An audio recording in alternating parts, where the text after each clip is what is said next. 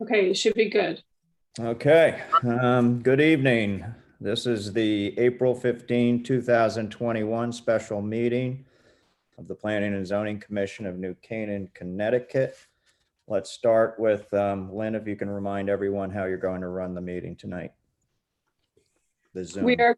are, it's on a Zoom webinar, so if you want to speak, I just put it into the chat. Please raise your hand, the little icon button, or if you can't figure out where that is, just send a chat and we'll get to you. Mr. Chairman, I think you said the last meeting that we're going to start with the New Canaan Preservation Alliance. Yeah, we'll start with the New Canaan Preservation Alliance, and then after that will be Mr. Simpson.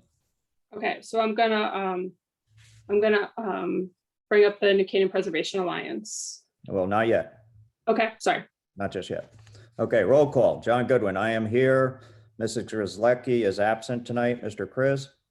Present. Mrs. Nielsen? Present. Mr. Radman? Here.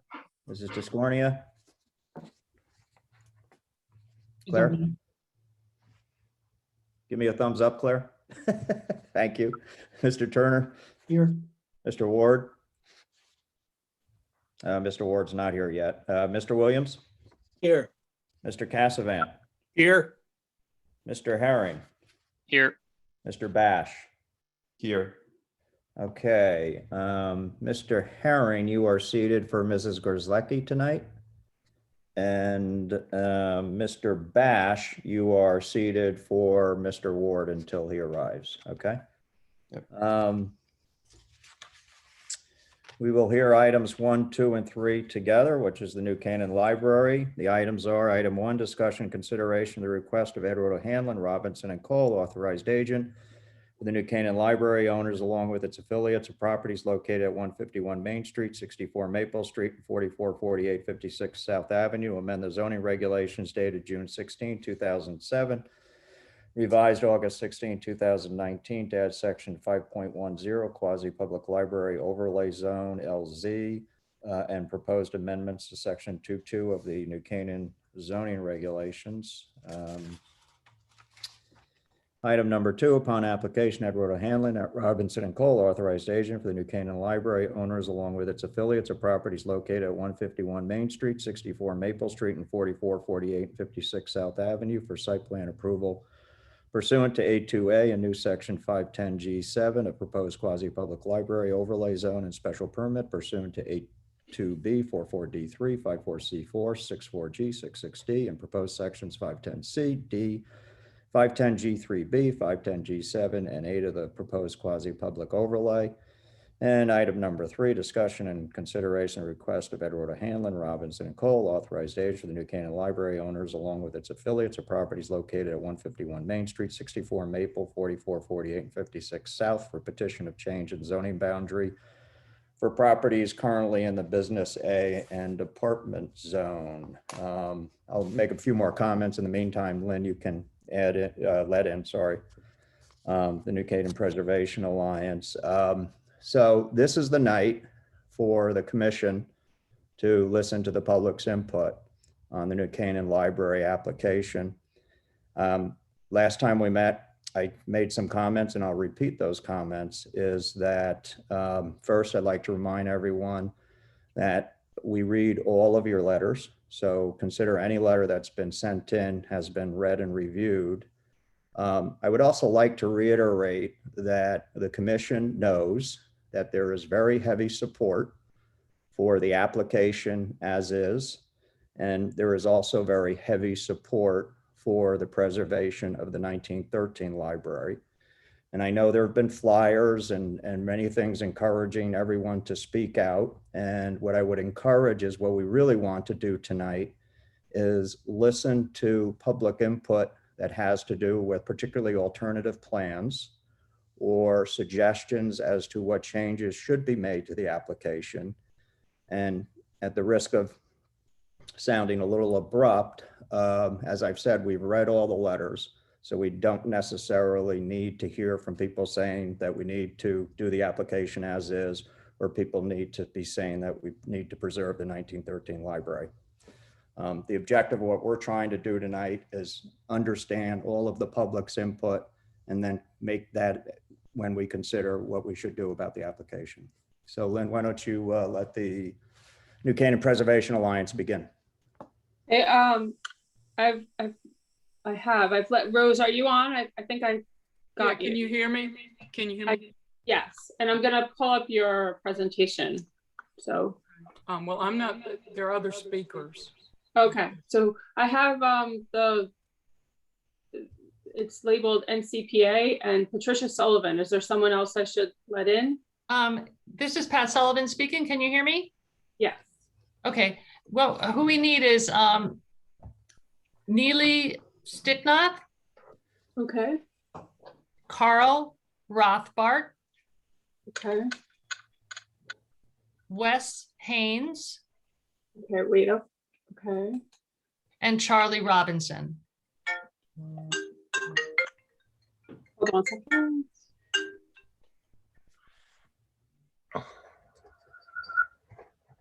Hello?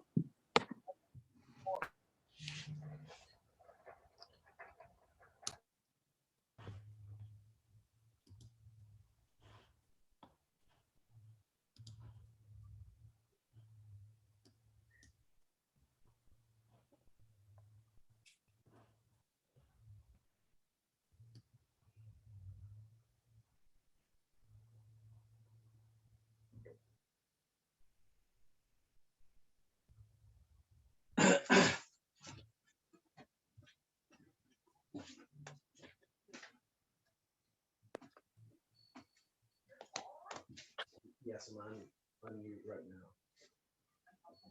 Okay, so you gotta continue. Pam? I know it's the middle of the day. Dick Ward is trying to log on, but he can't get in. Okay. Sorry, I didn't mean to do that.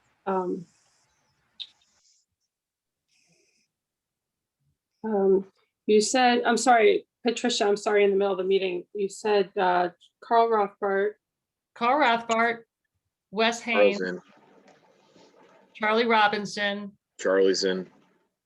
and Neely Sticknoth. Stishnoff. I don't see her. Can't find Neely. Is she underneath something else? NCPA. NCPA. NCPA is in. Great. Then that's everybody. Thank you. We would like to have the presentation brought up. Yeah. Hold on, I'm just trying to get a board member in. I think, oh, Neely is in as the NCPA one. She just, so that should be her. Yeah, I think we have everybody in that end, Lynn. So, Lynn, I think I see a message at the bottom that people are trying to get in, but we've surpassed the 100 participant limit. yeah, So- we're supposed to be in the 500 participants, so that's problematic. That's, Well, Lynn, can you work on that while we start with the Yeah. Preservation Alliance presentation? work on that. And 'cause I'll check with IT. You take care of the meeting. I'll check with IT on the 500 limit, Okay. right? Thank you, Okay. Becker. Okay, so Lynn, we would like to have the PowerPoint presentation up. Yeah. Mhm. Give me 1 second. Sorry. I'm gonna mute myself. So you don't.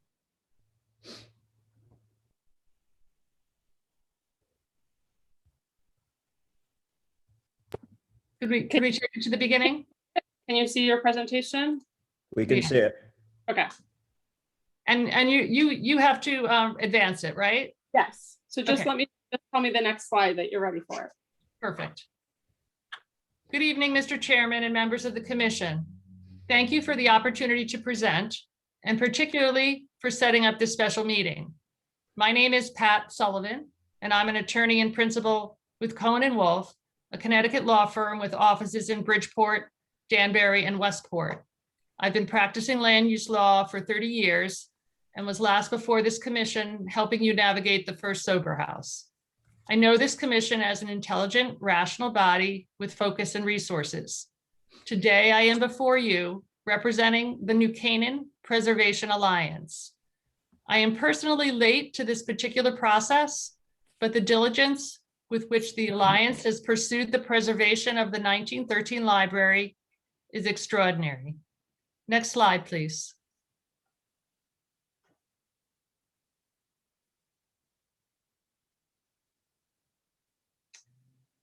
Let me give you a roadmap so you know where we are going. We have a PowerPoint presentation. I will get us started. Then our two experts, Wes Haynes and Carl Rothbart, will speak with regard to the significance of the 1913 building and its architecture. I will wrap up that presentation with information about the feasibility of the Alliance's plans and what we are asking. We have a short 2-minute video to share with you to show you some close-up views of the building. Finally, we will have Neely Sticknock and Charlie Robinson from the Alliance. Collectively, we'll answer any questions you have. Next slide, please. Who is the Alliance? It's your neighbors and friends, fellow taxpayers, New Canaanites, people passionate about the preservation of New Canaan's history and heritage, and particularly its buildings. What is the Alliance looking for in this matter? The opportunity to preserve the 1913 library. The Alliance is a 501c3 organization. They are engineers, architects, planners, financiers, and some who just love New Canaan. It respects New Canaan's wide range of significant architecture and has been instrumental in seeing it saved. Next slide, please. The Alliance has put a team together to convince you that not only is the 1913 library worth saving, but that it is practically feasible, financially viable, and frankly, under your standards, your obligation to do so. Next slide, please. The Alliance is asking the applicant and the commission to collaborate with them to allow the Alliance time to repurpose the 1913 library. Their current thought is to provide for the restoration of the building for an adaptive reuse. As you are aware, there is a draft memorandum of understanding circulating with language acknowledging that a group of concerned citizens are interested in preserving the 1913 library. That draft MOU proposes that the preservationists be given an opportunity to provide a viable and funded plan for preservation of the 1913 building. If the Planning and Zoning Commission approves a new library, the Alliance would like a condition of approval that, quote, if by the time of completion of the new library building, a viable and funded plan for preservation of the 1913 building has been presented to the Commission for approval, then the library will incorporate the preservation of the 1913 building into the building project. Next slide, please.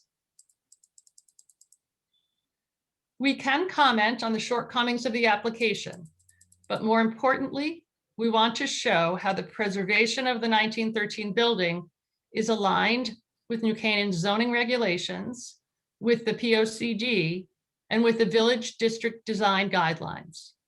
In fact, under the applicable standards, the new library application should include preservation of the 1913 library in its plans. Perhaps most importantly, the two are not incompatible. We have limited this presentation to our experts. We do have spokespeople available to speak for the Alliance if questions arise. We recognize your time is not unlimited. Alliance members and preservation supporters have submitted letters to the record. These letters show the magnitude of support for preservation of the 1913 building, and they reflect both the overarching reasons preservation is warranted and other reasons more subtle or singular. You can expect some of these members and supporters to speak as part of the public session, but we also hope you will review all the correspondence. The Alliance has struggled a bit with whether to object to the present application. There is room for criticism. Normally, an interest group would oppose an application, but we are taking a different path. there are deficiencies in the current application. By example, the proposal contains a regulation amendment application.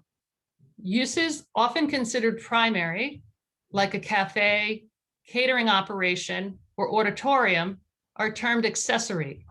The private park accessory proposed use seems designed to take the place of the 1913 building and require its demolition. Proposed section 5.10b.5 gives primacy of the quasi-public library overlay zone over all other provisions of the regulations, simply saying, quote, "In the event of a conflict between the proposal of this section and any other section of the regulations, the provisions of this section shall control." So for example, all the village design district guidelines, which would require efforts to preserve the 1913 building, would be subordinated to the new regulation. In fact, the regulation is reverse engineered to accommodate the proposed new library. The new regulation eliminates the provisions of the regulations that currently exist, specifically designed to protect buildings of historic significance, like the 1913 library. There are deficiencies in parking. How many spaces are needed? How many are there? Where are they? How are they accessed? Does the applicant control them? But from the last night of hearing, and particularly commissioners' questions, it is clear that the commission is aware of and will analyze the shortcomings of the proposals. So the Alliance is not going to further scrutinize the existing application. Its laser focus is on preservation of the 1913 library. Next slide, please.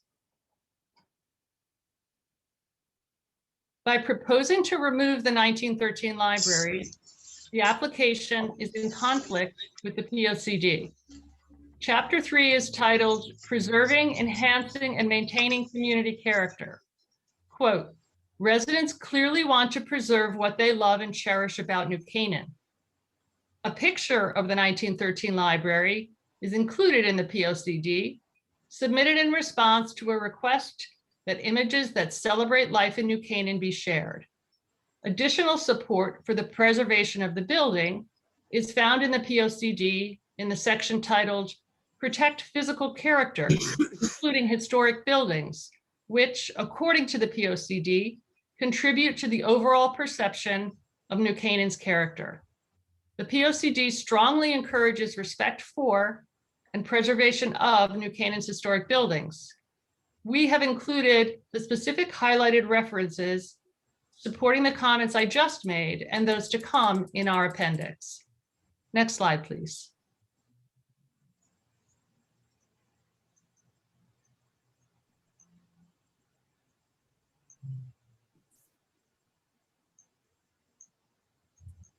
Next slide, please.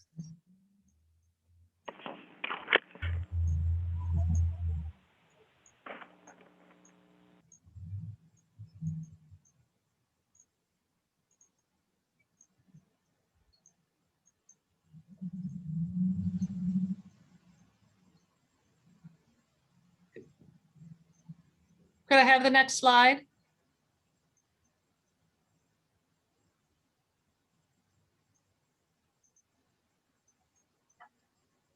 The POCD also supports sustainability and resiliency, something that the library appears to champion in the new facility, but ignores with respect to preservation of the 1913 library.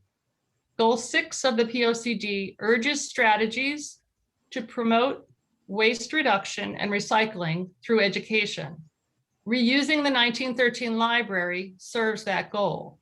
Demolishing it and replacing it with a lawn does not. According to calculations by Preservation Connecticut, demolishing the 1913 library would generate 15 large dumpsters of construction debris, which if left standing, reused and promoted, would be a clear, measurable, and easily understood lesson of sustainability. Next slide, please. The zoning regulations recognize historic structures and the 1913 library meets that criteria.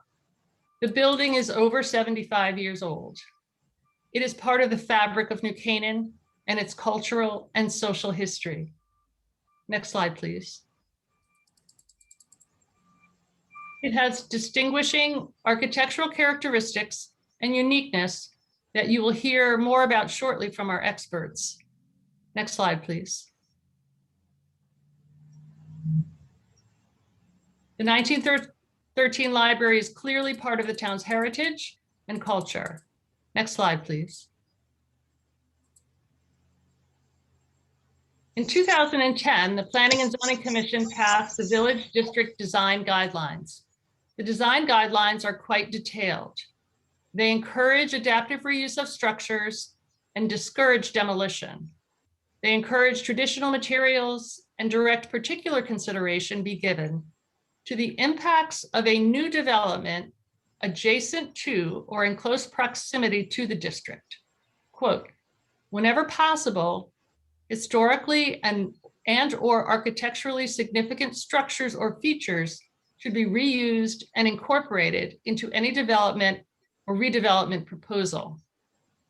The concerning thing about the amendment proposed is that as written, it overrides the guidelines. So all the work the commission did to adopt the village district design guidelines and respect not only the properties in the district, but those adjacent becomes inapplicable where the new proposed regulation applies. Next slide, please. The 1913 library sits in the village district, as can be seen from this map. The new library sits just outside the district. So you can see the relevancy of what I just mentioned. The map also reflects the historic property lines. Clearly, the preservation of the 1913 building would not interfere with the construction of the new library. In fact, even under the current new library proposal, the 1913 library remains in place until the new library is constructed. Again, the Alliance is most interested in preserving the 1913 library, not in criticizing the new library. However, the plan proposed unnecessarily takes aim at the 1913 library. The two buildings are not incompatible. Now we are going to hear from our two experts. First, Wes Haynes and then Carl Walford. Next slide, please. Wes Haynes is a volunteer advisor to the Alliance. He has a Master of Science in Historic Preservation from the Columbia University Graduate School of Architecture and Planning, and over 40 years working in the field as a preservation specialist and planner.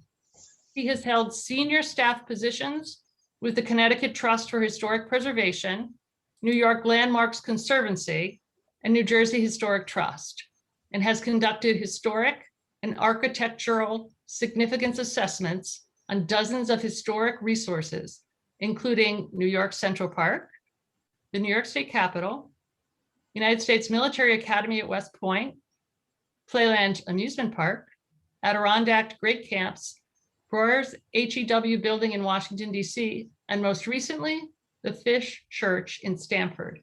He is here tonight to testify on the significance of the 1913 library based on research by the Alliance. Wes? Good evening. Thank you, Attorney Sullivan. For the record, my name is Wes Haynes, and thank you, Chairman Goodwin and the members of the commission for your volunteer service and giving me the opportunity to report on the historic significance of the 1913 library based on research conducted by the New Canaan Preservation Alliance. Our investigation began in January 2020 when the library announced its intent to demolish the building on the grounds that it was not as significant as people think it is. What we found should put that misguided notion to rest. For the story behind this building, specifically about the people who built it, the moment in time when it was built, and its quality as a work of architecture, surprised us in the multifaceted depth of its significance. Next slide, please. The story was well known to the generation of New Canaanites when the 1913 library was built, but faded in the community's memory over time. In 1946, at the young age of 33, the library was recognized as an important structure of unusual historic and aesthetic interest in a series of articles in the Advertiser sponsored by the New Canaan Historical Society. The building's significance was an accepted norm for the next 70 plus years, as the 1913 library remained the centerpiece of two major library expansions in the 1950s and 70s, and through many iterations in planning the new library prior to 2019. Next slide, please. In January 2020, the 1913 library's historic and architectural significance was first called into question in public statements by demolition proponents, stating that the library building was in poor condition, only a fragment of its original self, and of little more than of sentimental value. Condition and integrity are part of an assessment of significance under federal and state preservation policy. As part of the team who inspected the building firsthand, I can assure you that the 1913 library is in very good condition and largely intact. While an individual's personal feelings of affection for a place is not a criterion for historic significance, it should not have been so easily dismissed, for the 1913 library has been a place of discovery and self-improvement for many in New Canaan. Memories of these kinds of personal experiences do bond people to buildings and places. Collect them from a number of people, and the elusive concept of community character presented in your POCD begins to take shape. Next slide, please. The library's historic significance may have faded from the community's memory, but never went away. It has merely been hiding in plain sight in archival documents awaiting discovery and retelling. It is a story of a building that brought together a diverse community in a unified purpose at a pivotal moment of demographic change and in New Canaan's social, cultural, and architectural history. New Canaan in 1900 was far from the comfortable suburb it is today. The local industrial economy was in decline with nothing to replace it. The community leveraged its scenery, fresh air, and rail terminal to bring in a large wave of new summer residents from urban areas to reinvigorate the place. Summer residents brought in progressive ideas and reshaped social circles and the way buildings looked. Their arrival coincided with the public library movement sweeping the nation, promoting continuing education for adults and self-improvement. The library quarters were then ill-housed in a cramped second-floor loft above the Advertiser's printing presses, surrounded by horse stable and saloons. The town lacked the wealth present in other Fairfield County communities where single donors built new libraries. Bequests made for a new library by the Comstock, Rogers, and St. John families, descended from the town's early settlers, fell short of the projected cost. If a new library was to be built, old-timers and newcomers would need to pull together to raise the funds. Next slide, please. Planning the new building and raising the funds was tasked to a building committee composed of notable long-term permanent residents, here shaded blue, first-generation residents successful in local business, shaded teal, and summer residents who arrived after 1900, shaded green. The carefully balanced group represented diverse life experiences, skills, and social circles. Henry Warren, the committee chair, had recently moved to New Canaan, the place his grandfather left as a leather worker to become an iron worker in the Stamford Stove Company, and eventually a partner. Francis Green, a Pound Ridge native, was the town's most successful realtor who was the key player in building the summer colony after 1900. Francis Weed, founder of present-day Weed and Duryea, was a revered figure, a veteran of the Civil War who had survived being a prisoner of war. Edward Lawrence and George Lockwood managed the last two large local industries.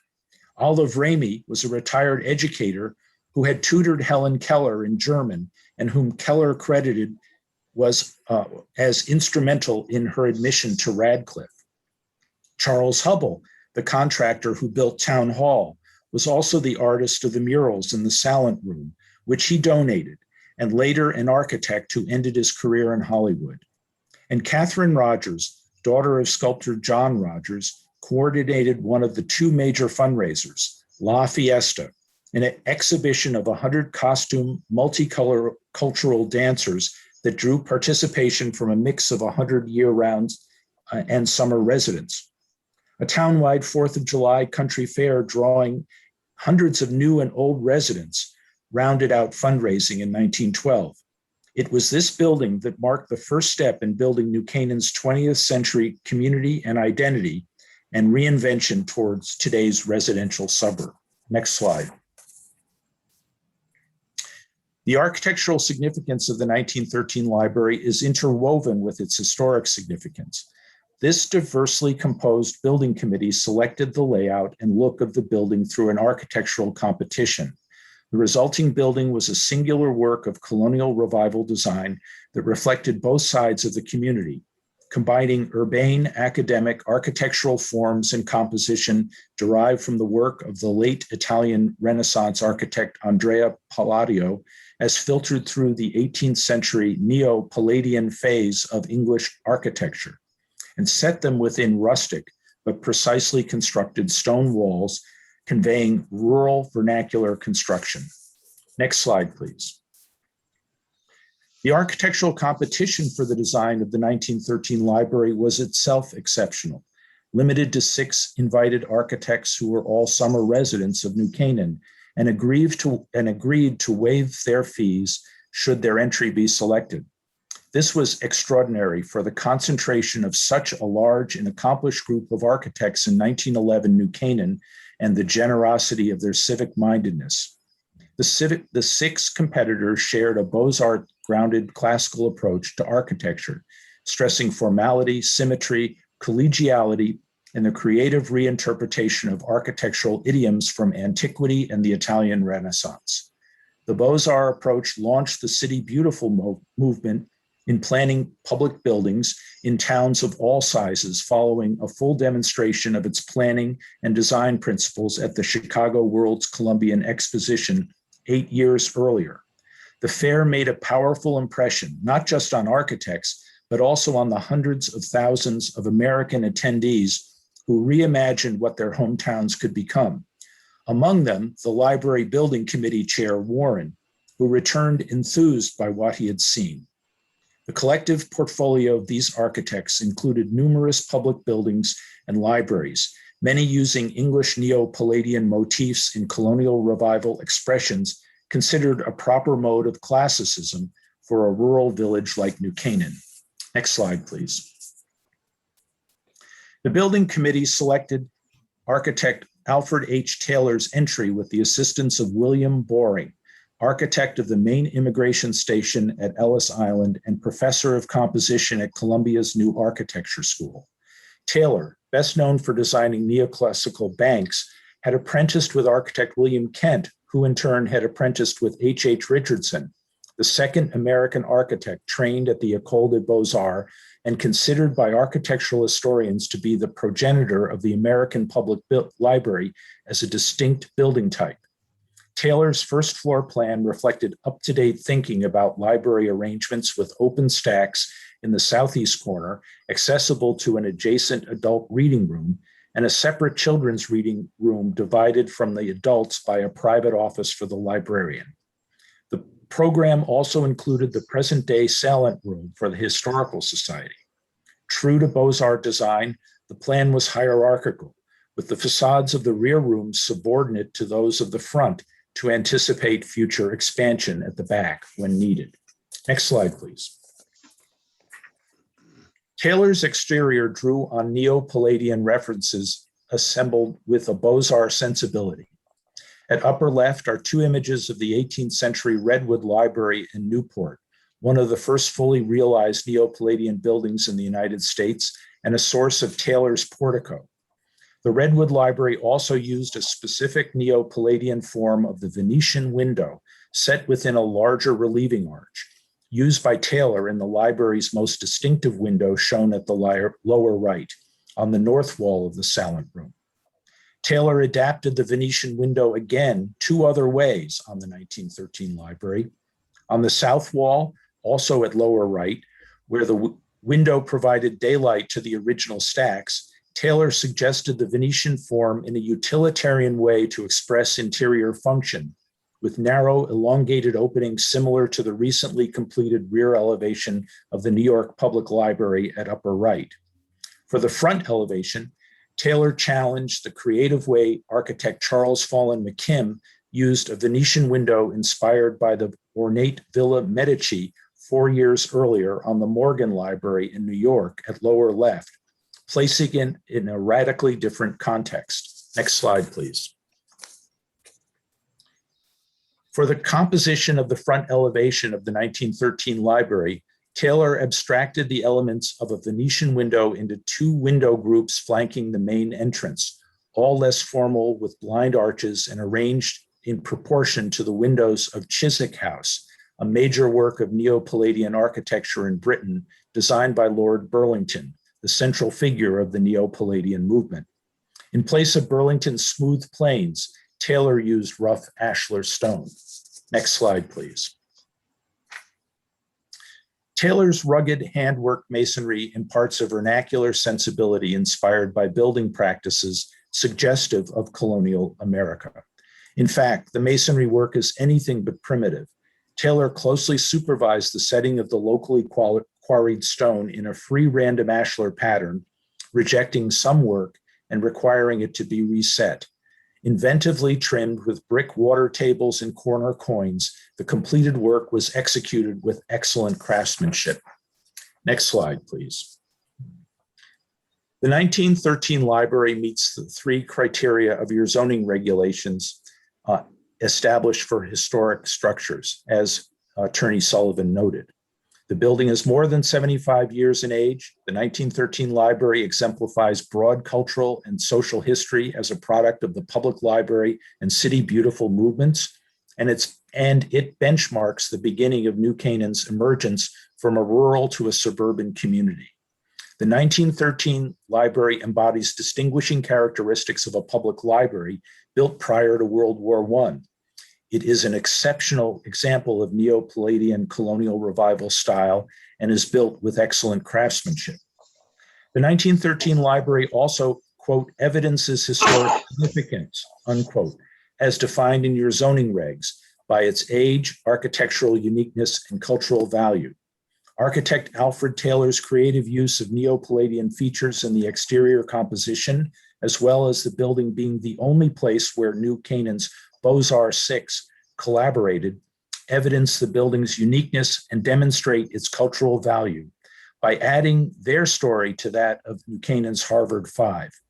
Preserving the 1913 library would be a cultural benefit to the community as urged by your zoning regs.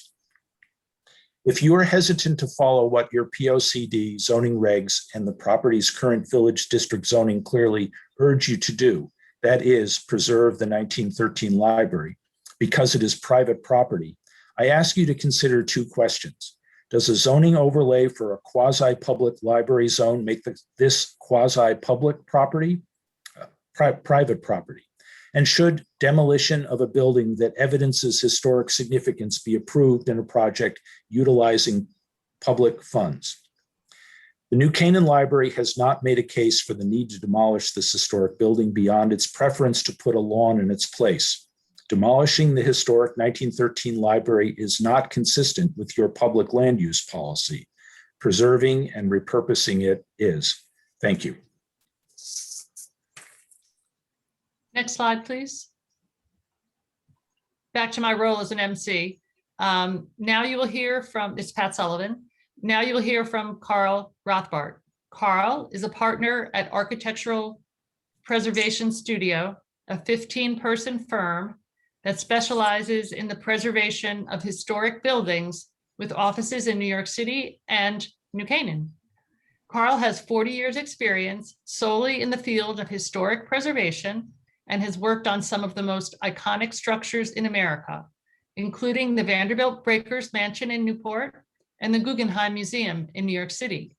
He is the treasurer of the Alliance and is also a commissioner of the New Canaan Historic District Commission.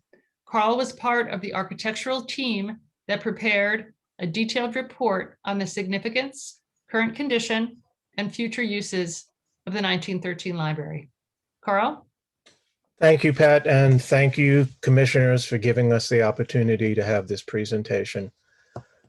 Okay, the purpose of my portion of the presentation is to clarify what we mean when we talk about saving the 1913 building, describe its actual current condition, and present a proposed restoration scenario, including budget costs. The library was constructed in 4 phases, as illustrated on the image at the left. The image on the right shows what we want to save. It is composed of the 1913 building, which consists of 2 original rectangles, not just the front building mass, and a small 1930s addition at the north end of the current gallery. Next slide, please. These images provide early views of the 1913 building and the 1930s addition. What's clear from these images and the next slide that you'll see is that the architectural integrity of the 1913 building is very much intact, and it visually looks much as it did when it was first completed. This is due to respect for the building throughout the previous additions. These additions were actually carried out in conformance with the current New Canaan zoning ordinance, the Plan of Conservation and Development, and the Village District Design Guidelines. Next slide, please.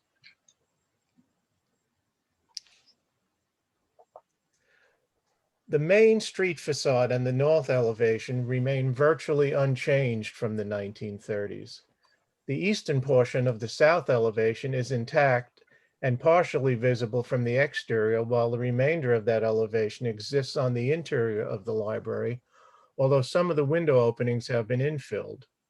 The northern portion of the west facade of the 1930s addition is visible from the exterior, and the remainder of the west wall appears to be predominantly intact within the current building envelope. It is also clear from these images that the architectural integrity and details remain true to the original. The building was very well built and remains in excellent condition today. The next slide. The image on the left was obtained from the New Canaan Museum and Historical Society and is of the 1970s edition. It indicates the portion of the library that we are proposing to save. The image on the right indicates in green and blue the original 1913 and 1930s library walls that we believe are intact based upon what is visible and what is shown on the drawings in the building department from the 1970s edition. Indicated in yellow are walls or portions of walls that will need to be recreated, infilled, or otherwise reconstructed. As this drawing illustrates, at least 80% of the original exterior walls still exist today. Next slide.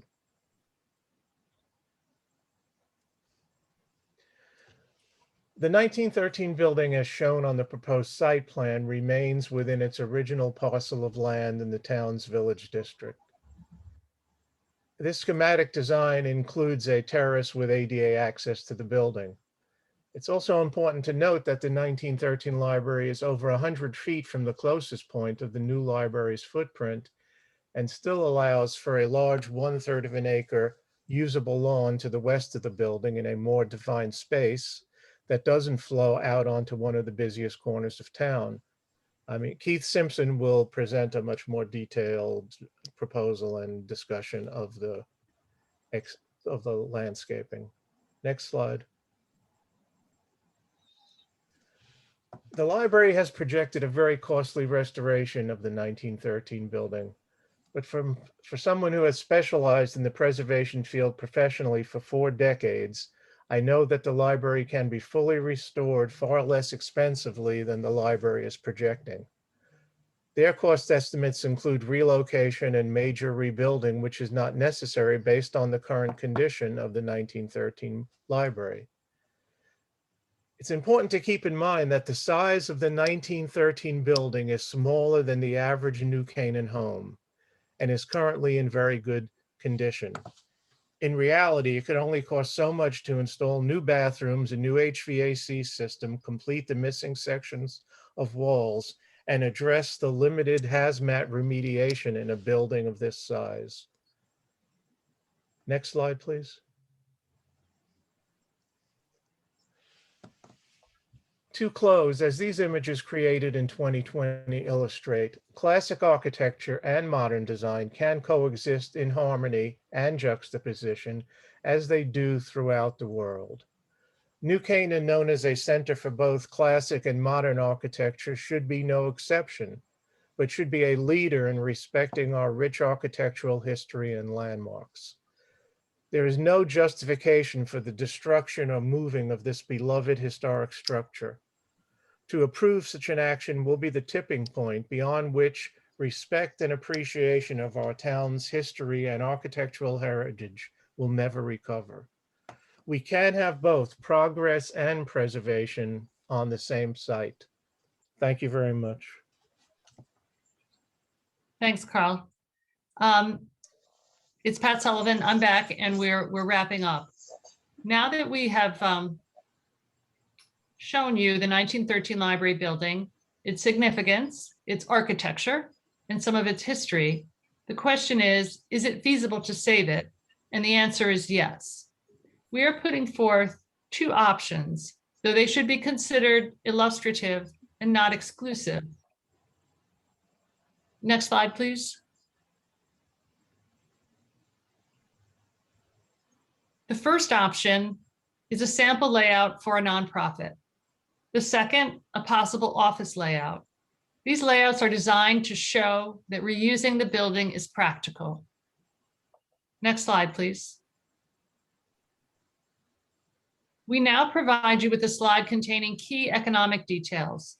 These details show that reuse is financially viable, that even a modest reuse would have a positive rate of return.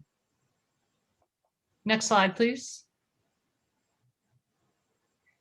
We hope that this presentation has given you some things to think about.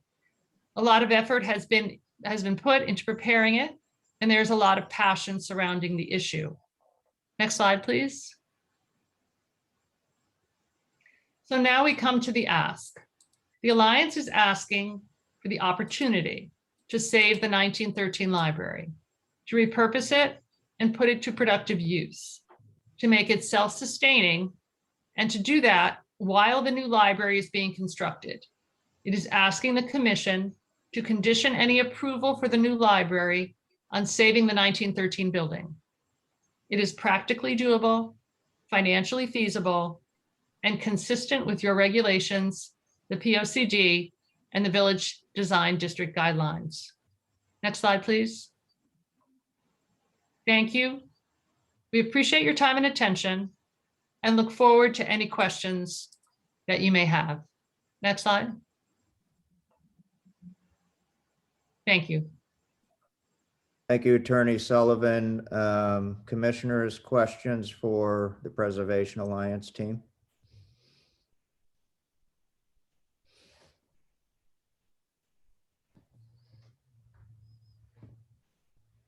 It's Commissioner John Kriz. I have some questions. Great. Let's start with the final points regarding a tenant. You mentioned a tenant. This tenant would have a perpetual lease on the library. Well, I think it could, it could be designed in a number of different ways. The idea is for it to be a collaboration to figure out what works. So, it would be a lease on the property, but it could also, if the library didn't want to keep the property, then it could be heaved off and, leased in that way. But I think there are options. You mentioned heave offs. In other words, you would consider perhaps requiring the library to sell the property? Well, I'm saying it's not. We would prefer for it to be a collaboration and to have both the old library and the new library on the same property. But I'm saying I want people to understand that whatever works for everybody, it can be a collaboration. There's no need to say we have to do it one particular way. The objective is to save the building and to make it self-sustaining and for it to be able to move forward as a, part of New Canaan's heritage. May I add, please, John, in an effort to help out here? John, it's Charles Robinson speaking, and it is I who put together the pro forma financial analysis in conjunction with the engagement by the New Canaan Preservation Alliance of Kirk and Company, perhaps New England and New York's most prominent repurposing consultants. First, the good news. The good news that you've seen is this is a non-parial building. We have it here. It stands, it's beautiful, and it's strong. Second, Kirk and Company couldn't believe how apt this building is for repurposing. Readily so.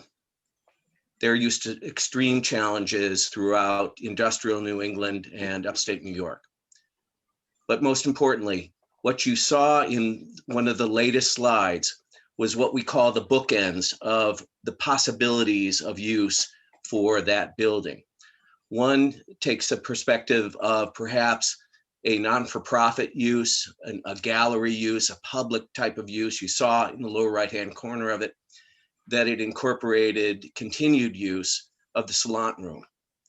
The other, if one wants to be more commercial and hard-nosed about covering its nut and building a maintenance and capital expenditure reserve, could go more toward a commercial use, an office use, a law firm office, an accounting firm office, or a group of nonprofits.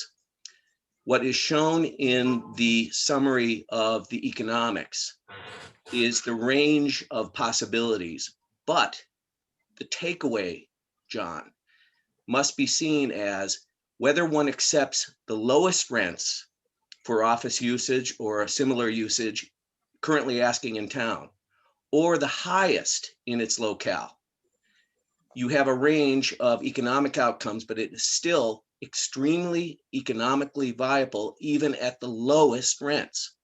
So this could have a community use or a commercial use or something in between. That's what's shown there. It seems though tenants do come and go, sir, and relative capacity of those tenants to pay rent as well as relative rental rates in town can vary. I mean, there are a number of offices, including one just down the block, that's been trying to rent itself out, a small office building, and has not been very successful. They came to this commission seeking an application. And so the fact that you have a building does not necessarily mean it can be rented at some price that would pay for leasehold improvements, which hasn't been discussed in great detail, or overall maintenance and everything else. And my experience with older buildings is that they tend to cost a bit more to maintain. So, Mr. Robinson, I'm just really wondering about the long-term viability issue of this, which was mentioned at the very beginning. Viability means not only to me rehabbing the building from the get-go, but also ongoing maintenance of the building in essentially perpetuity. So I'm confused by some of these issues, Mr. Robinson. Thank you for that great question. And so if I might offer, we have prepared a YouTube video where I take the consumers of that video very, very carefully through the model that ultimately derives the summary that you saw. And what you will see in that model, without goosing anything, John, you'll see the buildup of a tremendous maintenance and capital expenditure reserve. Yes, there will be a fundraising effort at the outset in order to afford the costs that you saw laid out by Carl Rothbart in the presentation above, and that should be readily attainable. In addition, you will see in the appendix that's appended to this presentation a letter from Preservation Connecticut, which is highly suggestive of their interests in the preservation of the building in the first instance, but also supporting the New Canaan Preservation Alliance, potentially including with grant funding and tax credit sales opportunities. It again should be noted that the New Canaan Preservation Alliance is a 501c3 organization, which is one of the allowable types of organizations that would be able to receive such non-dilutive funding. It would still seem to me, Mr. Robinson, that having been in real estate finance for 40 years, is that real estate transactions can be very tough, and finding profitable tenants can be very tough. This holds on the side exactly what the tenant is up to and usage of that property and ingress and egress frequency and need for special parking to service that building and all sorts of other issues that one could reasonably bring up. But that it would seem that if there is any shortfall in the cost of maintaining the building, assuming it's been rehabbed and is still there, would fall under the library. In fact, they are the financial guarantor of the building. Would that be, that's my understanding, Mr. Robinson? We take an opposite view, a different view. Our understanding is that the library absolutely wants to abrogate this building, period. We take an opposite view. We will receive it as is, where is, and we will raise the funding to put it to good use, and we will operate it going forward. We think that that's the most appropriate thing for the town of New Canaan and for the library to allow it to move into the new building that it proposes, and allow the rest of the town to continue to enjoy the presence of this iconic landmark building and to see it put to good new use. We are committed to doing so. So, Mr. Robinson, if I understand you correctly, then the end game would be to take ownership of the property and to cause one way or another the library to transfer ownership of the property to the New Canaan Preservation Alliance or an affiliated entity? We would accept it as such, or a long-term lease equivalently. And that again would enable us to enjoy the types of non-dilutive financing that is very strongly advised to pursue this project. Also, in the presentation, you noted an addition to the original library in the 1930s, though it's consistently referred to in your commentary as the 1913 library with the 1930s edition. Why not knock off the 1930s edition and simply leave the original library? We view it as integral to the 1913 building. In fact, our definition of the 1913 building absolutely includes it. A key reason, John, is that the 1936 edition is itself load-bearing masonry, as is the 1913 building. Together, John, we're talking 3,636 square feet. This is on the small side of a New Canaan residence, and it is not just a gem in New Canaan, it's non-pareil, as I said earlier. This is absolutely worth preserving by any stretch of the imagination. Those are all my questions at this moment. Thank you, sir. Hi, James Bash. Thank you for that presentation. I have a few questions, and I'll try to ask some of these questions to library representatives later as well to get multiple perspectives. So my first question is, we've received a number of letters that discuss moving the 1913 library to another location. Can you discuss the feasibility of that? And if it is feasible, any estimates on the cost of doing so?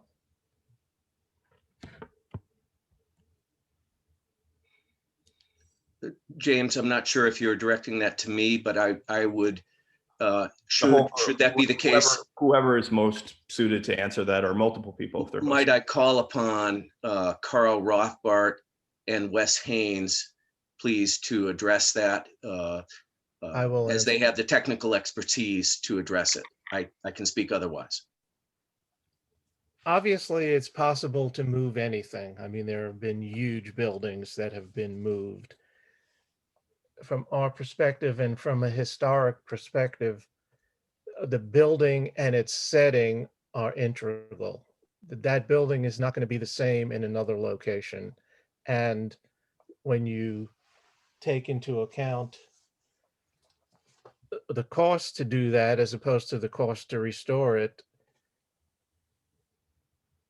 and the reason for moving it to just gain some more green space, it just doesn't seem feasible, and it's not something that we would back because it's very important. Again, the sense of place of a building, especially a historic building in one of the key corners of New Canaan, that's where it's been and that's where we feel it belongs to stay.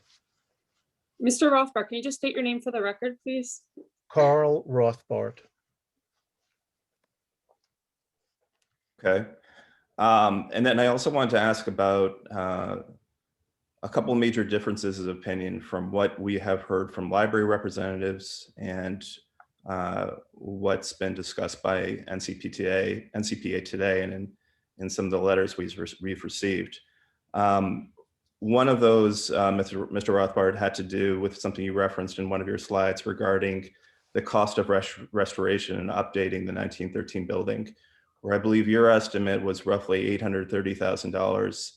And the library's estimate, I've heard between $3 to $4 million.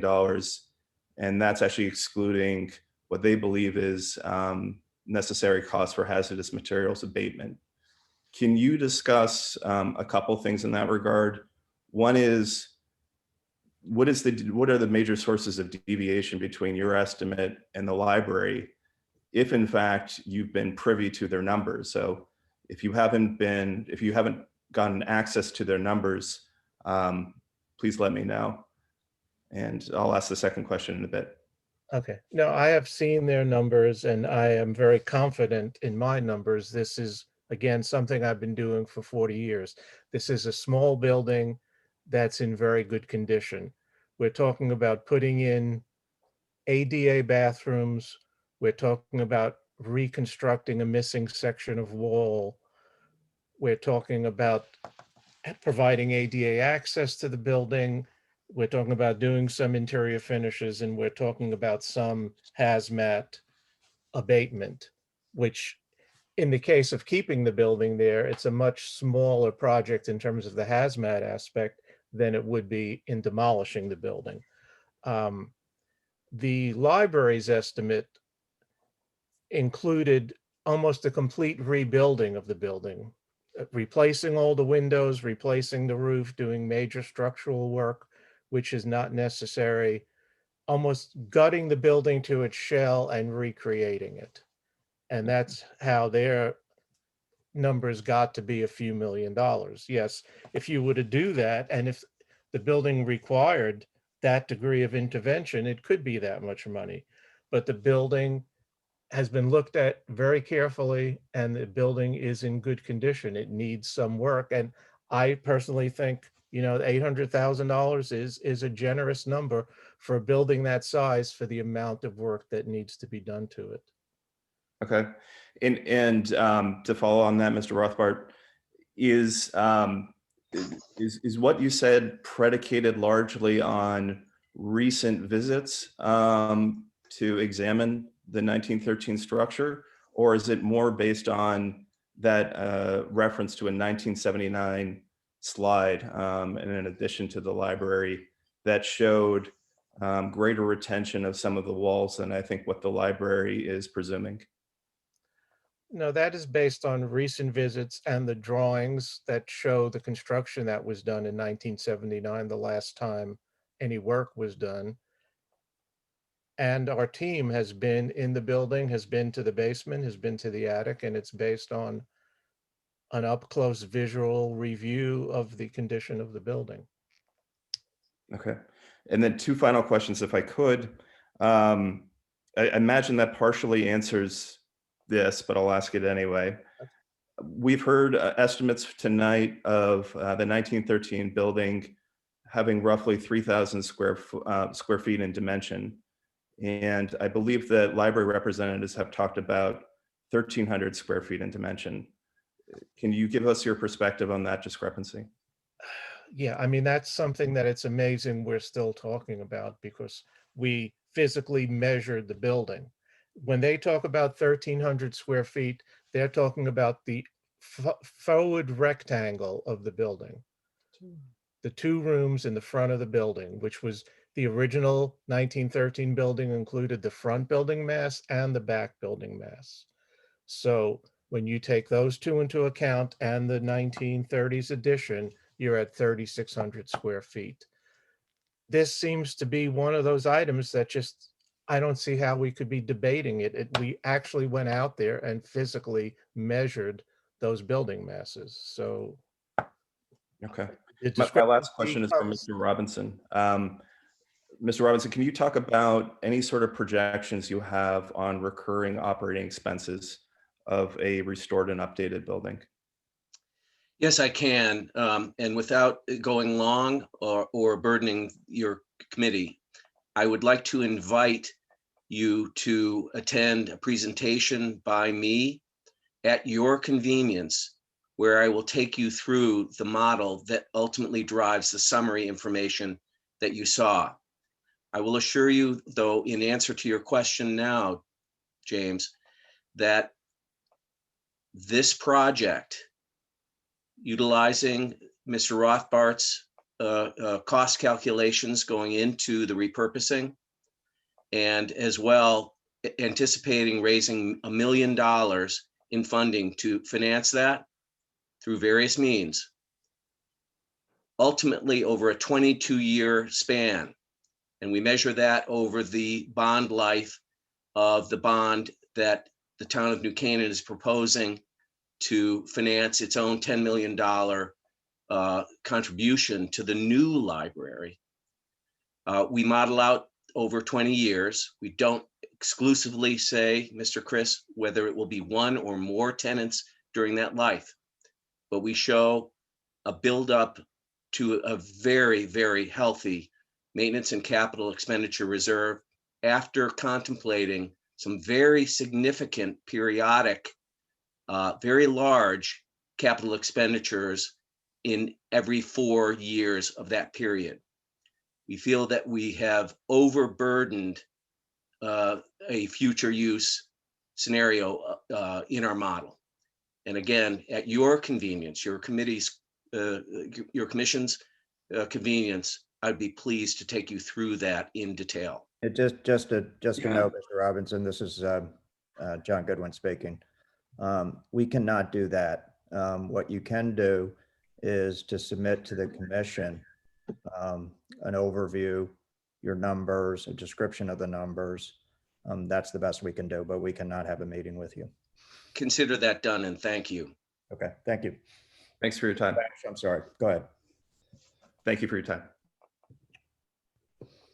Anybody else? Mr. Ward? You're on mute, Dick. Okay, just one question. I wonder if someone who has spoken tonight has some estimate as to what the cost will be if the 1913 library is to be completely removed and disposed of, and recognizing that I believe there are asbestos issues. So there would be a cost, I assume, and I wonder if anybody has an estimate.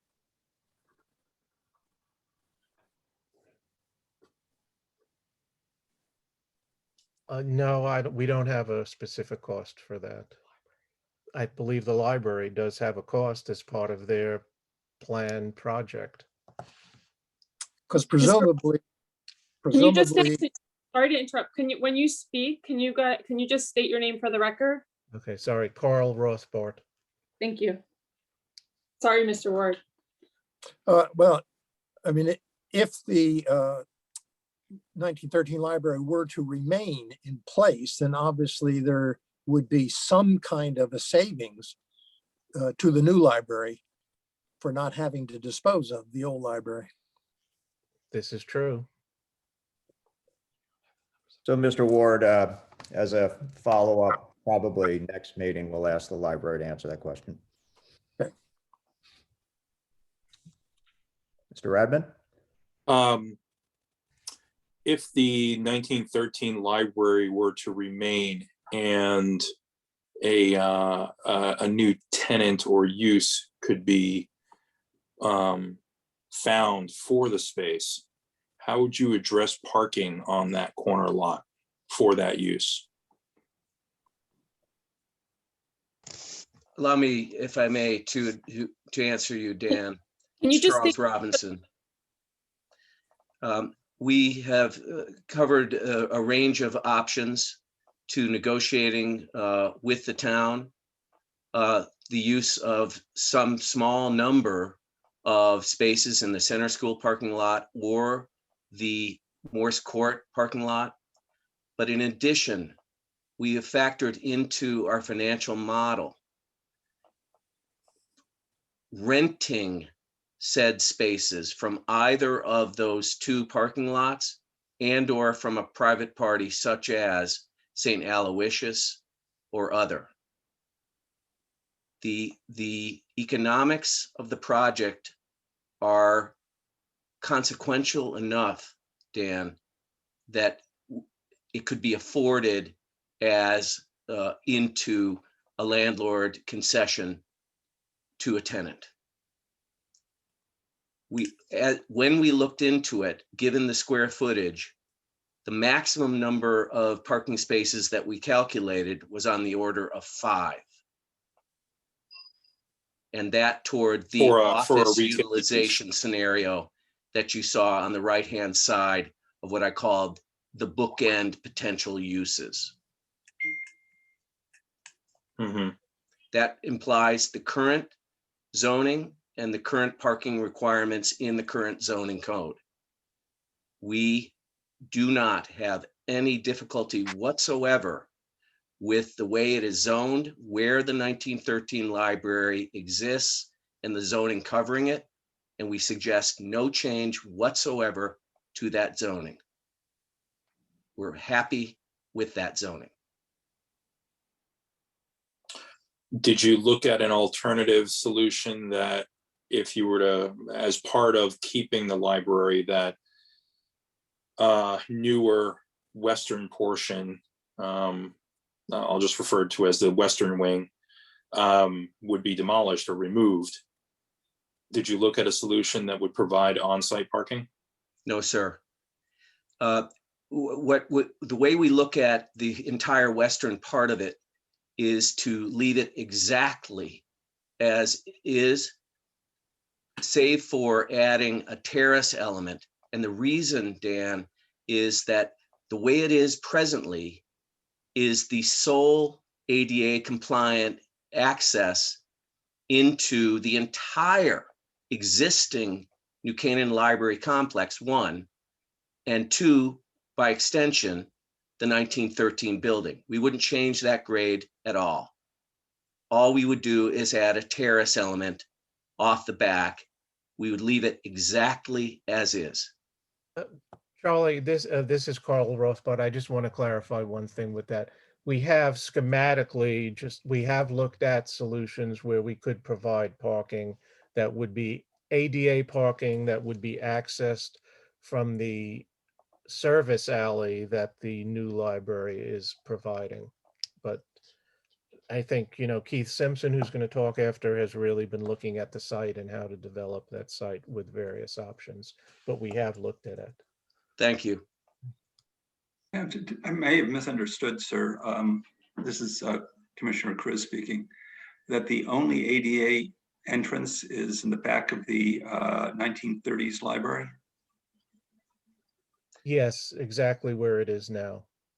Now you can get in, you can't get in through the Maple Street, where the drop box is, and there's parking there. I've seen people in wheelchairs enter through that door. Yeah, that would be the same area where we'd be entering the back because just to the north of where the current library's main entrance is, once you go inside, is what would be the back of the 1913 building. So it would be entered from a similar location. You can't enter it from the front because it's up 2 sections of stairs. Mr. Rothbart, just state your name for the record. Carl Rothbart. And just to be sure, I'm getting this, it's Commissioner Chris again. The goal of the Preservation Alliance is to obtain ownership and or a long-term lease on the building and to use it in some other manner. Is that correct? John, I'll address that. Mr. Robinson, just state your name. Charles Robinson. Thank you. John, we take off from the standpoint that the New Canaan Library, Inc. has stated again and again and again publicly that it absolutely does not want this building whatsoever, doesn't want to provide for a future use for it, no programming for it, nothing for it. They want to eliminate it. We take an opposite view. We see it as an iconic landmark asset. We would take it under a long-term lease or granting it in consideration of the town's contribution to the library of a $10 million equity investment in its new project as part of an exchange, and we would take it as ownership. Why we feel that we're apt, among other reasons, is we are a 501c3 organization. That or a municipality, and the town of New Canaan has made it clear it does not want to take on to come to own another building, but a municipality and a 501c3 organization such as New Canaan Preservation Alliance are the two allowable types that can benefit from Preservation Connecticut grants and tax credit sales opportunities, which we would seek to avail ourselves of. Ultimately, John, we want to see it repurposed productively, and we do understand that there are a range of people throughout the town that would like to see it have a continuing public access opportunity, all the way to others who say, just make it self-sustaining, covering itself, and never do we want to hear for a handout, reach out for monies towards it. There is or are uses that fit within those bookends, we believe. So, Mr. Robinson, the answer to my question is yes? Yes. And so in effect, you're requesting that the Planning and Zoning Commission of New Canaan make a ruling that would, as a practical matter, transfer de facto or de jure ownership of this building to you? Effectively, if you would like to boil it down as so, yes. But I want to again put it in the framework of a current owner wants to dispose of something that a majority of townspeople who are active in their voices believe is a landmark icon. Indeed, the library until 2 years ago had it as their icon on their letterhead and on their tote bags. We see it as that asset. Whatever way gets that done, we want to preserve the building and see it repurposed for the benefit of today's and tomorrow's New Canaanites. It can be done. It takes nothing away from the new library project whatsoever. The two can coexist and it will be a beautiful outcome. The point I'm trying to stress is if people tell you they don't want a future burden of something, both the town and the library, but we see it as an asset, we'll take that burden and we'll resolve it. We'll work with the library should they want to be the long-term landlord and retain ownership of the ground and the building, fine. It's less about taking the property than it is about preserving it and repurposing it for today's and tomorrow's New Canaanites. Thank you. Thank you, sir. This is Dan Radman. As part of the last few years of discussions on the library project, because it has been going on for years, was there ever any engagement with the library and from the library with the New Canaan Preservation Alliance on how to repurpose and how to integrate the building into their design? Not necessarily just a standalone separate parcel as you're currently proposing, independent of the main building, of the new library building, but rather as an integrated component tied into the new library as part of its proposed program, whether that be a reading room, a conference room, presentation, auditorium, whatever it might be. Did those discussions ever take place? I can answer that. Please go ahead, Rose. State your name. Yeah, hang on, there's an echo. We reached out very early on to the library administration about this, and we offered to speak with them about it, and talk with them about the tax benefits, tax credits, things like that. And I don't know how to say it except that they refused to speak to us about it. They refused to listen to us. They refused to work with us. And that's kind of continued to be the scenario. So did the Preservation Alliance ever see any kind of a early schematic design from the library that showed any type of integration of the 1913 building? In a way, we were able to see some examples of the main example that we saw was where they turned the original building 90 degrees and kind of kept it within the thing. The thing that's amazing, Dan, is when we've been doing this research, and seeing the life of this building, and throughout the years, the building has been added onto, and it's always been added onto in a very respectful way. And it's very interesting to go through the documents.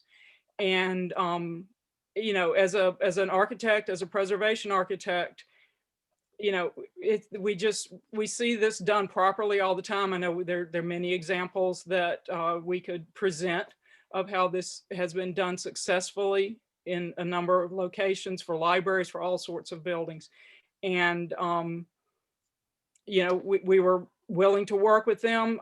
I know that we approached people in the library very early on, and basically the door was shut to us. So we did try, and we did try to repeatedly ask, well, how's it going? And what can we do to help you on this? And that was kind of the response we got. So we really, until last January, really did not. We knew when everyone else knew, pretty much. And in the papers, if you saw the coverage in the papers, up until very recently, the library continued to say we plan to incorporate this building and keep the original building. So we were as much out of the loop as anyone. So got it. Thank you.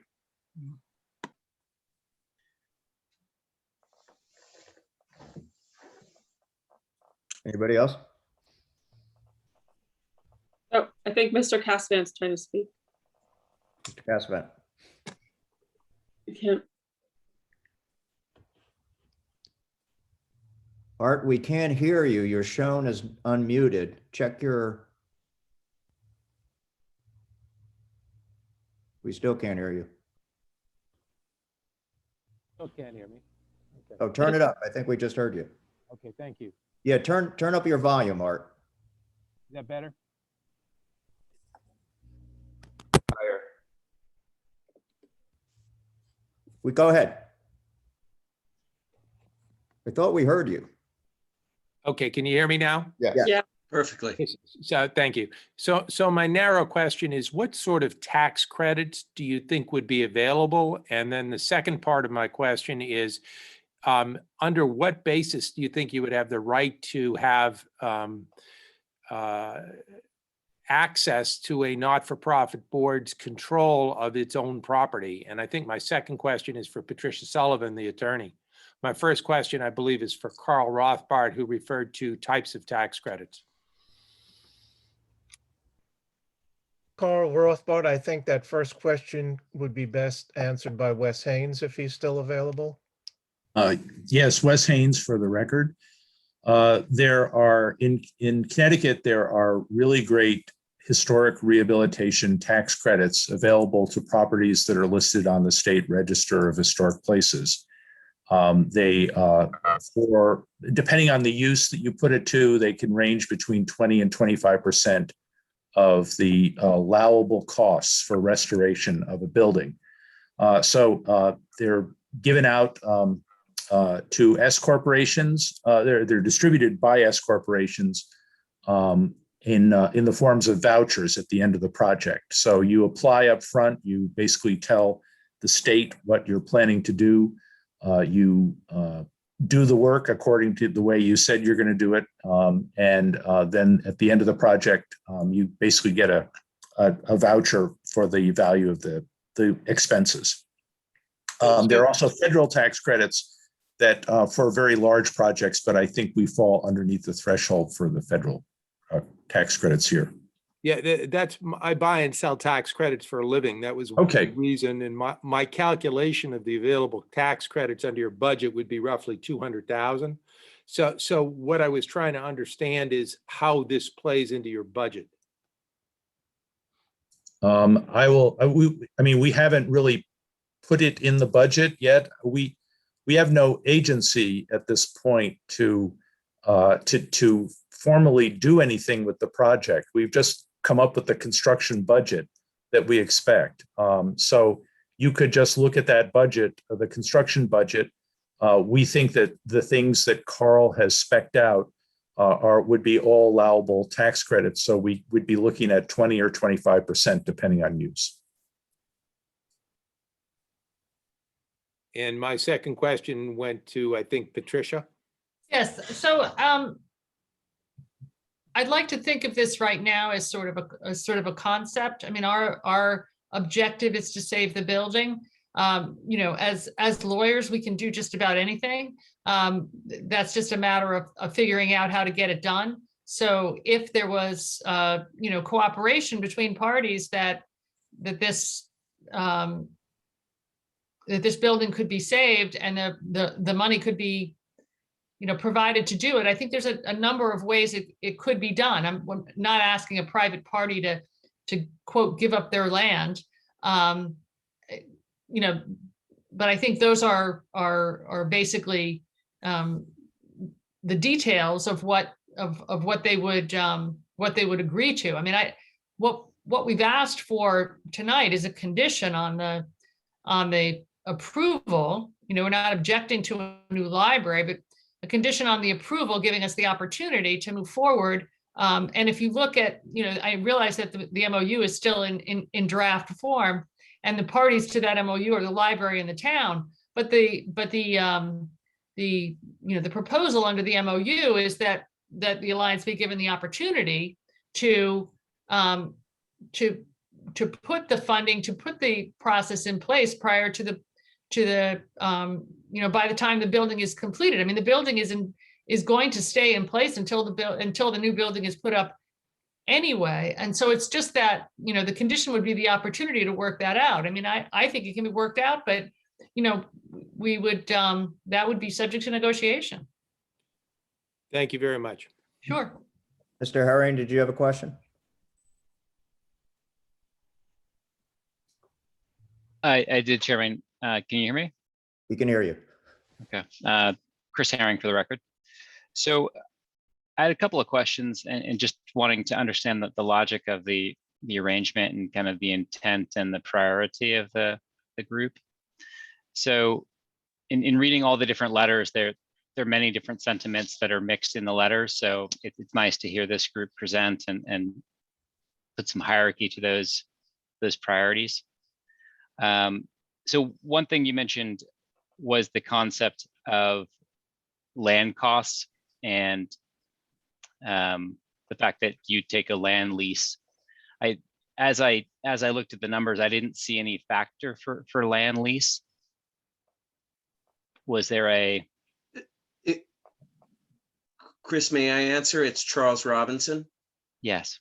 I don't want to foreclose the rest of your question, but no, our assumption was that the library, in abandoning the building and wanting nothing more to do with it, and the town not wanting to take on a new property, it would fall into a no man's land where the town, as a condition of giving the $10 million in equity towards the new library project, would cause the library to hive off, whether as a 99-year or 59-year lease, or hive off entirely in fee simple ownership of the land and building to a qualified entity. Again, the town said, no, they don't want to be that qualified entity. We said, we will absolutely be that qualified entity, NCPA, 501c3. We will take it, raise money to restore the missing walls and repurpose it, find tenancy for it, and drive forward. No, you've said that before. I just wanted to clarify that the land comment. So it sounds like you haven't allocated any monies for payment of land or any factor to that, because that's correct, Chris. Okay, because the library spent a couple of $1 million picking up other properties on the other avenue, and so there is a cost to that land. So the other factor I couldn't help but notice in a lot of your renderings was the grade and the, let's call it the approach to the intersection and property at the pedestrian level. When just looking by my count, there are about 10 steps from the Main Street facade to the front door of the library, not including the grade that connects those two different sets of steps. So give or take 10 feet.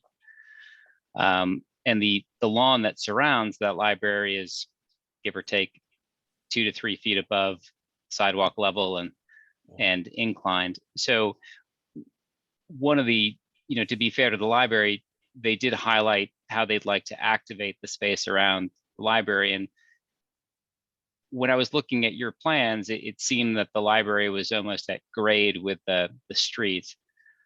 Can you reconcile how those two are presented? This is Carl Rothbart. To approach the front of the 1913 building, yes, you're right, there is about 10 steps, but the back of the building is on grade currently. And we wouldn't be changing the grade there. Okay, I just want to clarify that, because the way the rendering in my mind seemed to sink the building about 6 to 7 feet to make it more adjacent to the ground. So a lot of our sketches are just conceptual at this point, but I think, again, when Keith Simpson presents his plan, he has really gone into much more detail on the landscaping and how the site could be and would be modified. Okay, and then going back to this concept of just hierarchy of needs here, what I've understood is that you want the building, you don't seem to care the program, whether it's been rented to a commercial tenant, a business, a nonprofit. When I look at the other downtown structures we've had before the P&Z recently, more than one has asked us to take a commercial space and transfer it into a residential usage recently. In fact, there's a building directly across the street from the library, the old telephone building that's been made into a residence. And then there's a building that was just asked last meeting. So when I think about the 5 parking spaces that you've suggested for this space and the commercial tenancy, to my mind, it doesn't really add a lot of vibrancy to the town. You know, the building right next to the current town hall has a beautiful facade as well, but it's been empty for 5 years when the restaurant left. So just trying to understand, is your vision to have this private building sit in the middle of town and rent it to a private retail?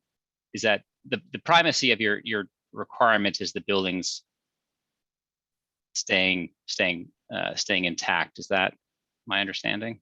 Chris, you've said it extremely well in the last clause of your question. Yes, we're not here tonight to try to advance that there should be a Ralph Lauren polo store there versus a restaurant there versus it being a museum versus it being an art gallery. That is not what we're here about. What we're not here about is trying to convince you that we're really clever and trying to usurp the lands and the building of the library in order to convert ourselves overnight into real estate developers. No, our bottom line, and we wish that the library itself would do this, but our bottom line is we want to preserve this fantastic, I use the word non-pareil, that's the right word, building, and find a use forward for it. We're willing to raise the money to make that happen and to drive it forward. And we would love to do this in conjunction with the New Canaan Library, Inc. But in the absence of that, if they want to throw it away, we want to catch it and take it and do something with it. So my last question, and this is the one that I struggle with most, is if you look at the New Canaan Historical Society, which I heartily respect and I love their work, and you look at their property, you have a number of buildings that have been collected from around town, likely saved from demolition and moved from their location to be appreciated in situ at the museum. This particular building that you want to preserve happens to sit on someone else's property at this point, and it doesn't seem that its location and its grade has much relevance to your arguments. And I'm just trying to understand, why is it important that the building remain where it is? May I ask Wes Haynes and or Rose Rothbart and or Carl Rothbart to speak to that, please? They're professionals in architecture and historical preservation. Well, sure. Wes Haynes, I'll weigh in first. So, you know, there was a proposal that the library approached to the Alliance about moving the building to the Center Street lot. And you know, it feasibly perhaps could have been done there because it's relatively on the same grade. The problem with moving this building, it can be done at an enormous cost. And if New Canaan, the town of New Canaan, its residents, its taxpayers have unlimited supply of money, it could be moved. It doesn't need to be moved. It's in perfectly stable condition where it is. If we were to move it up to the museum site, it would have to go out on a public road, and it would have to go out on a state highway, which won't allow you to take down wires to move it. So you have to take down part of the building. You'd have to basically deconstruct a large portion of the building, which would add on another enormous cost to the move. So, you know, we're talking about, you know, something in the range of $2 to $3 million to move this thing on a city street to any other location. We don't own any property on another location. And we would have to find it. It works very well based on our market analysis that was conducted on the site. The $2 to $3 million, where did that come from? That we had an estimate from a mover who basically told us he could move it for $1 million if it was just somewhere on the grounds of the library site. And that was just a ballpark estimate. I mean, he drove by it. He didn't really do anything. He wasn't bidding on any documents. It was a kind of a seat of the pants number. We didn't really hold it much, but it's a number. But there'd be so much. The gable ends of the building would need to be brought down to get under the wires on the building if it went on the street. It's an enormously heavy structure to move on public paving street. It would probably have to be tracked. This is all like enormous amount of cost. To move it out of the way of a lawn, it makes no sense to us. So it really should stay there. In preservation, preservation has a relationship with its original site. This was part of the Beaux-Arts planning that I mentioned. It was sort of a corner of the new village that this new group of people that were moving into New Canaan wanted to create a village beautiful, with the town hall at one end and this building at another corner. So it makes sense where it is. You can understand what they were trying to do with the Village Beautiful movement. It's part of the heritage of the building. So it was cited there very, very specifically for a reason. So I think, it would lose its historic status if it was moved. We would not be able to put it on the state register. It would not be eligible for state tax credits. It would lose something in that process. So for these reasons, we don't even consider it feasible. We don't have the wealth to move this just to get it out of the way of a lawn. It makes no sense. I'll let Rose or Carl jump in here now. It's Carl Rothbart. Well, also, I think we'd be in a different position if the new library building were occupying the site where the 1913 building exists. And if we were saying, we want to save that building and you have to redesign your library so it doesn't require the removal of that building. Again, the way the new library is proposed, it's 100 feet from the 1913 building, and there is still plenty of lawn. And as was said earlier, architecture is not just the building, it's the sense of place and the way it works in a town grid. And that is just the location where it's always been and where it should be. And we don't see it as being a viable option to move it just to have some more green space on that corner, face at the busiest corner in New Canaan, and also facing the parking lot across the street. It just seems like an absolutely unnecessary expense. It's an expense we couldn't incur, and it's just not necessary to build the new library the way they want it, to still have green space. It's 3,600 square feet that we're asking to save.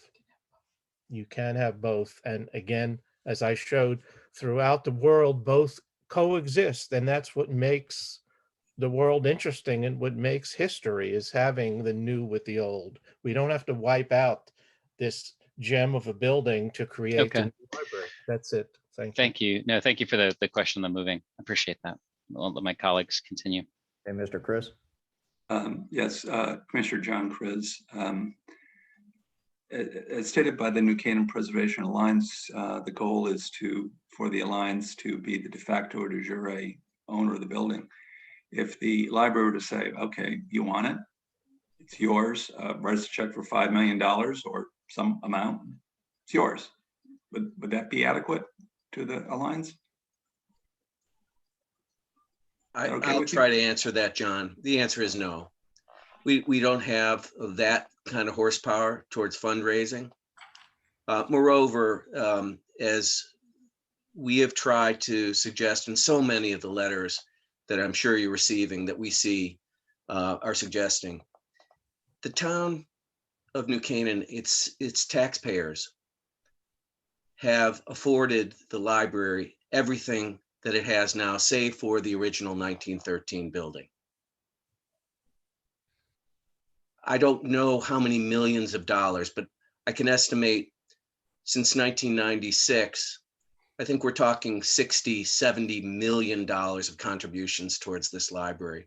Most recent capital contribution to the library, almost $500,000 to enable the same library to acquire a completer piece of residential property in the residential zone, the apartment residential zone, which was vastly overpriced relative to its appraised value and its tax assessment just for the completer piece. The library itself couldn't do it. And the town of New Canaan citizens allowed a special dispensation to the library of $477,000. We can ignore that, and we can continue to kind of confuse ourselves with, well, it's a private owner, it's a private non-stock corporation that is your applicant, but its wherewithal, 75% plus of its wherewithal, on and on, year after year, comes from the town of New Canaan and its citizens. Moreover, your applicant is asking the same citizens to provide an equity investment of $10 million, which will stand behind up to $15 million in construction financing and could be lost if the new library doesn't come in as budgeted, or they can't pay off the construction financing. So I try to stress to you that the New Canaan Preservation Alliance is not about trying to take property away from a private owner.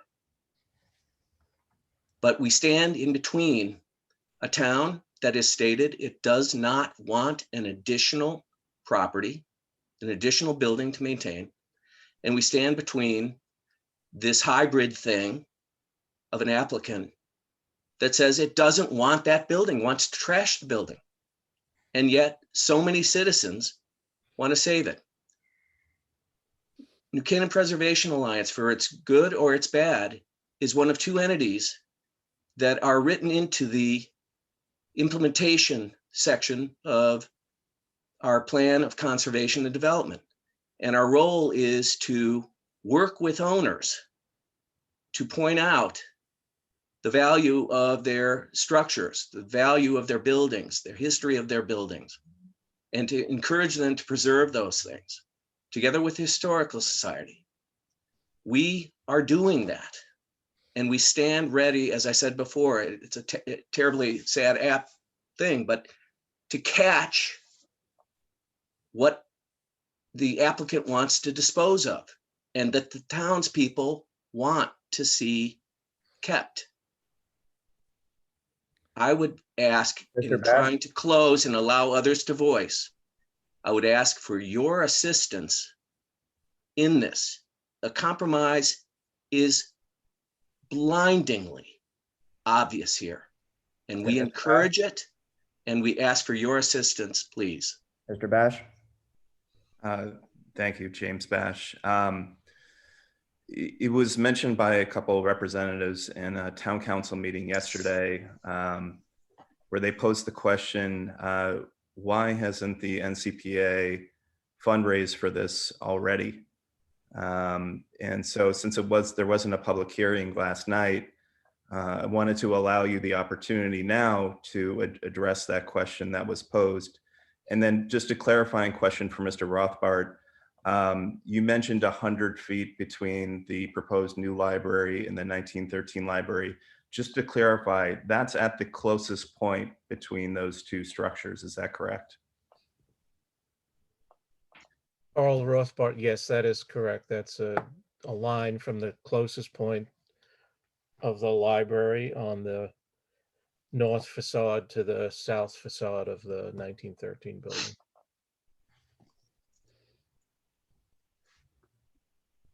And James, then my other question. Allow me to briefly, if I can, answer you.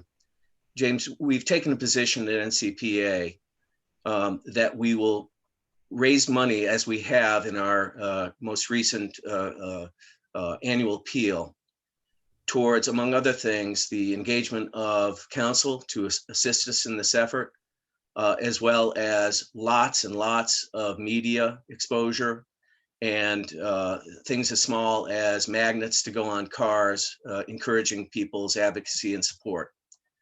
What we have not done, intentionally so, is try to launch into a capital campaign, which we are prepared to do.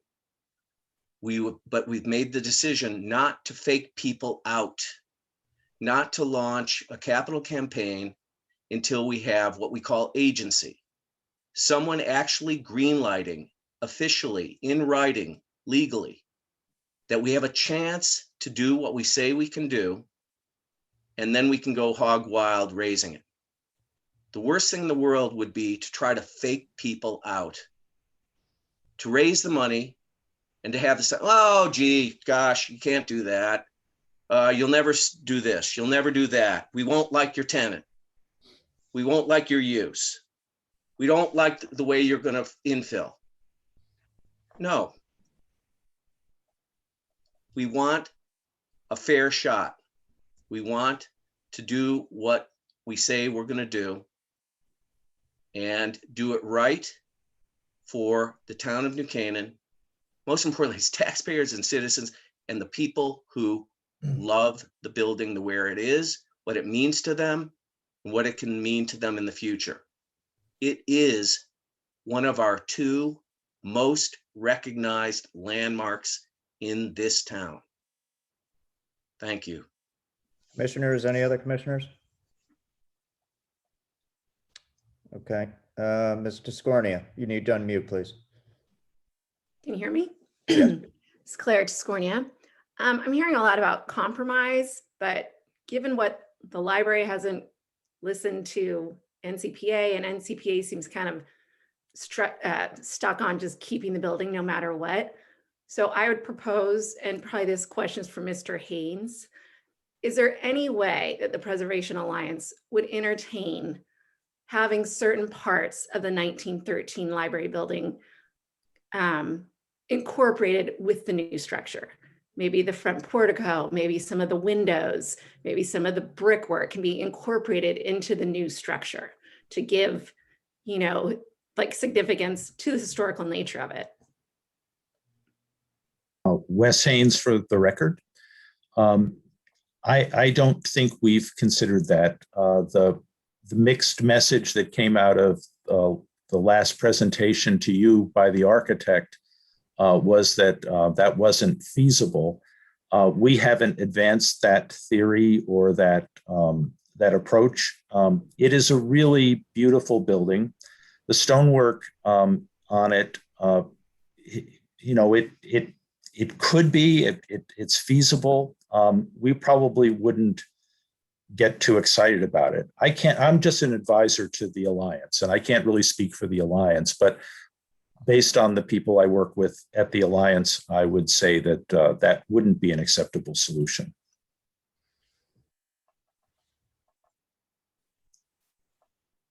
Anybody else?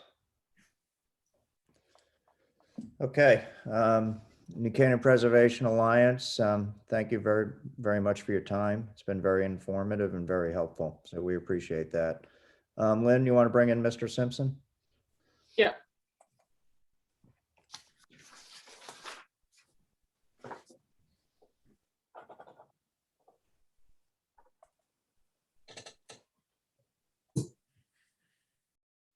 I know. Can you hear me now, Lynn? We can Yes, hear we you. can hear you. Okay. Thank you very much. I'll proceed. And thank you, Mr. Chairman. Thank you to the commissioners. I'd really like to emphasize that I particularly appreciate this opportunity to discuss the plan that I have in mind for preserving the 1913 building, which includes its gallery, because I've had the plan in mind for actually a very long time, but there has never been an opportunity before the town council, the board of selectmen, or any of the government bodies to actually publicly present a plan for what we want to do. So thank you very much for this opportunity. I'd also like to say briefly why I'm actually involved in, so anxious to save this. The library apparently have been asking about that, questioning why I'm involved in it. And the answer is because for several decades, I've been working to make improvement to downtown New Canaan, the brick sidewalks, the street lighting, the Merino clock, the curbs, additional plantings, everything about downtown that I could think of that needed improving were included in a master plan that I did for downtown in 1992. These improvements have been slowly implemented by successive administrations, working with the Public Works Department and the Chamber of Commerce and the Beautification League. I suggested widening out the sidewalks on Forest Street to Jeb Walker, and we accomplished that. When Tom O'Day and I were considering why there was no permission to eat outside, we found that the town charter prevented that, and working with Tom, he managed to change the town charter to allow dining outside, and it's pretty obvious to us what a great advantage that is. So that's really why I'm involved in this, and I think that gradually improving downtown, which I've been involved in now for well over 20 years, ripples through into the value of all of the commercial properties. I would like to think that our collective work with Public Works has increased the commercial values of the properties downtown, and I think that the visual quality of downtown ripples through into the value of our residential properties. So I don't like to think of us going backwards, and I like to help improve the downtown New Canaan at every opportunity. But I see on the horizon, with the potential demolition of this building, a huge step backwards, which would in fact result in a reduction in the values of all commercial properties downtown, and that would ripple through into residential properties. So I see this as a very important calling. So as this is one of the finest of the buildings in downtown, in my opinion, I do believe that taking it down would be an absolutely tragic move, and one which we would all regret. Looking at the first plan, that was the second plan. Lynn, can you please place up the town green plan?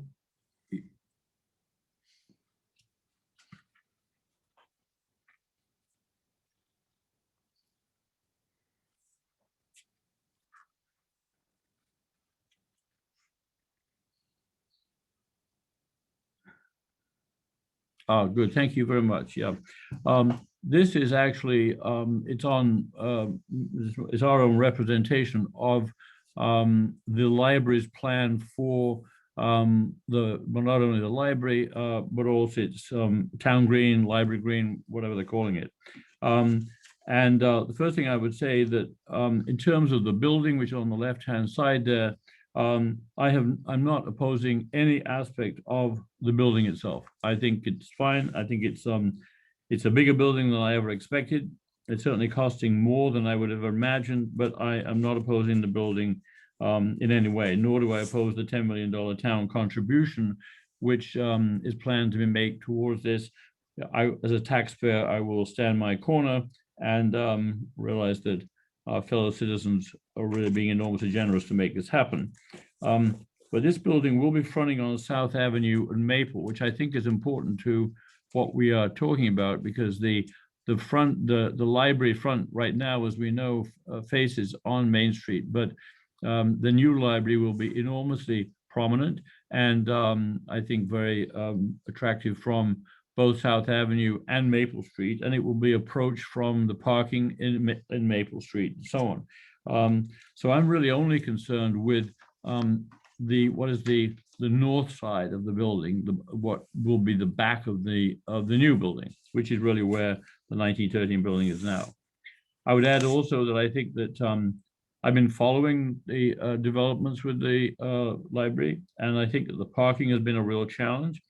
I think it's been very creative in the solution, and I think it's as good as probably can be worked out. It's not an ideal solution, obviously. I myself designed the parking lot, which the library now has.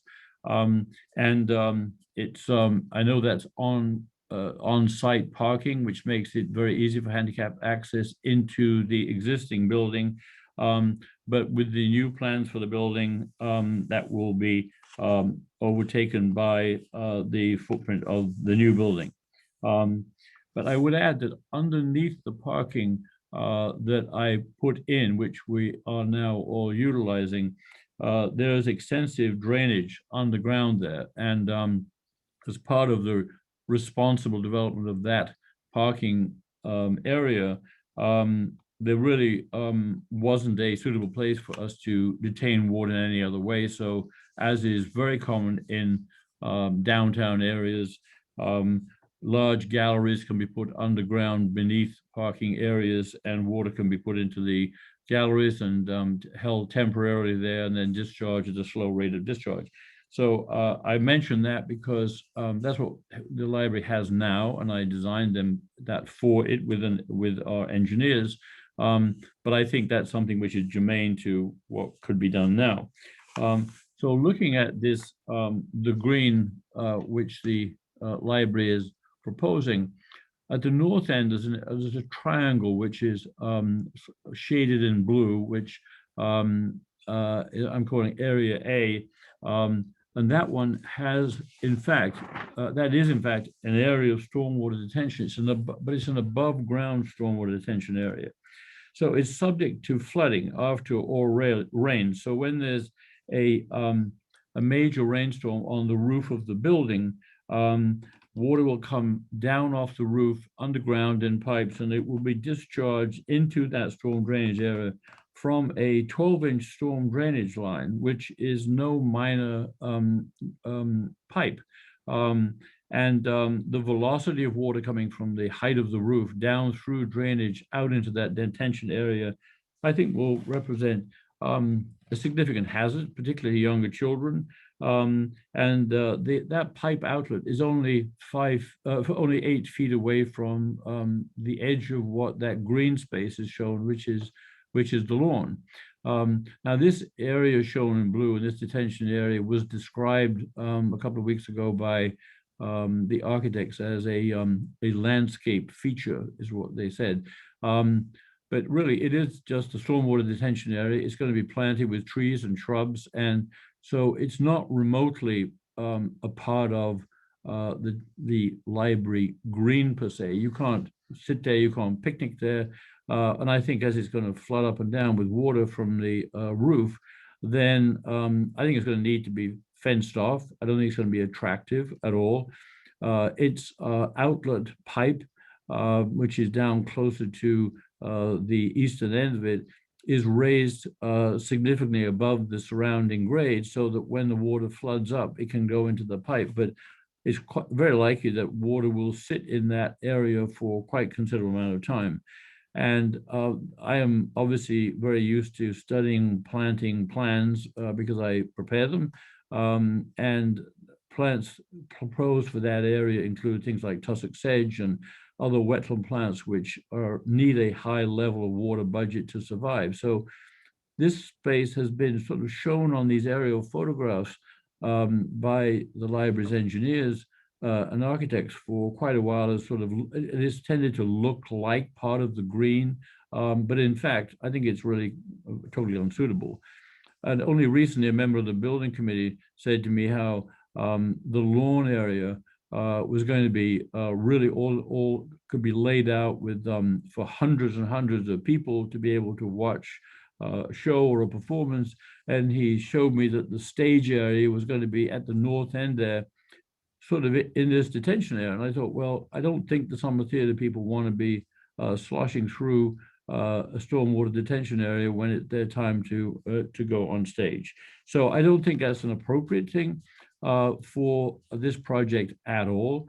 I think that entire stormwater detention function could be located underneath the lawn, in the western area of the lawn, away from the 1913 building.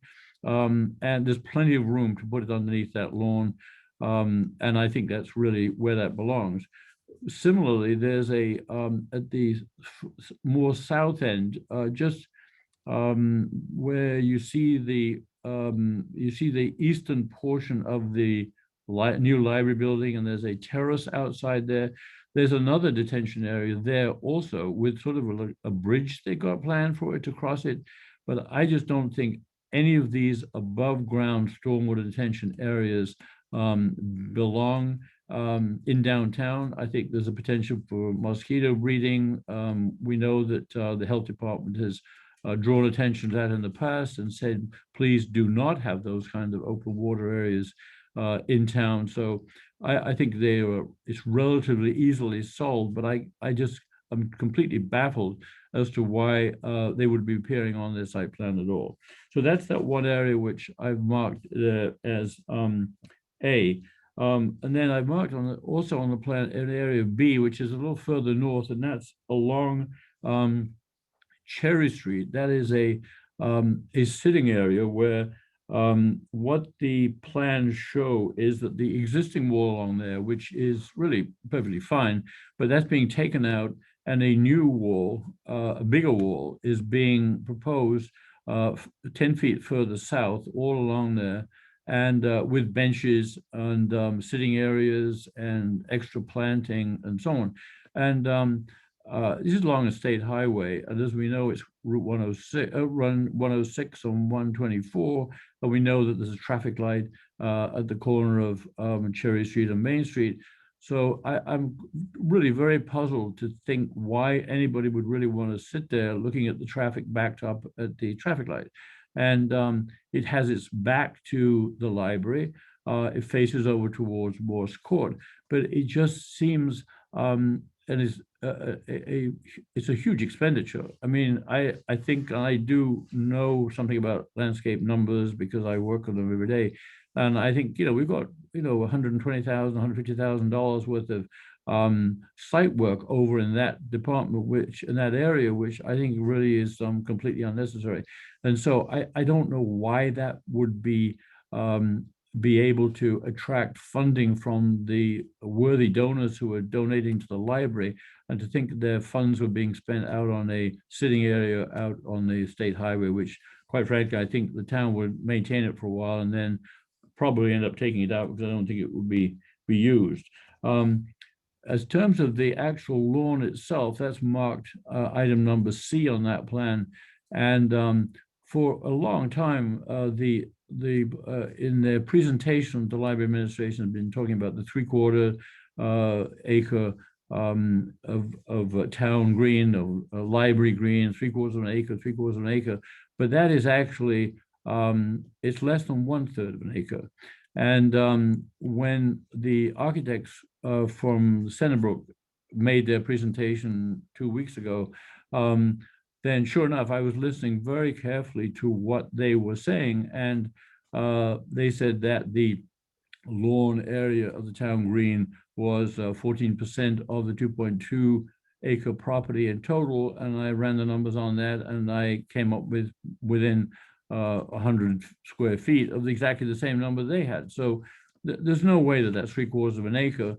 And I think it's been misleading to people to be using that kind of an exaggerated number to suggest that this area would be able to accommodate the enormous events which they say will be taking place there. They talk about big outdoor concerts, and they talk about theatrical performances. And so it's really, I think it's nothing like as big as it sounds for the program intended for it. But then there's another puzzling item really, which is on the west side and the east side of this lawn area. There's some really very substantial landscaped areas, and I've looked at all the plants, the trees, and everything that's planned for them and so on. But when you really study this, I don't know how you could even drive a lawnmower onto this big lawn, let alone bring in a truck which would unload chairs and tables and a stage for a theater or anything like that. You actually just can't get onto this lawn. And so it sort of leaves me feeling that this is, and I'm very hesitant to be critical of other people's work because I don't really like to do that normally, but it's just seemed to be an extremely amateurish effort to produce a plan which was just so restrictive with the normal functions of being able to operate it. These landscaped areas on the east and west side are very, very heavily planted and extremely expensively planted. And I have in a few minutes have a plan to show you, which is vastly simplified. But I think really that the plan that I have in mind could really save at least $250,000 of project cost if we were to implement a plan which kept the 1913 building and had my greatly more simplified plan. So lastly, I think that the plan on the eastern side along Main Street is, as I mentioned, it's really a very substantial area of planting. And I think many of us were really quite baffled and taken aback by the architect 2 weeks ago describing that as a future wildlife area. And we thought, and I know I'm not alone in this thinking, that why on earth would we take out a beautiful historic old building library, which people are so incredibly fond of, and right on Main Street, and then replace it with a wildlife area, which by its nature, it won't be maintained and necessarily particularly attractive looking, but it'll just be allowed to go pretty wild. Otherwise, the wildlife isn't going to want to be there. So the site plan, with or without the 1913 building on it, I frankly think that it's a site plan which I cannot imagine how they came up with it, but it does feel to me as though it was actually really rather a vindictive plan designed to put a footpath right through the heart of the old building and put a detention basin there and put a wildlife area there, all really with the purpose of actually making sure that there was no possible way for the 1913 building to remain. So with that, if I could go to the next plan, then I would really appreciate that. Keith, which plan do you want me to put up next? Well, it's the other plan. There's only two actual plans. The third one is a sketch, you know. Okay.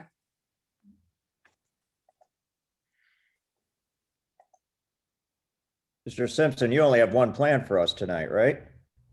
Oh, I only have one plan, yes. Okay. Right. That was the library's plan, but then I've got my plan. Okay, good. Yep, there we go. That's my plan. Okay, thank you. So on my plan, the building is, the new library building is there in its same condition. But as you can see really clearly from the brown footprint where the existing library is, I have the old 1913 library plus its gallery at the back, which we've been talking about earlier. It's in exactly the same location that it is today.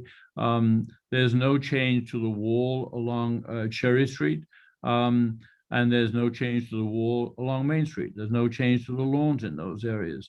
Obviously, the southern wing of the current library is removed, as is the western wing of the current library, which is the children's area. That is removed. I have been suggesting all along, and really am excited at the prospect of there being a terrace on the western side of the building. It's what we would imagine was the old back of the building, but I don't want it to ever be considered a back of that building in the future. I hope it will be actually a most attractive addition to the west side of that building. And I'm actually showing where there could be if we have a covered open-sided porch on the west side, I think that would be an extraordinarily attractive destination. It would also provide cover for the handicap access into the building, which could be underneath that porch, and therefore it would be protected from the snow and the rain and the ice and so on. So you could have an on-grade, perfectly smooth transition from the terrace on the west side right into the building. But I think in the summer, when people want to get in the shade and it would be out from the rain, it would be an ideal place also for a band to set up underneath there. And so instead of having to create the stage on the library green, which the library plan seems to call for or require, this in fact just simply has it there permanently. Those two terraces are 20 by 20 each. So with the portico, the whole thing is like 60 feet long and 20 feet wide. It's really a very, very usable space. And I think it will be extremely attractive, and it will be a wonderful location from which to view the new library when it goes up. But I think also that, by the way, this building, when people talk about 3,600 square feet, which I think is the correct number for it, but that's half the size of a tennis court. I mean, I'm used to thinking in terms of tennis courts, swimming pools, and outdoor facilities, but that's what we're really talking about. And so I think trading this building and basically removing it from its position that it's been there for 100 years in return for an area of lawn which is half the size of a tennis court, I just don't see that trade as being remotely sensible or feasible. But another component that I've added to the site plan is to provide vehicular handicap access to not only this 1913 building and its gallery, but also there's the opportunity, I think, to provide vehicular handicap access across the path into the library building itself. So this comes about whereby if we look at the on the north side of the library building, they have a utility entrance to the building, which is where no doubt they can access the building with heavy equipment and all that kind of thing. I've suggested moving a dumpster area, just relocating it slightly, which is easily accommodated. But if that paved area there, instead of being blocked off by landscaping as they have in their plan, if we actually extend that area across that, what they've got as lawn area with a flexi-pave pavement, and I think many of us know the flexi-pave that has been put down in Irwin, and I put some down in Waveney as well. It's a very attractive pavement. It's fully porous. And all of these walks that I have shown here, the new walks and so on, I'm suggesting they could be flexi-pave pavement. They're very handicap friendly. So we could provide an access to the south side of the 1913 building for vehicles. But what I'm suggesting is that it be very limited in that any access other than handicap would be only permitted when neither of these buildings were open. So there are lots of places where service access to buildings is limited to before 9 o'clock in the morning, something like that. So a truck could come in there, unload something, pick up something before the buildings are open. But then for the rest of the day, that could be handicap vehicle only accessible to that side of the building. So it is close enough so that somebody could get out of one of those with a motorized handicap access, for example, and get into the north side of the library building itself. So and that whole area is absolutely level within a foot or two. The lawn that I have got shown here is also much more level than the lawn which the library's plan called for. So just looking at a couple of legal wrinkles in this, I am anticipating that the library has been so absolutely determined that they do not want to have anything to do with this building in the future whatsoever. That seems to have been the position which has come from the library trustees all along. I'm assuming that there is a zone line right now on which the 1913 sits on a differently zoned piece of property than the new library building will be.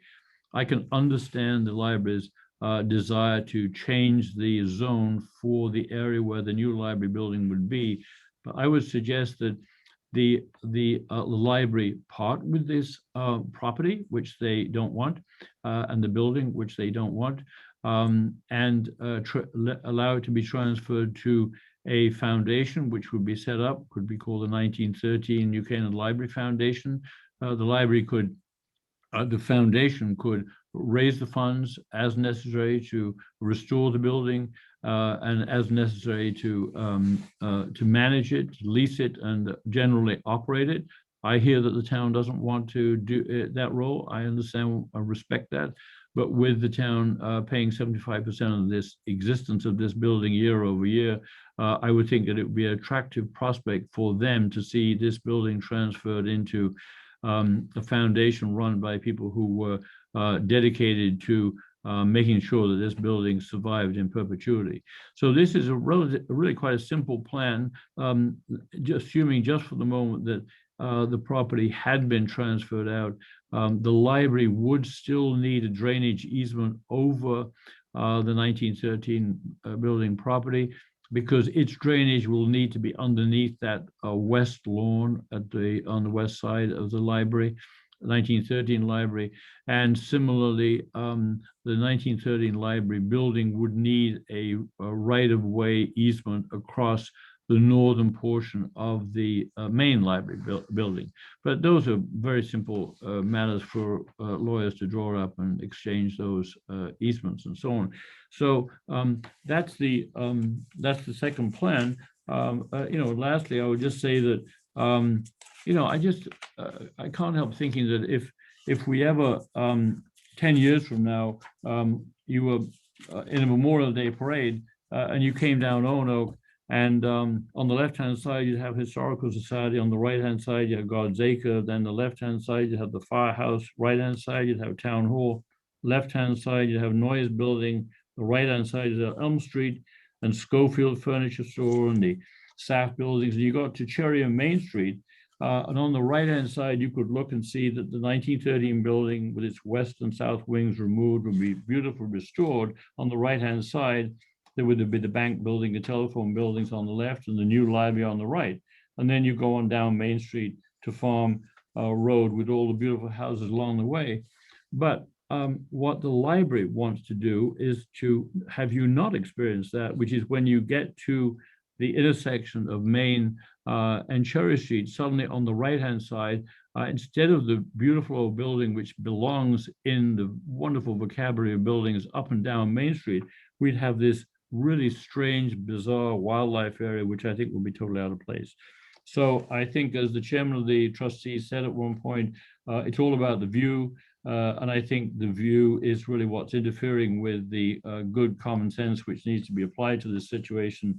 And that's why I think the architects really want to see this building done. So I think that if this building is allowed to be torn down, I think it'll be one of the most reckless decisions that our government has been able to make in the last 50 years, and we will be remembering it for the next 50 years.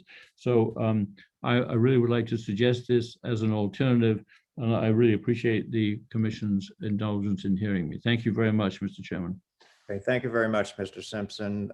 Lynn, I understand we have the first selectman next. Yes, hold on one second. I'm gonna grab him up.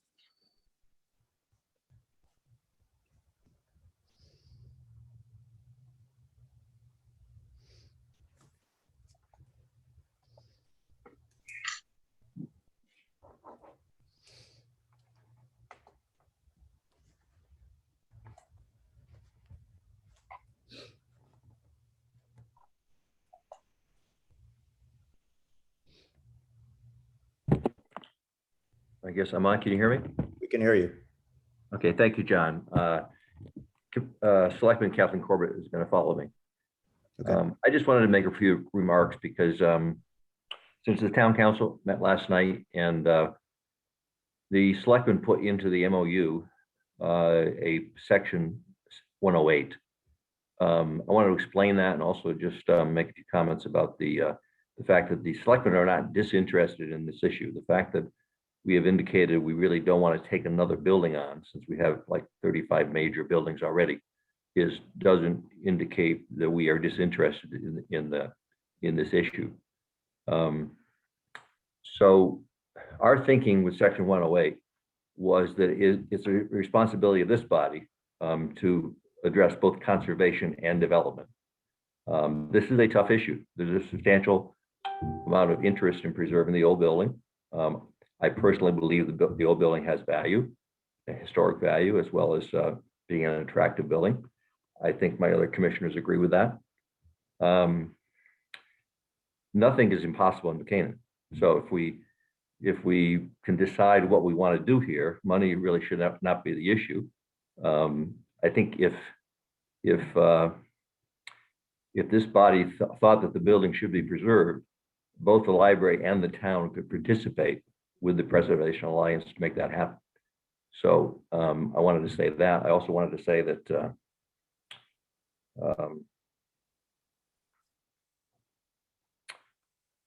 I've been very impressed with the letters that have been written by both sides.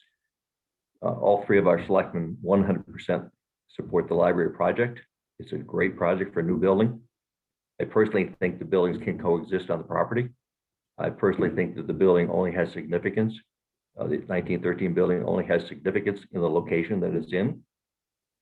But my personal views are just one resident of New Canaan. But I did want to emphasize, it's not that we're disinterested, and I don't think you should interpret that the town would not participate to some extent if the decision was to preserve the 1913 building. I just want to make those comments. I think Kathleen would like to make a few comments. Okay, just real quick before we lose you, Kevin. After much study, I think I have my head around the MOU, but did commissioners, anybody have any questions for the first selectman on the MOU? I would also comment that, the town council last night appears to, we didn't know exactly how to phrase it because the town council does not have the authority to overrule B&C. You are the land use body. You have responsibilities to look at both a development proposal and preservation. So when we wrote the section that way, we felt that it's going to be 2 years before that building has to be demolished. And I personally think it'd be interesting to see how the two buildings are going to look next to each other. We can always decide to demolish the building. We can always decide to build a green.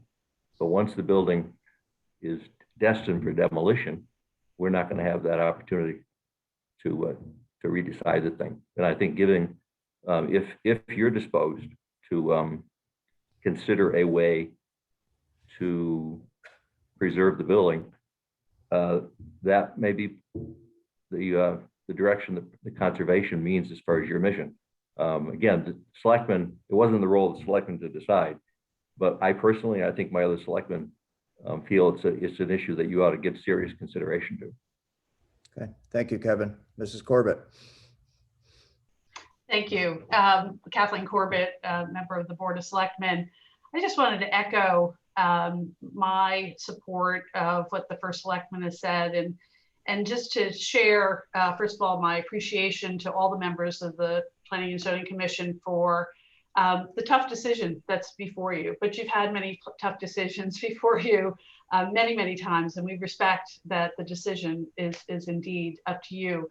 I will add that from a professional perspective, as a member of the Board of Selectmen, sort of conflicted in a way in that I joined the Board of Selectmen in August, and that's after my husband and I, our family, supported the new public library, the new New Canaan Library. We're very excited about it. We've long been supporters of the library. We're supporters of innovation, and we're certainly supporters of the new proposed library.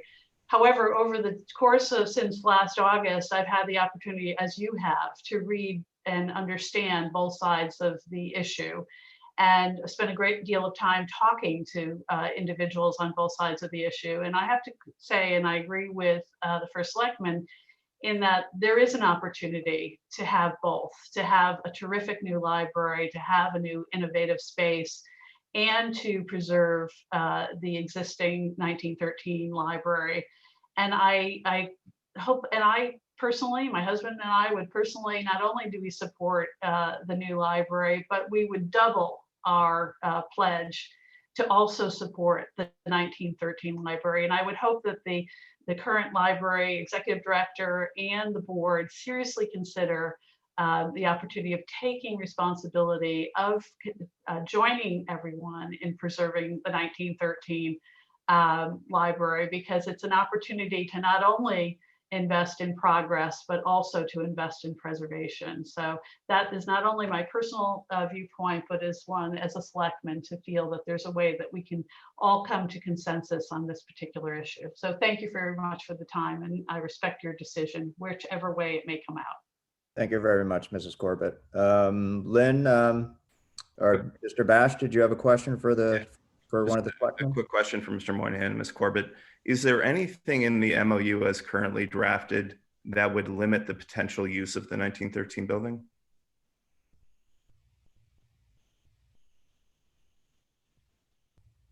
It would limit the potential use. I mean, personally, I would, I'm not sure this answers the question, but I would, my personal view would be, it'd be nice if that building was somehow associated with the library. If the people that want to preserve the building would also get behind having it a functional part of the library as a reading room, as an additional venue space, that would be preferable to me than to have it used commercially just to support itself. But again, that's going to require a consensus around how it ought to be preserved and how it should be used. I understand completely that the trustees, and I respect their judgment as well, that they really don't want to have responsibility for the building, and they don't want to have responsibility for supporting it. But it has New Canaan Library above the door, and that's part of the significance of the historic preservation. And so I'm not sure I answered your question, Jay, but. No, that's it. Thank you. Okay. Kevin and Kathleen, again, thank you very much. Much appreciate the input. Lynn, the ball's over to you. Who would you like to have from the public speak next, please? Okay, I'm gonna, let me just, I'm sorry, I'm gonna send you Kevin and Kathleen back to, hold on one second.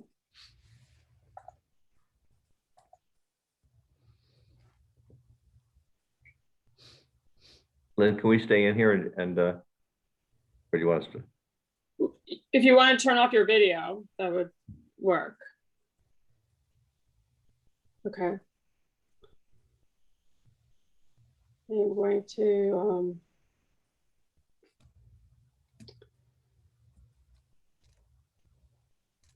I'm going to let Tima Wagner speak. Hold on one second.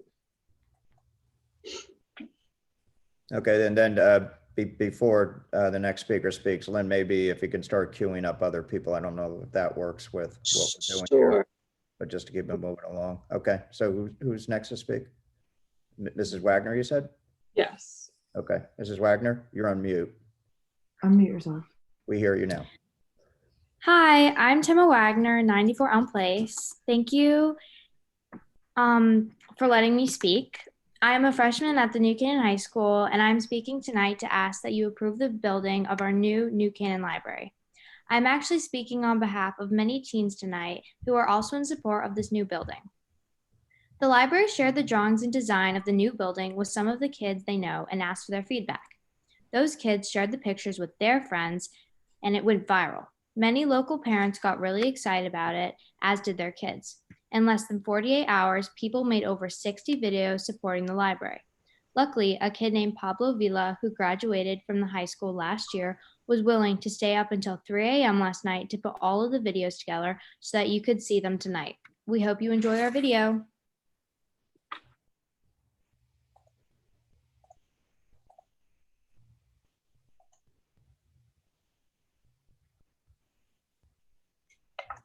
Can you hear that?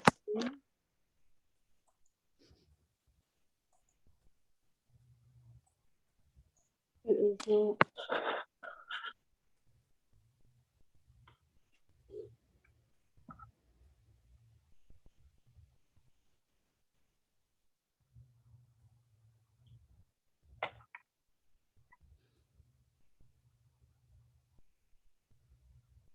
Lynn, I think you know we need volume.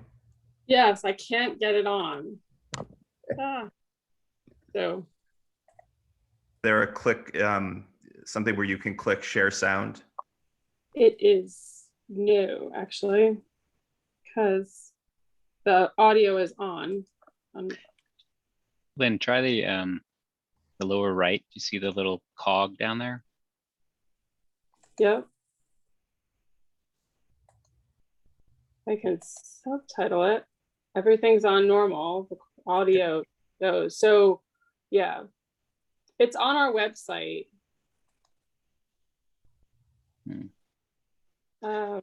You may want to download it.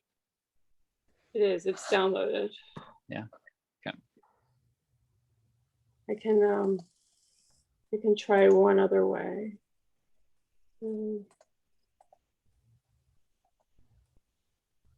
on 1 second. Let me see if I can just pull it up.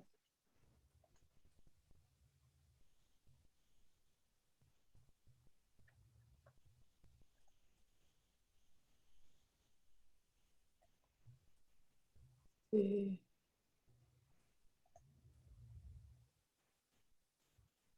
I think that's the only way I have it, is on the off of the website. It's not Okay, why don't we, I apologize. apologies to Tima Wagner and everybody else at New Canaan High School. I put 2 kids through New Canaan High School, and so I'm gonna probably be in trouble for not having those on volume.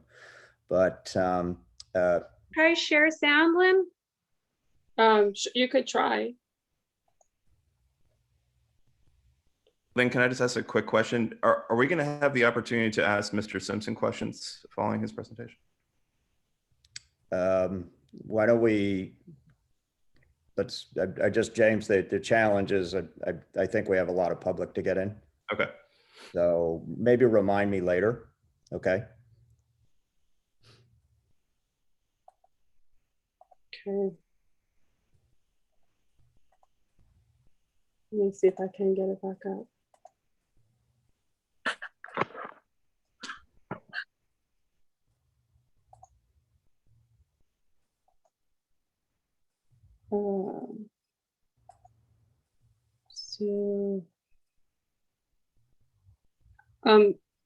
Tima, you can try to share your sound. I don't know if it's going to work. I don't know if it's.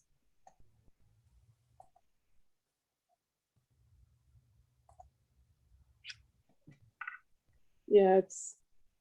Okay, let's, and again, my apologies, but we need to move on. Lynn, who's speaking next? Okay, so I'm just gonna call them in the order that they're showing up on my screen. So the next person's gonna be Laura Budd, and then after that, the next person's gonna be Rachel and Graham Lampin. Okay. Can you hear me? We can hear you. All right. My name is Laura Budd. I've lived at 22 Thayer Pond Road with my husband and family for the past 19 years. I am speaking this evening as the Executive Director of the New Canaan Chamber of Commerce. Our 22-member board of directors, comprised of professionals from the retail, legal, medical, fitness, education, financial, real estate, and nonprofit fields, pledges our complete support to the library's planned new facility as designed. The library serves as an anchor tenant in the downtown area by employing 40 professionals, contracting goods and services from local vendors, and with over 80% of daily visitors shopping or dining in town before or after their visit, the library is an invaluable asset to our local economy. We believe what the library has carefully and diligently proposed for this gateway block of downtown New Canaan marks a significant and positive development for the entire business district and the community at large. The project opens up possibilities for new types of events, programs, and educational opportunities for all of New Canaan and beyond. The new library will provide multiple levels of support to local business owners and entrepreneurs. The planned meeting rooms, business center, tech services will keep these local business people in town during the day, and as well as attract out-of-towners to this one-of-a-kind facility. The community is in dire need of gathering spaces, and in a post-COVID world, we will be craving new experiences. The indoor and outdoor space afforded by the library's proposed new campus will deliver the flexibility and accessibility our residents need. This project is a prime example of placemaking, capitalizing on our community's assets, inspiration, and potential, creating public spaces that promote our residents and visitors' health, happiness, and well-being. New Canaan is extremely fortunate that that our library's board of directors and their donors have the vision to see what our community needs now and for decades to come. Thank you. Thank you, Mrs. Budd. Who's next, Lynn? Rachel and Graham Lampin, and then the next two speakers after that would be Kimberly Norton and Alicia Wyckoff. Okay, Mr. and Mrs. Lampin, are you on?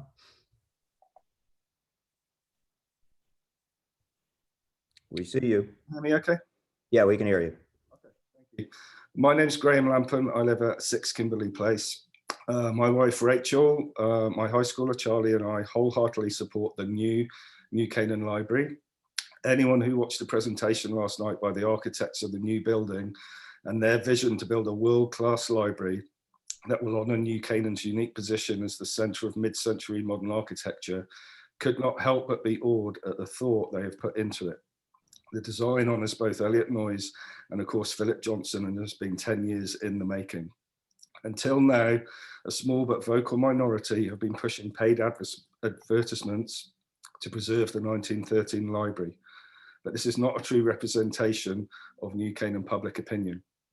Charles Robinson earlier stated, so many people want to save the 1913. However, there are currently 2 petitions circulating on change.org. Despite their months of campaigning, the Save 1913 campaign only has 144 signatures. In 48 hours, the campaign to build the new library to the proposed design has got almost 800 signatures. 800 versus 144. 800 in 48 hours. This is a once-in-a-lifetime opportunity to put New Canaan on the map as a centre of architectural excellence that will bring tourist dollars and increase property values. Other countries and cities around the world who have implemented brave new library designs have reaped the rewards of such tourist dollars and increase in value. We do not need more commercial real estate that will sit empty like so many commercial properties in downtown New Canaan. There is already a historic property sitting on Main Street that proves that historical properties as commercial real estate do not work. The old bank building next to the town hall that used to house the Tali restaurant. It has been sitting empty and rotting for several years. Why add another building that could also sit empty and decaying for years to come?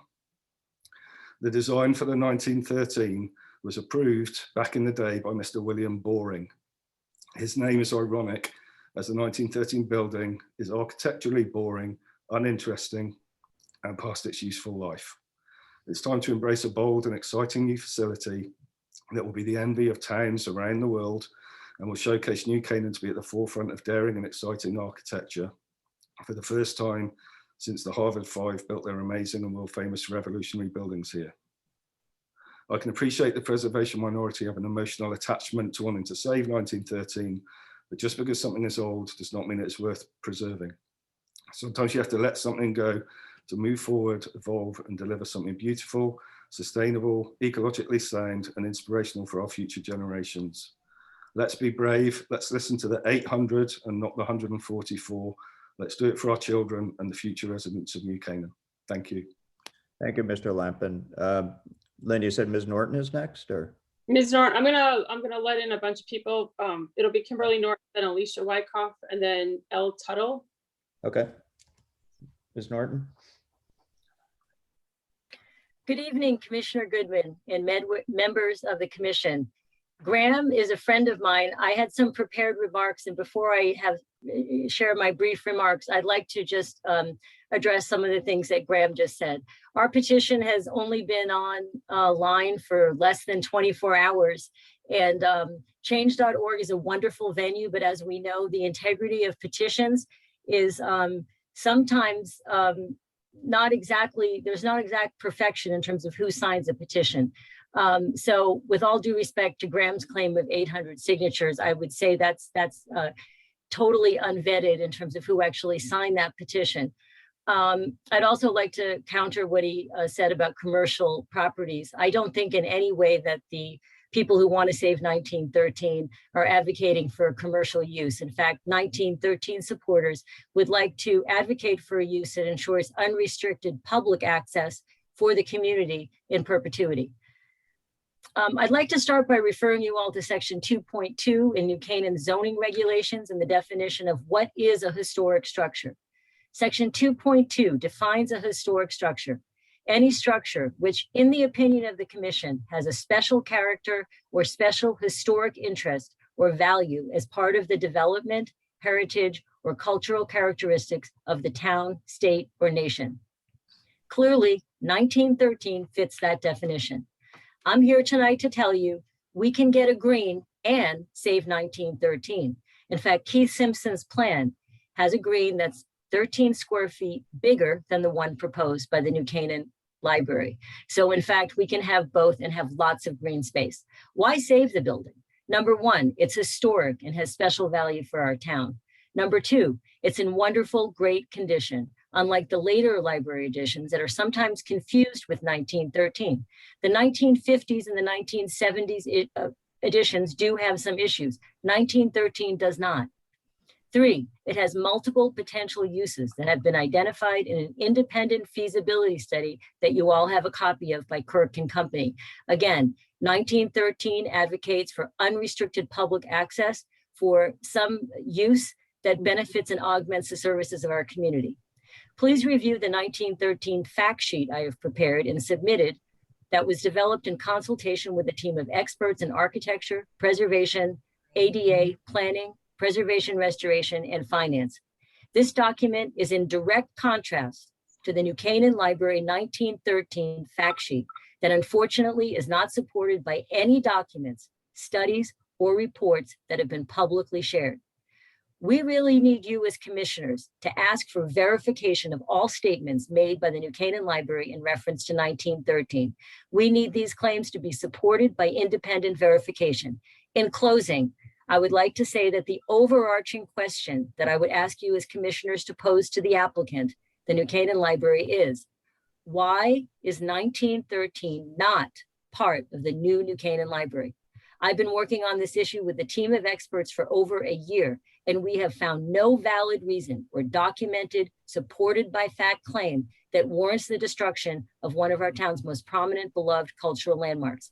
This sense of place for New Canaanites must remain in place and can do so along with the new. I urge you to support retaining 1913 in perpetuity by designating a special permit to preserve it as a historic structure as outlined in section 7.7 in the New Canaan zoning regulations. Thank you for your time. Thank you, Ms. Norton. Ms. Wyckoff. Hi, thank you for your time. I'm Alicia Wyckoff and I live at 831 Owen Oak Ridge. I speak to you this evening as an active volunteer of the library for over 15 years. What do we mean when we all say the library? And I hear it a lot, we all hear it a lot. The library is doing this, the library wants to do that. Those two words really don't make clear the number of people who work on and support this project. The library is hundreds of volunteers who work on programs and events, the 42 people on the capital campaign committee, the 10 people on the building committee with expertise in finance, architecture, accounting, law, design, library science, and construction, the 20 people on the board of trustees, the 50 ambassadors who advocate for the new project regularly, the hundreds of people who spoke in front of town council or wrote letters to you, the town, and the papers in support of the library design as it is. The library is over 200 leadership donors and thousands who have already indicated that they are planning to donate at other levels. The library is thousands of citizens who, like you, devote so much of their own time and heart to New Canaan and believe in the future of this town. All of these people believe it is time for a new library campus with the library green, whole and not bifurcated by the 1913 building. As a volunteer for the library, I have worked on and witnessed the progression of the design and how and why we have this beautiful design we have now. The progression was a deliberate, serious process that included considering trying to salvage what remains of the 1913 building. Unfortunately, we came to the conclusion that it's not feasible. I personally I've lived in this town with my family for 20 years. I understand the importance of preservation, and I watched and participated as we took this process very seriously, and it's not feasible for a number of reasons. We look at this project as a library campus, and to leave the 1913 building in situ would bifurcate the green, which is a very important part of the programming of the campus and of the library. In addition, to reconstruct it is north of $3 million. We are tasked with raising $25 million of this project. We cannot add over $3 million to that as a library team. It's not something we want to do for a structure that we cannot use and that the library can add to the maintenance of for their operating costs. We can't add the staffing and the maintenance of that building to our annual operating costs. I don't have a lot to say. What I see as a regular library user, as I said, is a library including the green as its design. It's forward-looking and enables the library to be what it should be, a cultural and educational institution for the whole town. I see a campus that is flexible, open, inviting, and in motion. I see a campus that doesn't hold back ideas, but inspires them. To leave the 1913 structure on the library green, obstructing the approach to the building physically and visually, would profoundly alter the functionality and beautiful integrated design of the library. Why would we knowingly limit what can be done on the library campus when we are doing this project so that the campus will in fact be limitless? Why would we create something yet again that is static without the ability to accommodate change? The thousands of people, the library, who support this project feel it is time for us to look forward and not back and do what is right for New Canaan. I urge you to approve this plan as designed and without conditions. Thank you. Thank you, Ms. Wyckoff. L. Tuttle. Yes, hello. I am Lynn Tuttle, 722 Silver Mine Road, and I submitted a letter on March 8th stating my support for both the new library and for protecting and repurposing the historic and beloved 1913.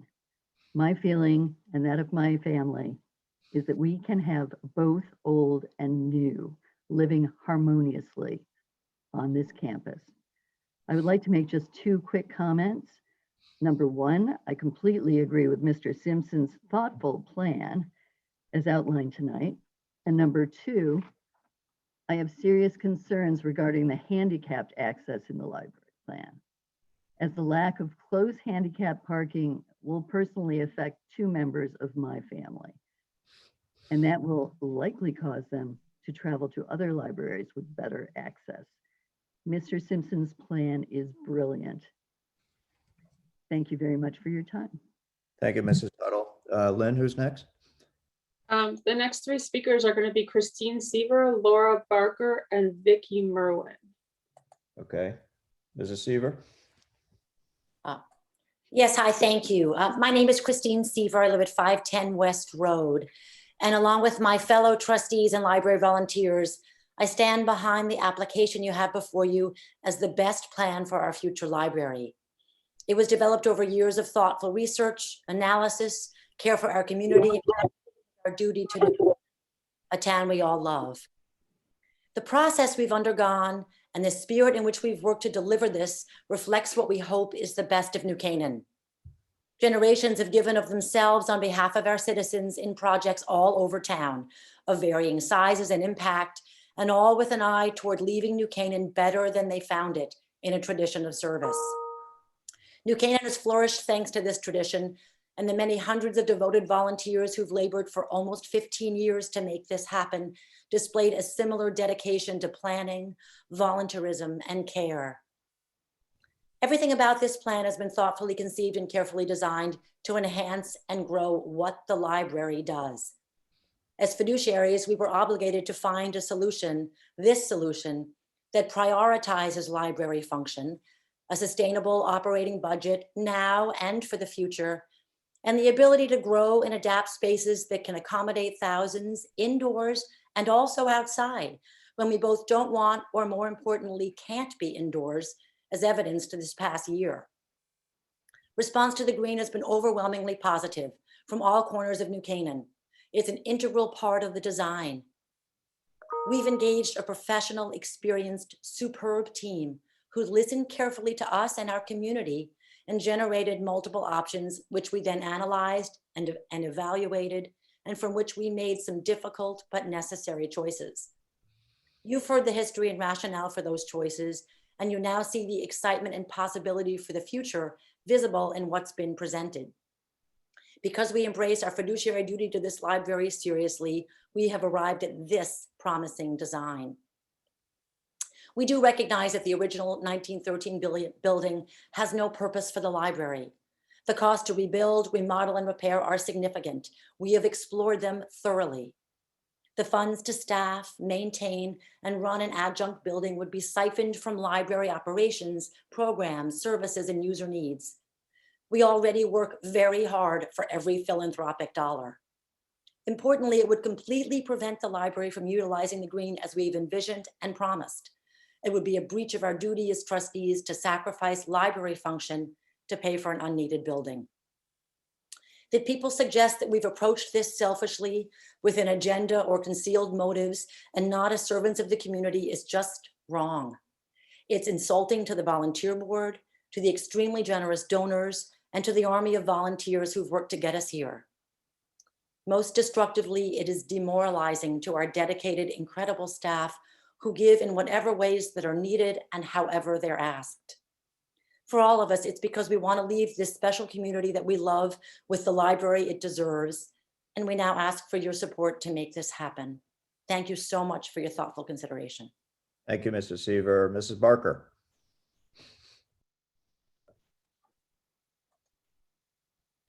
Ms. Barker, you can speak now.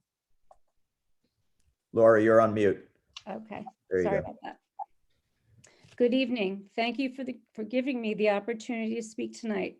I applaud Planning and Zoning, the Town Council, and every single one of us here tonight for caring about New Canaan and the future of our library. Tonight, I speak to you as a 26-year resident of New Canaan, a mother of 3 grown children, and a downtown business owner. I own Elm Restaurant. I am a former YMCA board member and supporter of their recent renovation. In other words, I live local, I eat local, I shop local, I support local businesses and charities. I am vested in New Canaan. That is why I'm here to tell you that I am a proud supporter of the New Canaan Library and their bold vision for the future. I want to stress that I support this building and this design with the town green. I trust that the leadership team, specifically Lisa Oldham and Ellen Cravato, their board members and award-winning architects have done their due diligence during the 10 years they've been working on this project. I'm told the architects created 12 different design iterations during that time period. I believe the library has designed a beautiful, sustainable, LEED certified building that will take us well into the 21st century, a building that speaks to and honors New Canaan's identity and history of mid-century modern architecture while giving us flexible indoor and outdoor space. To me, the town green is a very important aspect of the plan. It offers New Canaan a missing downtown element, open green space in town, big enough for gatherings, a possible location for the pop-up park, or simply a quiet spot to read a book and enjoy the weather. Speaking of downtown, as a local business owner, I'd like to highlight what a draw this new library will be for town residents and businesses. I am thrilled to see the library modernize and rejuvenate New Canaan. A bustling and vibrant library will draw new life, commerce, and foot traffic and generate positive buzz that will attract new people and give empty nesters like me a compelling reason to stay. I personally know that merchants could use a shot in the arm. For years, business and restaurant owners have been challenged by lower foot traffic, online shopping, and tough economic times. COVID has added additional stresses and mandates to operate. Being steps from our town from town, our new Canaan Library will add much needed excitement to our downtown. Its additional space and exciting new programs will be a big draw for town and dramatically increase foot traffic that I see staying to shop and eat locally. I look forward to that for my business and for all merchants in town. Switching gears slightly, while serving on the board of the YMCA during their recent renovation, I saw firsthand the design challenges and limitations of adapting an old building for modern times. The YMCA required 2 renovations within roughly a 20-year period to get the building to where it is today. To the library team, I say do it once and do it right. You are raising the money now. Get everything on your wish list so you don't have to go back and fix or redo later. There have been suggestions to preserve and repurpose by moving the 1913 library to the center school lot and/or memorialize the old library in the new space. Nothing but preservation in place will do for the Alliance. While I appreciate that they are asking the question, can this building be saved? Despite what they say, the 1913 building is not a designated landmark. Supporters see their demands as uncompromising and unfair to the library team that has spent 10 years working on what they think fits their needs and the needs of the community. Without the prospect of some compromise that moves the building off the site, I say it's time to move on. I ask this committee to join me and so many others in supporting the library's project without delay and without the impossible conditions the Preservation Alliance is asking for. It is finally time to modernize our library, and they are shovel ready with your approval. Thank you. Thank you, Mrs. Barker. Ms. Merwin. Hi, can you hear me? We can hear you. Thank you. Thank you so much for this opportunity to speak, and I do so to express my full support for the proposed plans for the new library and to ask our town bodies to approve and fund it without conditions about the original structure. After moving to New Canaan in 2017 with my young family, it immediately became clear what a central piece of our lives the library would become, and it has. Since then, it's also become obvious that the current building is not able to accommodate the needs and the great potential that our community deserves. I feel so fortunate that this project is happening now, while our kids are still young enough to fully experience all it will have to offer. This is another reason I would hate to see it be delayed even slightly for any reason. Understandably, there's broad support for the new library, and all of the building's exciting features have been explained in great detail already. As far as the more debated subject of the library green as designed versus keeping what remains of the 1913 structure, I fully support and am excited for the concept of the green. While it may be hard to say goodbye to a charming old building, this is an example of the old needing to make way for the new. I appreciate where some are coming from, as my first question was what happens to the old building and why? But anyone who actually takes the time to listen to the explanation should be able to understand that there is simply no way for these two buildings to coexist. Not only would it detract from this outstanding vision, but pragmatically, I cannot see how enough money could ever be raised to rebuild, upgrade, and maintain it in perpetuity. I certainly don't want any of my tax dollars going toward that. Further, I have yet to hear a realistically viable use for it, and my family would be strongly opposed to it ever being put to commercial use. The green, on the other hand, so many young families like mine are excited about. Ever since the pop-up park was eliminated, I've been wishing for a centralized location to simply relax in town, and this far exceeds my expectations. I can envision my baby's playgroup meeting there, then heading into town together. I can see older versions of my children having a safe, expansive place to hang out in town after school, other than the ice cream shop. From my experience as a board member for newcomers and a local preschool, I absolutely see this as a go-to venue for countless events and programming that we have been struggling to find, all of which will bring more people to our downtown businesses. Finally, I'd like to take a moment to commend the New Canaan Library on their engagement and openness with these plans with young and new families like mine. I've had the opportunity to attend a handful of presentations through the Newcomers Club along with many other members. As a result of this effort, the Newcomers Club made a significant grant to the library for this project with proceeds from the last Holiday House tour. Though tonight I'm not speaking on behalf of the Newcomers Club or any of its members, As a third-year board member and president, I can also attest to how fantastic these new facilities will be to the organization like ours and others like it in town. Thank you so much. Thank you, Ms. Merwin. Lynn, who's up next, please? The next three are Pocky Land, Andrew Alt, and Michael Dilberto. Okay. Pocky Land? You're on mute. Hi, good evening. Yep, it's Pua, Pua Shalon. My apologies. No problem. Good evening. Thank you for the opportunity to share my thoughts. I'm speaking this evening on behalf of myself, my husband, and my 2 young daughters. We are an avid library family. We've been since we moved to New Canaan a few years ago, and it really has been a centerpiece to our life. Different, of course, during the pandemic, and we are certainly missing it and eager to get back on track.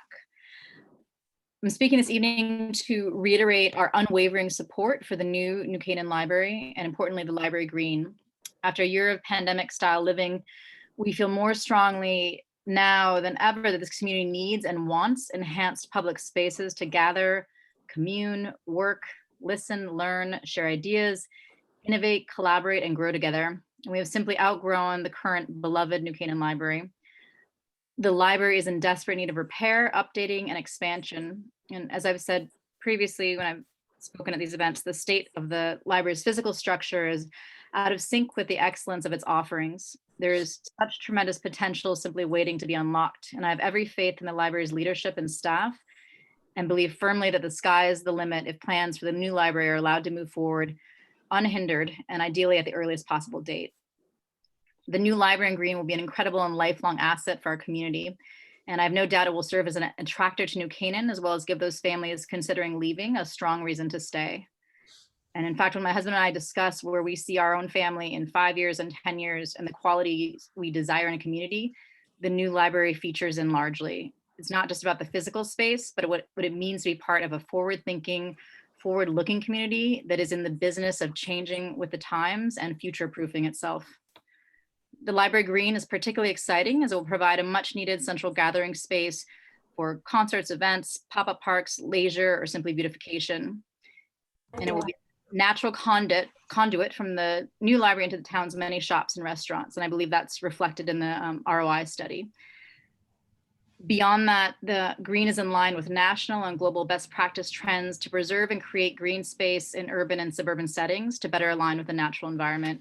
And the Green also fits nicely in with the town-wide pollinator pathway initiative and has the potential to house an eco-corridor for our local pollinators. And yet change is never easy, and I can certainly understand the tug of nostalgia and the desire to preserve the old and reservations about the new. But bold leaps are rarely rewarded by dragging the past along for nostalgia's sake. And the character of towns and cities are not held in a time capsule. They evolve over time and with the time. We see this in iconic cities like New York, constant flux, but always New York. New Canaan will always be New Canaan, but it will change with the times.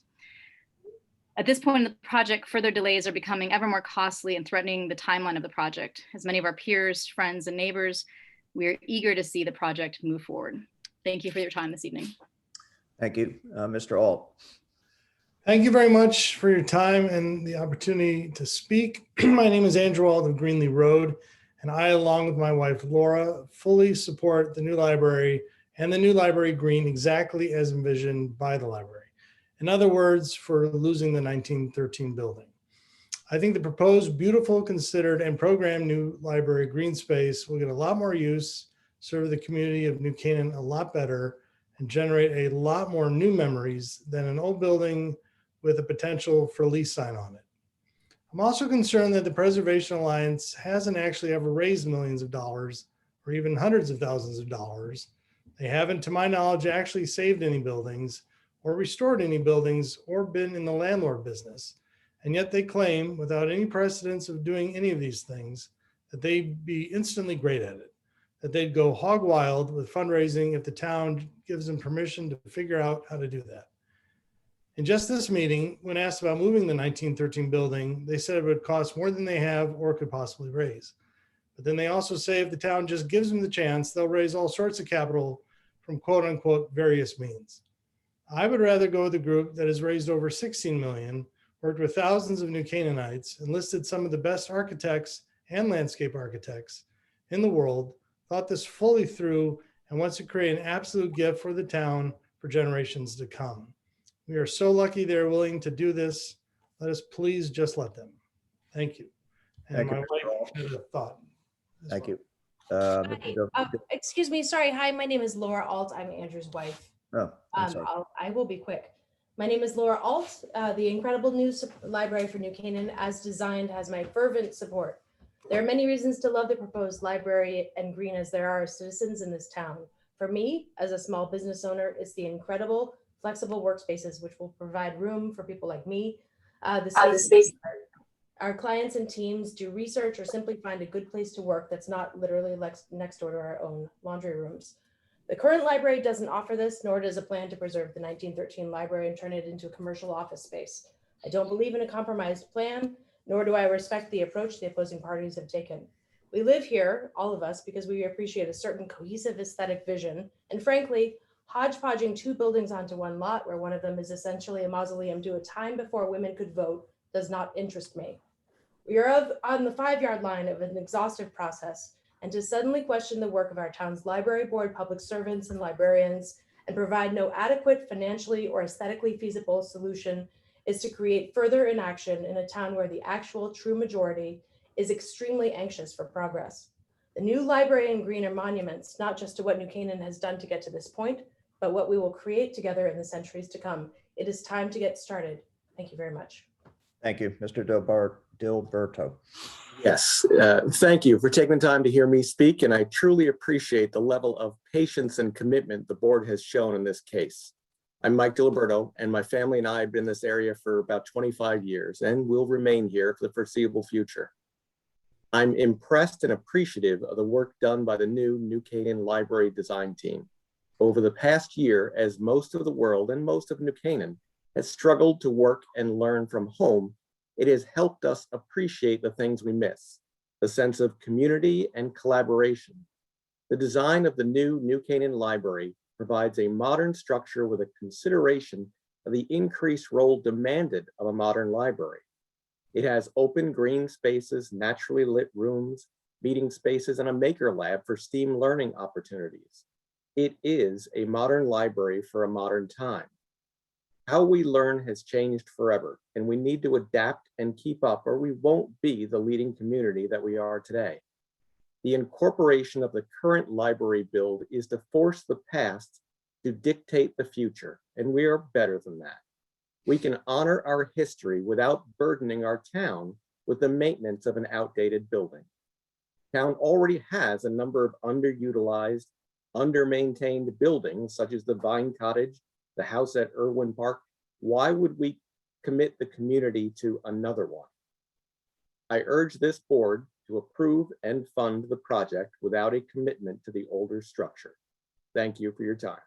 Thank you, sir. Who's up next, Lynn? Sure. The next speakers are AJ Conley, Ann Wagner, and Alyssa McKenzie. Okay, Mr. Conley. Thank you, folks. AJ Conley. I reside at 1012 Silvermine Road in New Canaan. We've been here for 24 years. I don't have prepared statements. I actually have just a simple question for the NCPA's presentation, which I think is pretty pivotal to the whole story, which is, in the words of Pat Sullivan, is all about practically feasible and financially viable. And they go through the whole thing there, and we get to slide 32. And on slide 32, there's a presentation, despite 31 pages of incredible detail. Slide 32 is bereft of any kind of detail.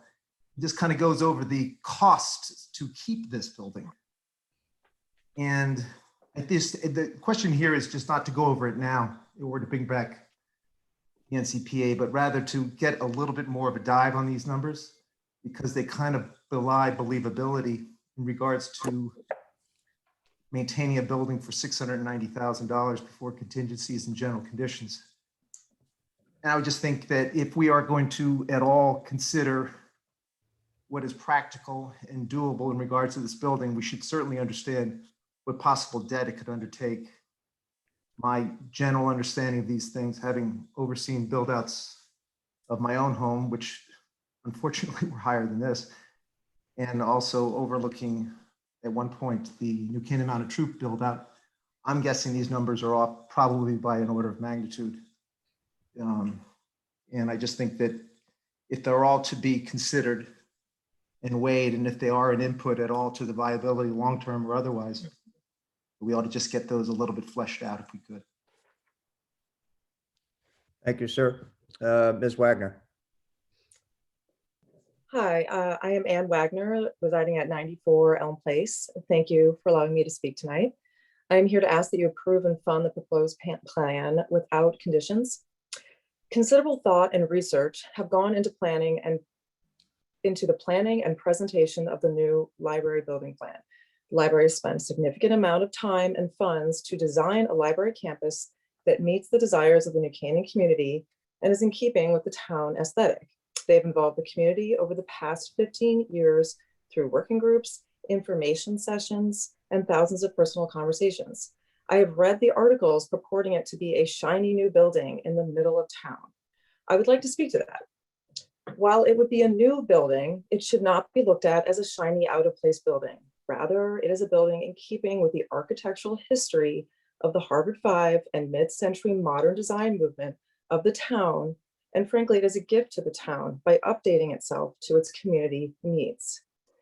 There is also disagreement on what to do with the 1913 library building, which I have come to understand is not a standalone building, but rather is a partial building that requires a great deal of improvement, including asbestos removal, which I think we can all agree is difficult and expensive.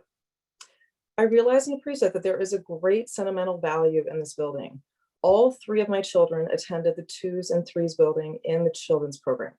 They learned to read there. They spent summers participating in the various reading programs and challenges.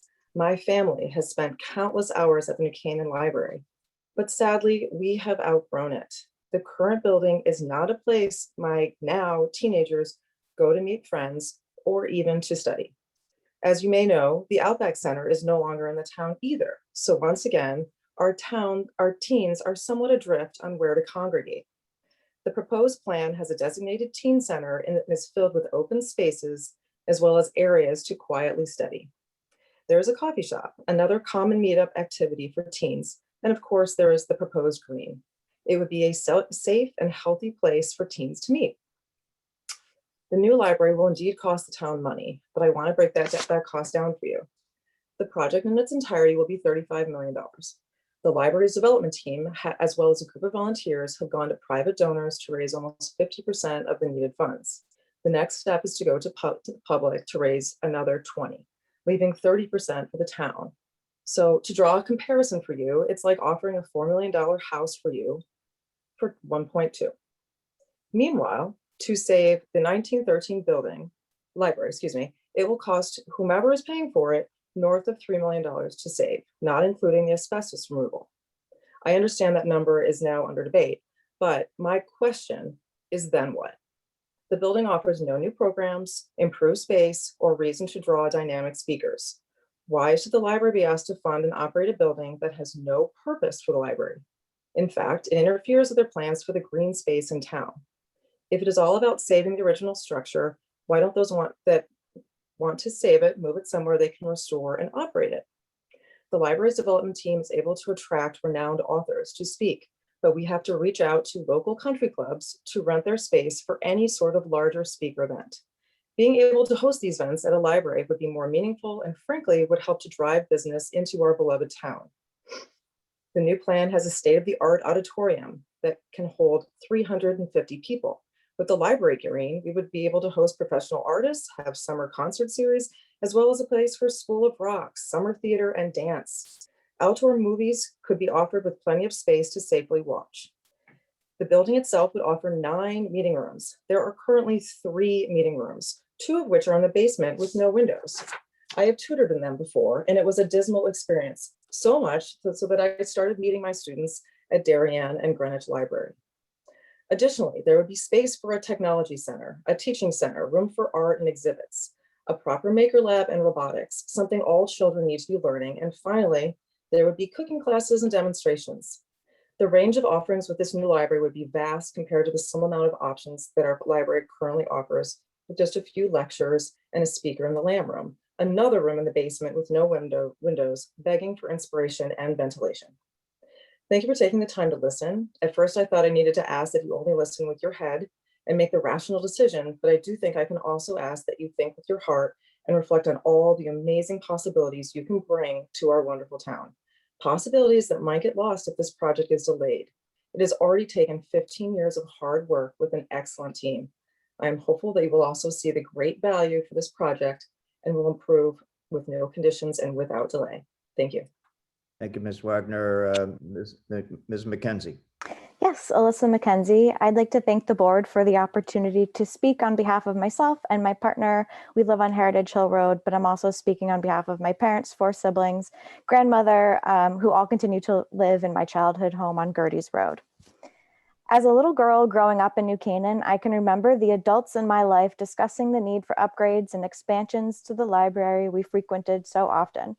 For the 30+ years my family and I have lived in New Canaan, our town has desperately needed a new library. Living elsewhere and working in education underscored just how integral to a community's well-being a library is, how expansive an institution it can be, and fostered a deeper respect for our librarians who currently do so much with, frankly, so little. When I moved back to town full-time and watched the state-of-the-art rebuilds of surrounding towns' libraries, I excitedly anticipated the day our own new library would open its doors. I eagerly pored over the design plans as soon as they were shared and learned about each arduous decision the board had made to arrive at their final plans, and quickly understood that maintaining the structure that was the crux of many childhood memories was not a viable, safe, or fiscally sound option. The sadness and sentimentality I felt toward the loss of the old building did not eclipse my joyful anticipation of a new space that would better serve our community, as feelings, while valid, are not facts. In recent weeks, I have heard and seen arguments against the new library include commentary regarding the accessibility of the new library. I do not take access lightly. As a disabled person and advocate, access is nearly always at the forefront of my mind. Living in a society designed for bodies that do not look or function like mine requires that of me. I'll admit, when I saw ADA accessibility used as rationale to preserve the 1913 building, I was completely perplexed. I have not seen a lack of compliance in the plans that have been presented by the library, and further, any concerns I have had were addressed directly by the library, which has been incredibly receptive of questions and conversations around inclusivity. This spirit of collaboration has not surprised me, but has been the norm throughout my life and my relationship with the New Canaan Library. Inclusivity and access are central tenets of a library's work. In fact, librarians are committed to equity and inclusion perhaps more than any other profession, certainly at the intersection of academia and public service. Their very careers are defined by accessibility of every kind in general. Disabled people are often erased from conversations discussed only in terms of compliance, generally to mitigate potential financial risk, or used as a bargaining chip. Institutions worry about meeting bare minimums based on generalizations without considering the hopes, dreams, and desires of those who require those access needs, the very people libraries like ours seek to serve and serve well. I recognize that my education, knowledge, and lived experiences are hardly monolithic, and I encourage those with access needs to reach out to the library themselves with questions and comments. As it stands, and with regards to accessibility, our current library is inadequate. There's so much room for it to grow to support all members of our community. Painstaking and exhaustive work has taken place over the last decade that has proven that this growth is not possible while this 100-year-old structure remains in place. It is shameful to me that anyone would weaponize accessibility in their rationale to determine a structure's fate, particularly when the delay inhibits the very progress for which New Canaan has been waiting decades. A library is more than its storage of books or its offerings of programming, and more than the walls that contain either. A library is a portal to a world we can otherwise only dream of. I wholeheartedly support the New Canaan Library and the world residents like me will be able to access once its doors are opened. Thank you. Thank you, Ms. McKenzie. Lynn, who's next? Ken Clerk, Patricia Oxman. Okay, Mr. Clerk. Clenk, sorry, Clenk. Mr. Klink. My name is Ken Klink. I'm a 35-year resident of New Canaan. My wife and I have raised 6 children here. I grew up on the Upper West Side of Manhattan, and I come to this issue defending the 1913 library from a very personal perspective. Growing up in Manhattan, I went to summer camp in Pennsylvania every year. And every year I traipsed with my mother down to Pennsylvania Station, a fantastic structure built around the Baths of Caracalla in Rome. And it was a formative experience. It really keyed my interest in architecture and architectural history, which has stayed with me forever. Sadly, a couple of decades after my first visit to Pennsylvania Station, it was torn down by real estate developers who saw a better purpose for the 8 acres it occupied. I see certain similarities with the issues we're facing right now. And that is the 1913 building is, in my estimation, the finest piece of municipal architecture we have. And it's lasted for more than a century for that reason. People love it, appreciate it, and it doesn't stand in the way of the new modern library. It stands on its own. And if the folks who have made so many arguments against the existence of the 1913 library would refer to some of the information that has been available for the first time this evening, I think they might be able to moderate their hostility toward the existence of the 1913 library. And I just think that the notion of destroying a building of such beauty, magnificence, and history for the sake of a few blades of grass is positively barbaric. On that, I leave you. Thank you, Mr. Klink. Ms. Oxman. Hello there, I'm Patricia Font Oxman, and I live on 277 Davenport Ridge Road.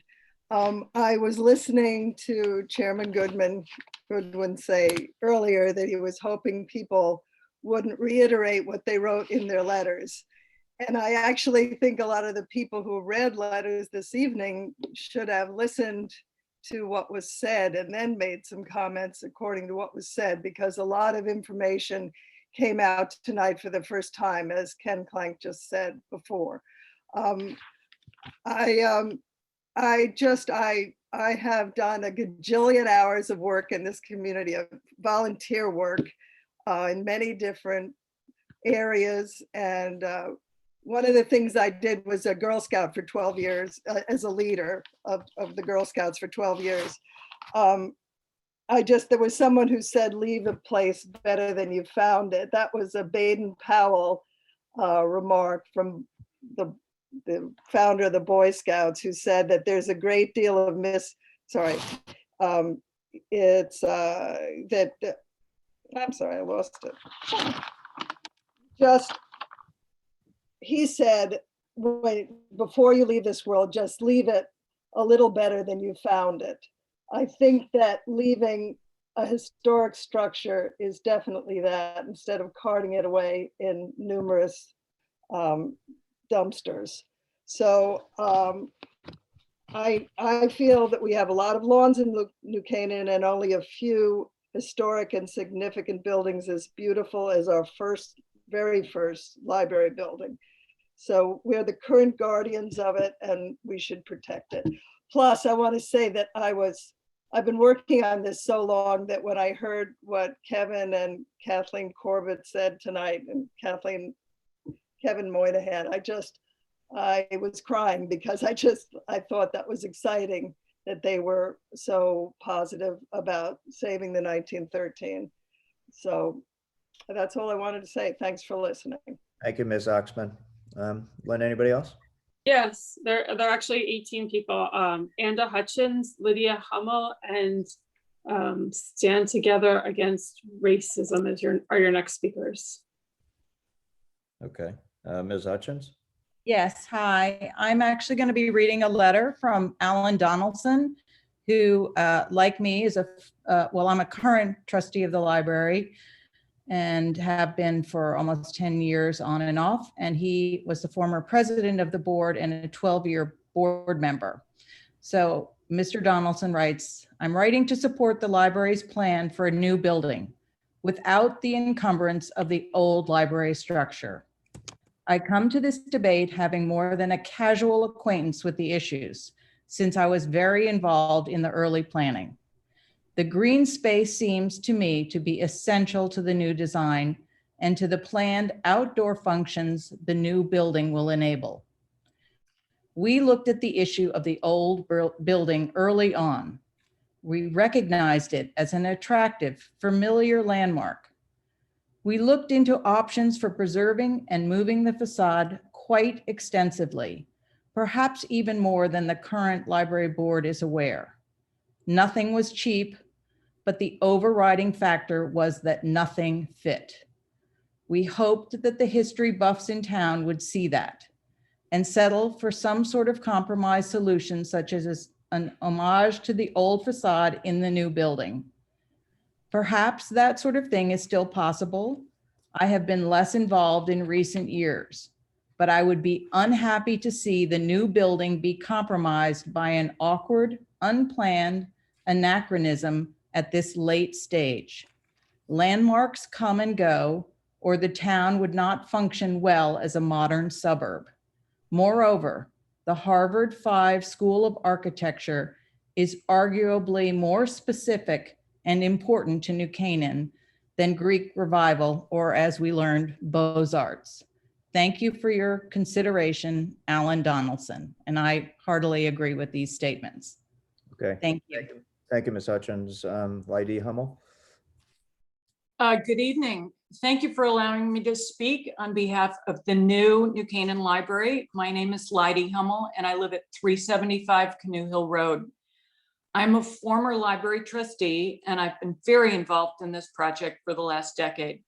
I was on the board when Centerbrook Architects were chosen. It was a thoughtful and thorough search for a leading firm that could design a beautiful, sustainable building, one that could serve the community well by designing a purpose-built library that would reference our iconic contemporary structures and integrate into the character of New Canaan. I co-chaired the 4 workshops that Centerbrook ran to extract ideas, priorities, and preferences for the new library from the workshop participants. The workshops delved deeply into how people use the library and what they hope to see incorporated in the new library. At that time, workshop participants expressed a hope to retain the old facade. As they explored what constraints that posed on the new design, it was acknowledged by the group that keeping the old building and retrofitting and renovating it would cost a significantly disproportionate amount without serving to enhance the whole of the new building. As the early drawings were presented to the board, studies were commissioned to determine whether keeping the old facade was feasible from an aesthetic or a financial point of view. Every option was carefully explored. All trade-offs were mindfully evaluated, and it was Debbie, call it on, please. And it was, Hello, stand together. Please mute yourself. Go ahead, Ms. Hummel. and it was ultimately determined by the board that keeping the old structure not only compromised the integrity of the new design, but would have also been a very significant additional expense, resulting in a freestanding building without purpose, sitting on the property, thus eliminating the opportunity of adding a beautiful library green. As a founding member of the capital campaign for the new New Canaan Library, I have worked with Lisa Oldham and Ellen Cravato and a dedicated committee to steward this project to where we are today. I have been in many meetings with individual donors who have seen the scale model of the new library and heard the plans for the new building and the library green. I can say that each one has enthusiastically embraced the new campus as designed. Naturally, some questioned why the old facade couldn't be used in some way, but after they had the chance to see and hear about the exciting new campus, they enthusiastically embraced the plan as designed. The generous donors who have already seen the proposed library plan, identical to the plan submitted to town, have shown their commitment by giving the not insignificant amount of $16.5 million. Our town deserves a beautiful new library to use and enjoy without further delay. I urge planning and zoning to approve the library plan as designed and submitted without the encumbrance of the 1913 structure. Thank you. Thank you, Ms. Hummel. Who's speaking on behalf of Stand Together? Good evening. This is Fatou Niang. Sorry, I didn't have time to rename myself since I was using my organization account. So my name is Fatou Niang and I live on Wellesley Drive for 17 years now. I think all of you have heard more about the library and know more about the library than you know about your teenage or adult kids' life at this point. So I'm going to try to be as brief as possible. I'm a founder of Stand Together Against Racism, a non-for-profit organization in town. I'm also a library board member and a realtor in town. And New Canaan, and I'm asking you this evening to approve the new library as planned without condition. New Canaan community and identity has evolved since 1913, and we need to evolve with it. The library is not just a building, it is a hub, a platform, the heart of our community. It is a place of education, service, access, and network, and integrated collaboration. It is a community center, a public square, and a think tank.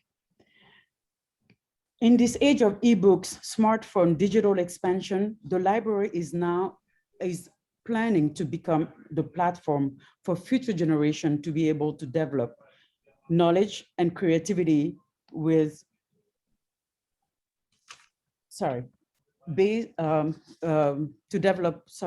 and creativity. Based on what we have heard this evening over and over, the cost of saving the 1913 building is just not justified. And still, I haven't heard a way how they can explain or demonstrate how to finance the funding for the preservation at this point. The library, I wholeheartedly trust the leadership team that has been diligently developing, planning carefully over 15 years with the future in mind. And at this point, it is time to let the project start. It is time to move along and afford our new generation in New Canaan to be able to enjoy the library. Thank you for your time. Thank you. Who's next one? It's going to be Emily Burns, Howard Curtis, Butman, and Susan Servin. Okay, Ms. Burns.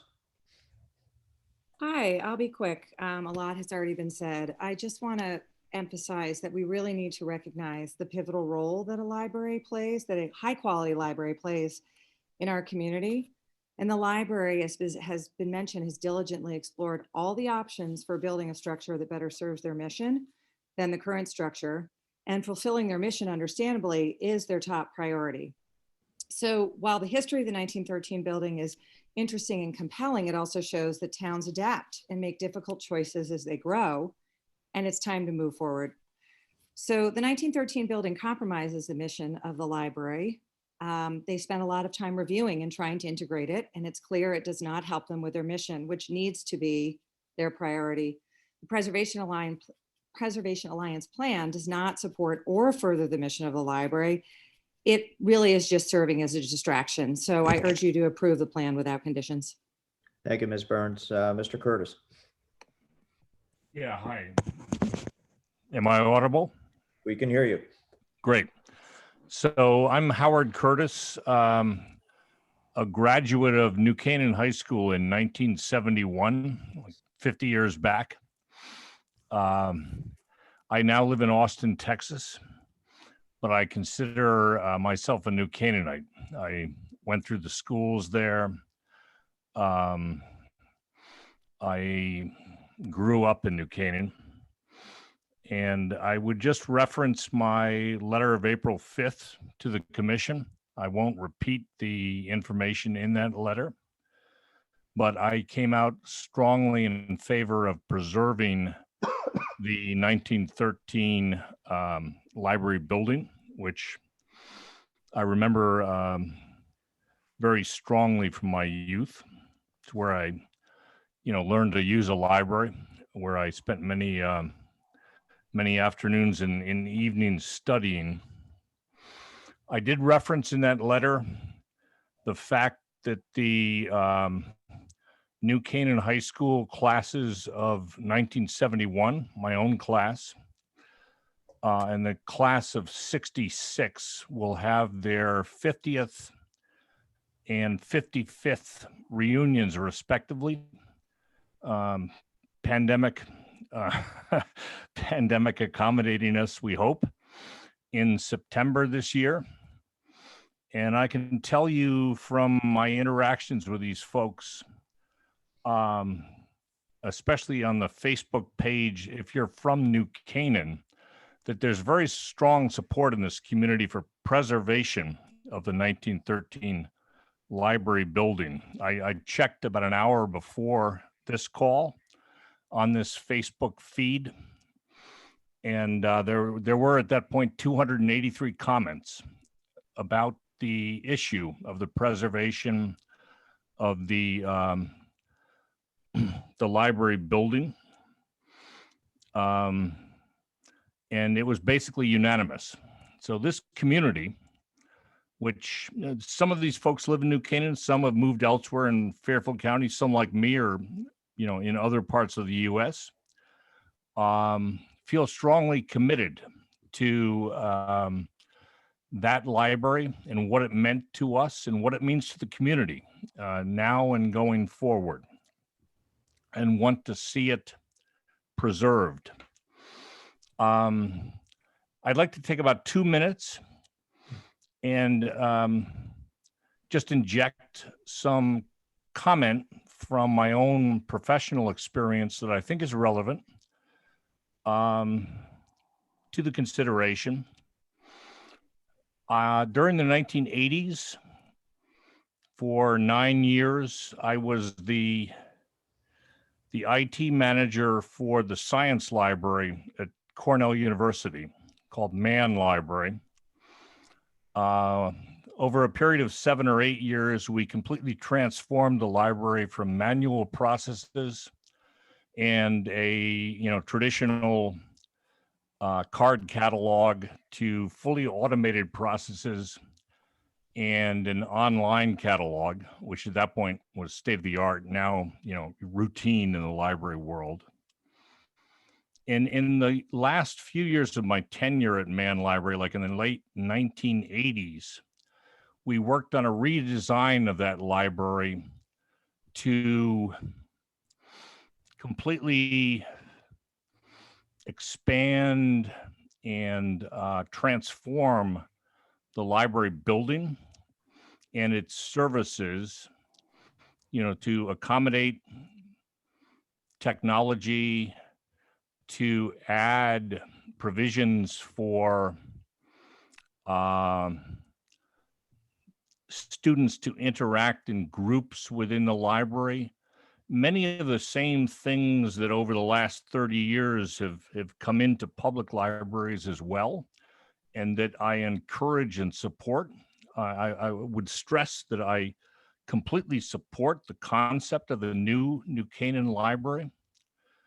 But what I would leave you with was that when the Mann Library at Cornell University was completely reconstructed, renovated, expanded, and transformed in the early to mid 1990s, one aspect of that library, which was the facade, a magnificent Art Deco facade that faced on the what was called the Ag Quad, and it is called the Ag Quad, the central quadrangle of the College of Agriculture and Life Sciences at Cornell. That Art Deco facade, which was so iconic for generations of Cornell students, was entirely preserved while, the library behind it was completely renovated and innovated. And it baffles me why New Canaan can't achieve the same thing by preserving the 1913 library while going forward with the construction of an innovative and futuristic library next to it. These seem to me to be not contradictory goals, but complementary goals. And I hope that New Canaan can achieve that. Okay, thank you, Mr. Curtis. Thank you. Mr. I Buttman. appreciate your time. Thank you. Mr. Buttman. Good evening. My name is Bob Buttman, and I reside at 227 Lambert Road. I'm a 24-year resident of New Canaan and the president of the Board of Trustees of the library. I've served on the board for the past 6 years and the last 3 years as president. I'm also a member of the building committee that oversees this project. Let me start by saying I've enjoyed listening to the comments tonight in the debate on both sides of the equation. So I'm not going to waste your time.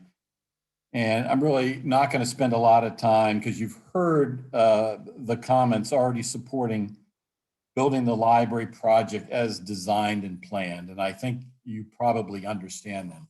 So I'm going to speak on a personal note. And I understand and sympathize with the positive sentiment associated with the 1913 building and expressed so emotionally tonight by others.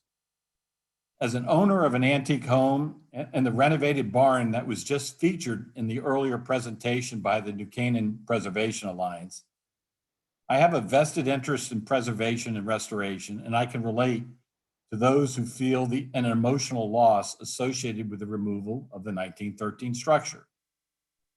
However, as with all things in life, there are trade-offs.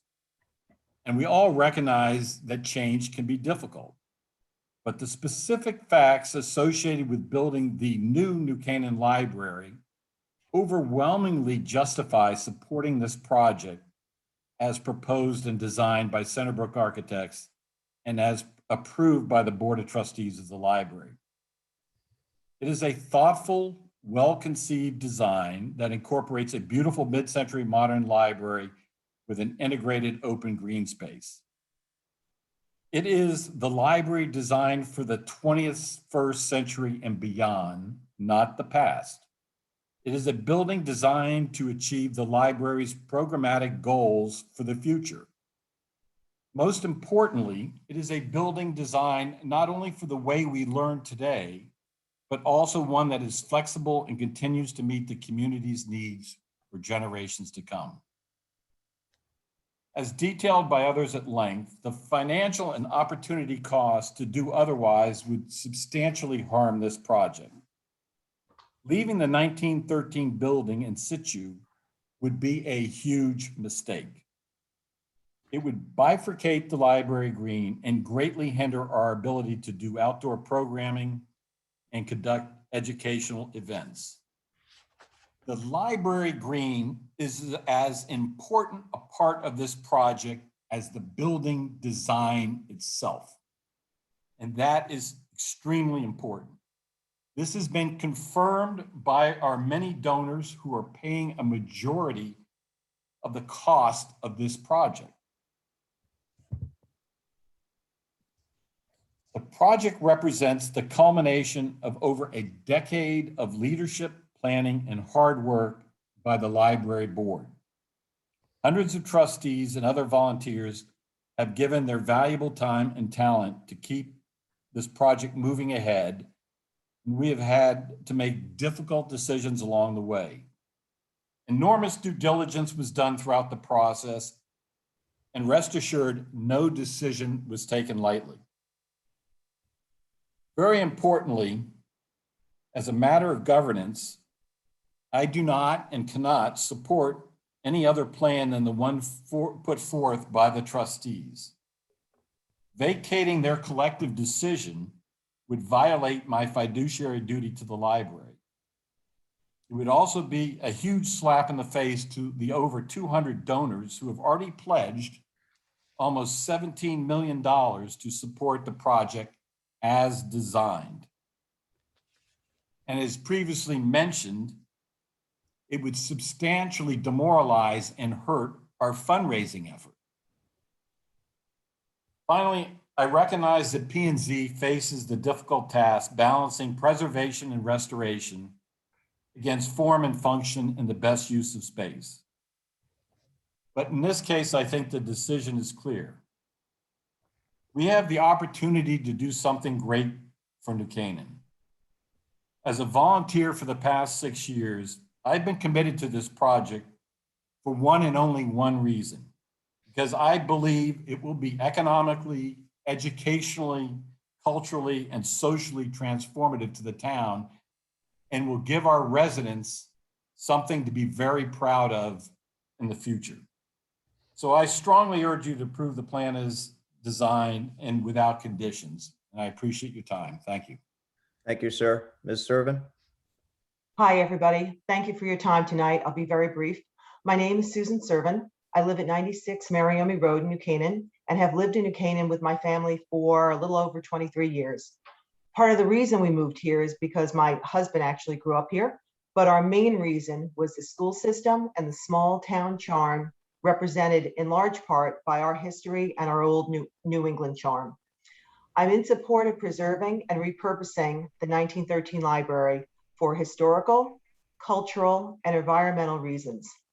I question what the final use of the proposed green will be, since I don't believe that a lawn on a busy corner across from a parking lot and next to a gas station will generate much usage after the initial novelty has worn off. I also question some of the finances behind funding and operating of the new library, and I am very concerned that with library usage down in most communities due to online access and other reasons, that we will at some point question the decision to have torn down a landmark to build a possibly underutilized library. We lived overseas, as many of us have traveled extensively with our children and have seen the magnificent architecture that has been able to be preserved, repurposed in so many European towns.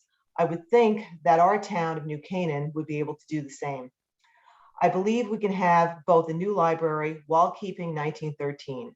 Keith Simpson, Wes Haynes, Rose and Carl Rothbard, Charlie Robinson, and many others have identified various alternate options to keep this iconic landmark. I hope that these ideas will be taken into full consideration and that we can work together to gain more time to do the best thing for our community, which is to save the 1913 library. Thank you. Thank you. Lynn, who's up next? Harry DeMott, Martha Harper, Ted Grabars, and Faith Grabars. Okay, Mr. DeMott.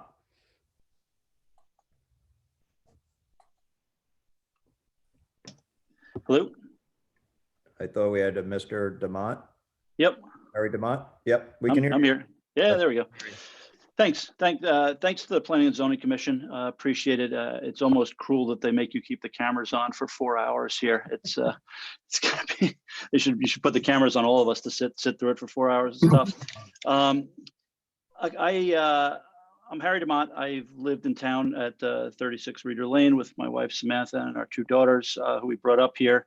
They're off at college now, so about 20 years or so. I appreciate very much the zeal of the preservationists and the historic info they provided tonight. It's something you learn from everybody, and every time you listen. I'm very much in favor of the library plan as proposed. And what I learned tonight, I guess, was that the library was built in 13 for scenery, for open spaces, for fresh air, for sort of a new way of life by this Village Beautiful movement from the early 1900s. And I think we got to ask ourselves, what does this movement look like today? What are our community's current needs, not the needs of a community from 100 years ago? What are the changes that are going to continue to occur in our society, and how is our town going to meet them? Right now, having this town green, I think, is absolutely vital. reinvigorating our downtown in a time when retail is going the wrong way. Local retail is clearly going the wrong way, and will probably likely continue to go the wrong way for a long time. Is vital. We have God's Acre, but it's severely sloped. It's a piece of land that's fantastic for Christmas carols, but not exactly a very usable piece of land. And outside of that, we have Waveney and Irwin and Kiwanis Park and other beautiful parks, but nothing flat and nothing within walking distance of downtown. So I think the town green is absolutely vital. I also learned tonight that the 1913 building has some interesting history. Helen Keller's German teacher was involved with it. It was copied from a famous English building somewhere, but it's not the glass house. It's not actually the original. Imagine if Philip Johnson had to go through this. Would he be able to build the glass house today if there was a 100-year-old barn on his property? Look at what Grace Farms had to go through to build that piece of architecture, which I would argue that in the next 50 years will become to be seen like the glass house as something that a modernist masterpiece. Just to me, unbelievable, facility. A couple of people have talked about their experiences with historic buildings, and I myself have had plenty of experience with historic buildings in terms of, I've often told people that I don't have a lot of faith, but if I walk into a Gothic cathedral, I get faith because of the striking architecture. But the 1913 library, it's not Penn Station. It's not the Singer Tower that was torn down, in Lower Manhattan. It's not the Cliff House out in San Francisco. It's not the Cincinnati Library. It's a copy of a copy of a copy with plastic columns and a rubber roof and 2 walls. And while it is a vital part of our history, it doesn't necessarily mean that we have to keep every part of this. What I've heard listening here tonight is that no one's really arguing about whether we're going to get a new library or not. It seems pretty obvious that even the preservationists are sort of giving on that issue. They're not fighting it. And why would they? It's a $40 million asset, which is being given to the town for $10 million. What we're really arguing about, I think, is whether we need a 1913 building in the middle of what is supposed to be, according to the library's plan, a town green. And I think we've heard that there's no use for that building. It's on private land. It's going to be ready to be leased to somebody with no parking particularly. And so what I heard is that the preservationists want to preserve it, not for any other purpose other than to actually look at it. The community doesn't actually get to go in it or do anything with it. And that to me seems a little crazy.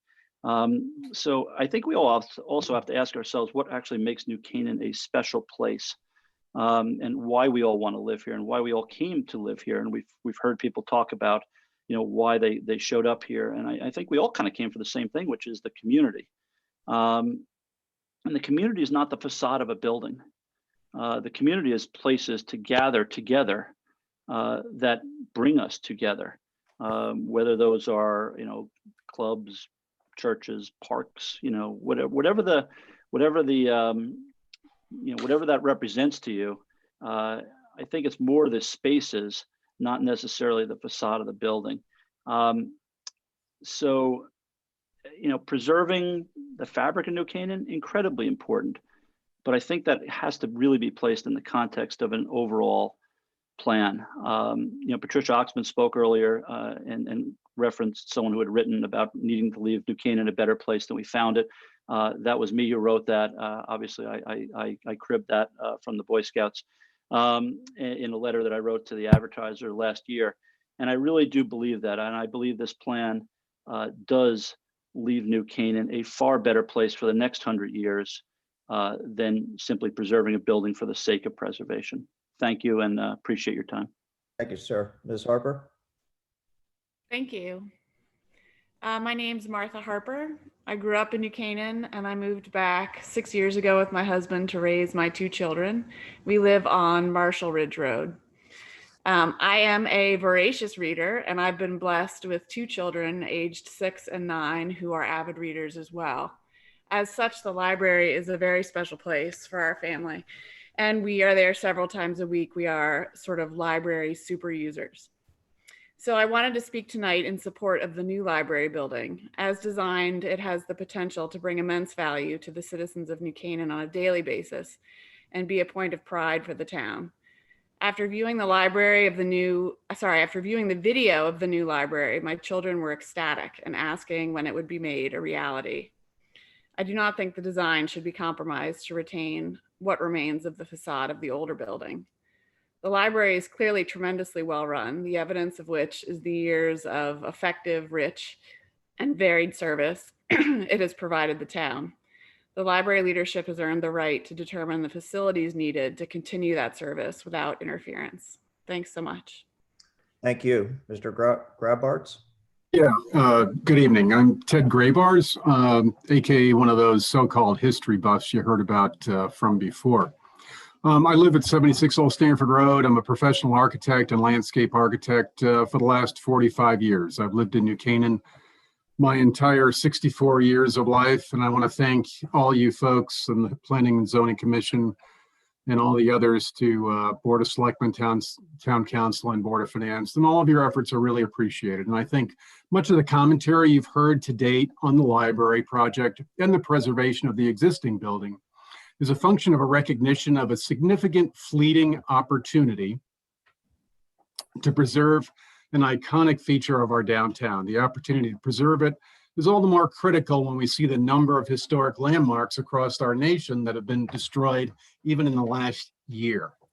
As I stated in the past week, I am really opposed to this entire library project and question its validity programmatically and fiscally, as well as from a town planning perspective. Having lived here my entire life and my family going back to the turn of the 20th century, I think I can offer a couple of unique pieces of perspective. And that said, though, I'm really frankly surprised that a compromise hasn't been able to be worked out by blending these two buildings together. Having worked in municipal government for many years, I can assure you that if the town of New Canaan conditions our $10 million on working together with both the library board and their architects, who are obviously a world-class organization, they'll find a way to assimilate the designs together and to be the most sustainable solution as well. I'm grateful that the selectmen, hearing him and her speak earlier, that seem to be willing to facilitate some sort of compromise for all residents of New Canaan rather than a vocal few. If they feel so strongly about their project and want to exclude other residents, then I would suggest they find a way to come up with the 100% to fund it, as well as the operating costs as well. The library in its current physical location on its raised podium of a site provides a respectful connection to the low-scale buildings on Main Street, as well as the former center school site where the farmer market is held, and a connection to people and to place that in a sense all grew up at the same time. The proposed location of the new building, conversely, is hard up on the edge of Maple Street, turning its back on the old center school site, as well as Stapleton Hall on the side of the former St. Aloysius, as well as the St. Aloysius School itself. It seems to me to set up kind of an aloofness from the rest of the surrounding existing architecture. And the reason I'm dwelling on some of these points is because one can very easily and rightfully get wrapped up in the regulatory, the fiscal, and the budgetary aspects of a project like this. However, architecture has consequences, and those consequences are felt long after the P&Z hearings are held, special permits are approved or disapproved, and bond issues floated. In light of the above, I had the opportunity to examine Keith Simpson's program in the last few days, which modulates a green space behind the existing building and sets up the circumstances of the existing site far more effectively, I think, than the proposed so-called town green. Its effect is to recognize, to honor to my mind, the surrounding context of the existing architecture on Main Street and maintain the connectivity to the existing downtown. Therefore, I would respectfully request that you consider and offer that as a proposed solution to bring both of these projects together, to combine them both, to be able to still be able to have a new library, as well as to reuse our existing historic facility. Thank you for your time and consideration on larger context. And in closing, we realize that both architecture and landscape architecture, both historic and contemporary, are really messages we are sending to our future generations, messages that we will not see the result of, but future generations will bear the burden thereof. Thank you all very, very much. Thank you, sir. Ms. Graybarts? Yes, thank you. I am Faith Graybars. I live at 70 Hoyt Street. I believe it is paramount in embracing our future. Our town does not destroy the best of our past. Your commission is responsible for steering our town's future while preserving the soul of our beautiful New England town. As a history teacher, I fostered my love of history as a volunteer docent in such historic town structures as the Hanford Silman House, the Rock School, and the Cody Drug Store. I believe the original building of the New Canaan Library is just as an integral part of the town history as those structures that we have chosen to preserve. As a fourth generation New Canaanite who intends to raise a fifth generation, my roots are deep and I grew up loving the library as it sits on Main Street. The original entrance has always been my preferred entry. And as a volunteer for over 15 years at the library, I believe that the destruction of the 1913 library would be detrimental to our town. Please do not approve the New Canaan Library application to change the zoning regulations. In this instance, I look to examples such as the destruction of the original Penn Station. When it was demolished, countless regretted it. It was that regret that fueled the preservation of Grand Central. While our library is not so grand a structure, it is no less dear to many townspeople. While I applaud an updated library, demolishing the 1913 building with its connection to generations of New Canaanites past would be a huge mistake. Both old and new can coexist happily. We have a town green already in front of the town hall, which has not been used to full advantage as people have wanted to do for the new library green. There's been plenty of mention of mid-century modern architecture in this town, and my mother grew up in a mid-century modern house in this town. One thing pivotal about the Harvard Five is they chose to build their modern buildings here in this town, where you could combine both modern and traditional architecture, living in tandem as the new library can coexist with a 1913 library. Thank you. Thank you. Lynn, who's up? Susan Polish, Meredith Bach, Amanda Martocchio, and Leah Cromwell. Okay, Ms. Polish. Yes, my name is Susan Polish. I live at 202 Chichester Road. And I, first of all, would like to respect the comments from the comments just recently made from Ted Garbitz. I would like to say that in 1990, my husband and I purchased a New Canaan 1956 modern that has been restored and plaqued and now coexists with an addition completed in 2010, designed by the world-renowned architect Kengo Kuma, who respected the existing 1956 architecture and was able to bring a beautiful addition that respected it. In the 1990s, many of our moderns were demolished. In response to this widespread apathy, Janet Lindstrom, the former executive director of the New Canaan Historical Society, and I worked with your consultant, Glenn Chalder of Planometrics, with a mission to preserve our moderns. As a result, in 2006, new regs were adopted to allow designated moderns a greater footprint. P&Z has been a client of Planometrics for many years.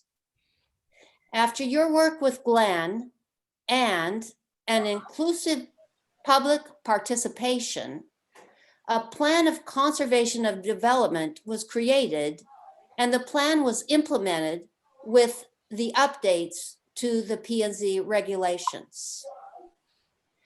New Canaan received an award for these regulations from the Connecticut chapter of the American Plan Institute. I would like to ask you, my fellow commissioners, to consider the zoning changes of the applicants. And I will trust that you will honor what you and Planometrics have so carefully composed. Thank you. Thank you. Ms. Bach. Hi, thanks everybody. Good evening. Thanks for giving me the opportunity to speak tonight. I come to you as a fourth generation New Canaanite, a graduate of New Canaan High School. I was captain of the cheerleading, so I will not sing Onward New Canaan for you at this moment, but I could sing it for you if you'd like. And president of the Chamber of Commerce. And I'm also the daughter of Bill Bach, who's on the town council for 20 years. I want to dovetail into Bob Buttman's comments by saying, I grew up in the Melba Inn, which was a really old building. And so I get the interest in preserving, but sometimes things outlive their use. And I am basically on this call to support the beautifully designed new library in green, and the really wish that we could move along. There's no time to lose. And I'm hoping that you'll approve and fund without condition. And thank you so much for your time. Thank you. Ms. Martocchio. Good evening, Chairman Goodwin and members of the commission. Thanks so much for your service and for allowing this public forum. My name is Amanda Martocchio, and I reside at 189 Brushy Ridge Road. We've been here for 20 years. I wish to add my support to the New Canaan Library's application for a new library project as designed, which includes the removal of the existing 1913 library building. Like so many in our community, I am excited by the new building design that achieves the library's functional goals with a forward-thinking, energy-efficient 21st century library. My support has been carefully considered. As a professional architect, I am concerned with sustainability and resource conservation, and generally favor adapting historic buildings for reuse. So when I was invited to join the library's building committee in 2018, I wanted to understand why the library solution had not incorporated the 1913 building. To answer this question, I reviewed the design process that the library and Centerbrook architects had pursued, as well as the various strategies that they had investigated since 2012.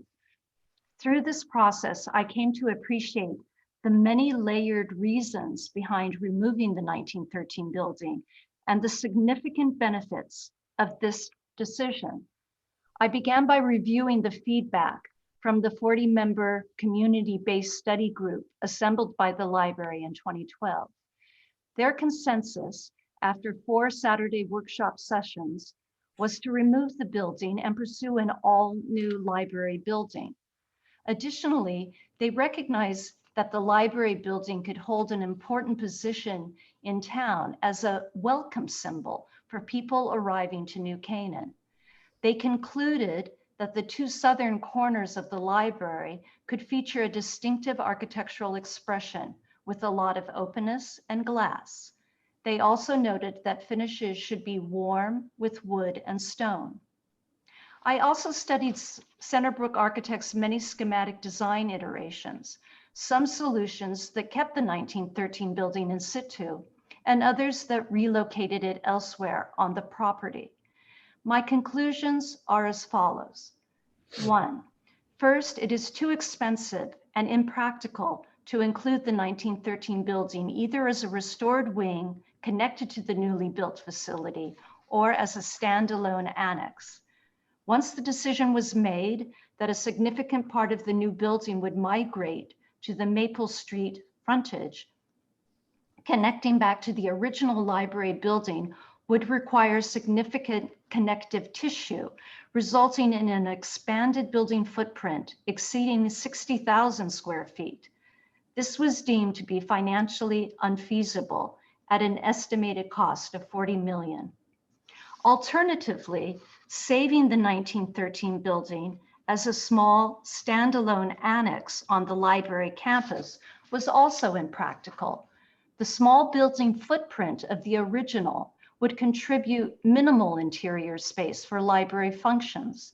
As a freestanding building left in its current location, it would require its own mechanical, plumbing, and electrical systems, and an ADA bathroom that would extensively reduce its already limited usable footprint.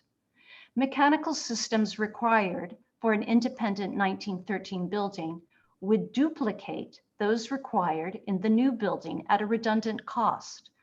Moreover, achieving wheelchair accessibility for this building at the entry portico, which sits 6 steps above existing grade, would require substantial and costly regrading or retaining walls. Hazardous materials found in the 1913 building would require costly removal before a renovation could begin. Leaving and restoring the building as a freestanding annex has been estimated to add approximately $3 million to the library construction budget as estimated by Durham Consulting and peer-reviewed recently by Turner Construction. It would additionally require an expanded library staff and operating costs going forward. Funds directed toward the preservation of the 1913 building could be diverted from funding the new library project, potentially diminishing its programming goals and construction quality. A building on library property with no utility for the library does not serve the library's interests. Who will ensure its long-term maintenance, let alone the initial costly rebuilding? Second, the Centerbrook design importantly allows the library to remain open during construction.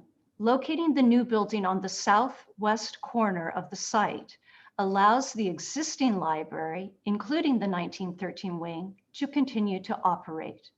The carefully considered construction sequence has the 1913 building being removed only after the new building is fully constructed and operational.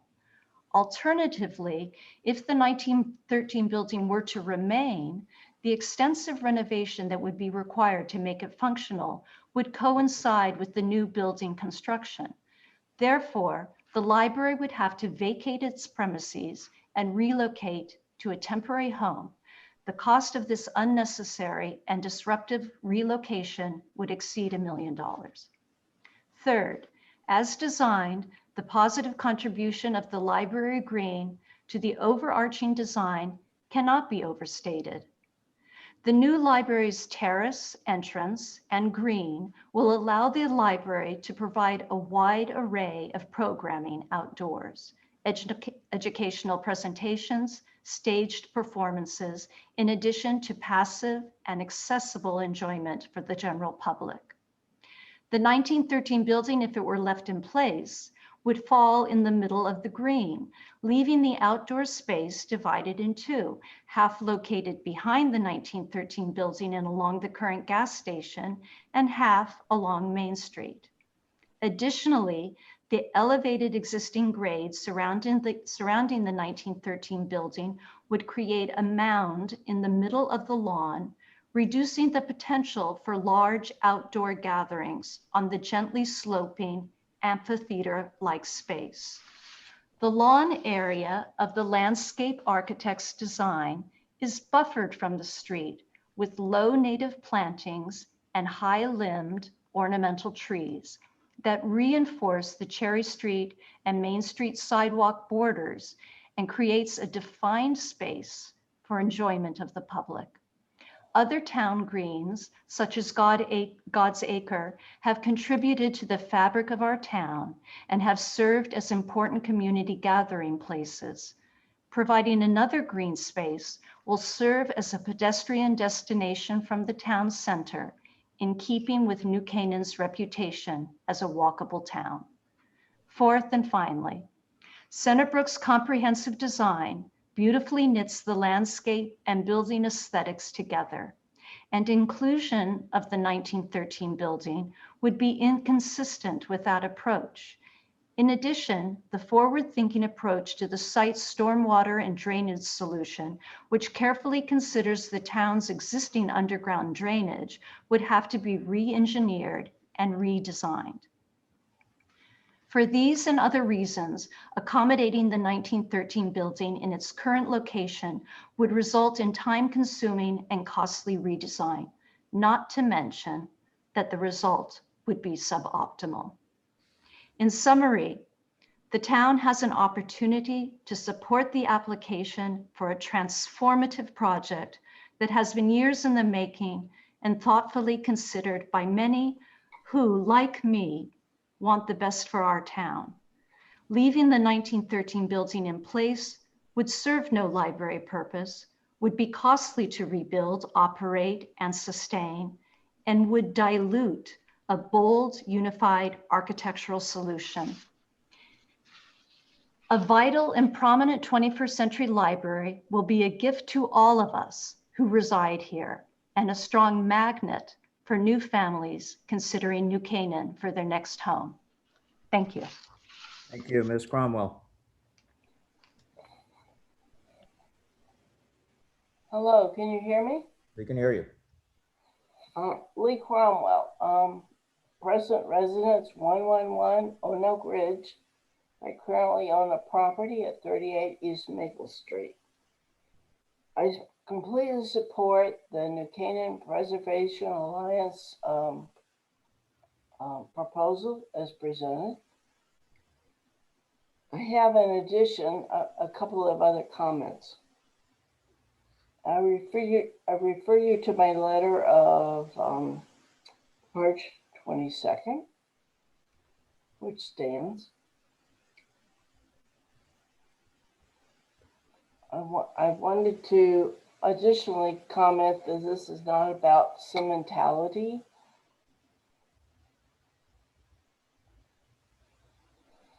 I wanted to point out that this zone is also adjacent to many residential zones. I personally have talked to an acoustic engineer, and he informed me that my property, 38 East Maple Street, which is within 500 feet of the library property, would be impacted if the library had a presentation of over 50 to 100 people doing a presentation. And the acoustic sound would be over what the town sound ordinance permits.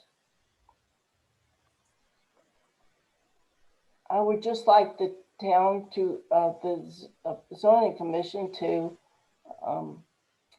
look into that, maybe hire a consultant to look into the sound problems presented with having a event on the library property adjacent to these residential properties. In addition to my letter presented to you on March 22nd, that concludes my comments. Thank you. Thank you. Lynn, any light at the end of the tunnel? Yeah, so the last four speakers that have their hands raised are Emma Zaretsky, Sherman Bull, Eileen Thomas, and I'm going to mispronounce this next name, Sibon Hack. Okay, Ms. Zaretsky. Hi, everyone. Thank you so much for your time today. My name is Emma Zaretsky, and I was raised in New Canaan at 39 Partridge Road. I remain incredibly passionate about our beautiful town, visiting often as my parents still reside there. I'm a lifelong lover of reading, largely attributed to a child spent getting lost in the magic of books at our library. I'm grateful for the opportunity to share with you why I have pledged my unwavering support for the new Canaan Library. I was initially in favor of the preservation of the 1913 library. When I first learned of the project, I was devastated that our beautiful library would be destroyed, and I couldn't believe a historic building was going to be knocked down. I voiced my concerns to Lisa Oldham, and she encouraged me to dedicate time to learn more about the plans. I was skeptical that my mind could be changed, but after a tour at the Mirror House, I was proven wrong. The architects and library committee have worked together to create something so beautiful and something that I have come to believe our town truly deserves. Our historic library is beautiful, but a library is so much more than its walls. I fundamentally believe that one of the most important functions of a library is to provide a center for the community to gather and to learn. And while I know it is easy to get caught up in the history of our current library, the more pressing issue is that our current library is not able to accommodate the full capacity of our town. I'm going to speak in a minute. Many children who show up for Story Hour, a program that was so formative in my childhood, are turned away because of capacity restrictions. And the majority of nonprofits in town who rely on the library for conference rooms are often unable to reserve space for their meetings. The development of the new New Canaan Library has allowed architects to design a space that will accommodate New Canaanites of all ages and allow for our community to flourish. Every detail has been carefully thought out, from collaboration rooms for teens to a sunlit auditorium for author talks. I know that this one specifically will be a welcome upgrade from the current windowless basement. I'm particularly excited about the plans for the town green, and I know that the programming plans there will be a welcome addition to the town green space that we already love. The green space events like God's Acre caroling are some of my most treasured memories from my New Canaan childhood. And I know that I'm not alone in this feeling. I recognize the concern about the visual change to the corner of Main and Cherry, but I believe that the new town green will more than make up for the loss of the current building. The new library will still honor our town's history by paying homage to the Harvard Five, and there are plans to integrate elements of the current library in the new building as well. The new library will truly have something for everyone. My career in tech has given me a front row seat to see how transformational and beneficial innovation can be for communities. For this and the reasons I mapped out above, I believe that the new Canaan Library will allow our community to pave the way for future generations to have a space to inspire innovation. Thank you for your time and consideration to unconditionally support the plan for the new Canaan Library. Thank you. Mr. Bull?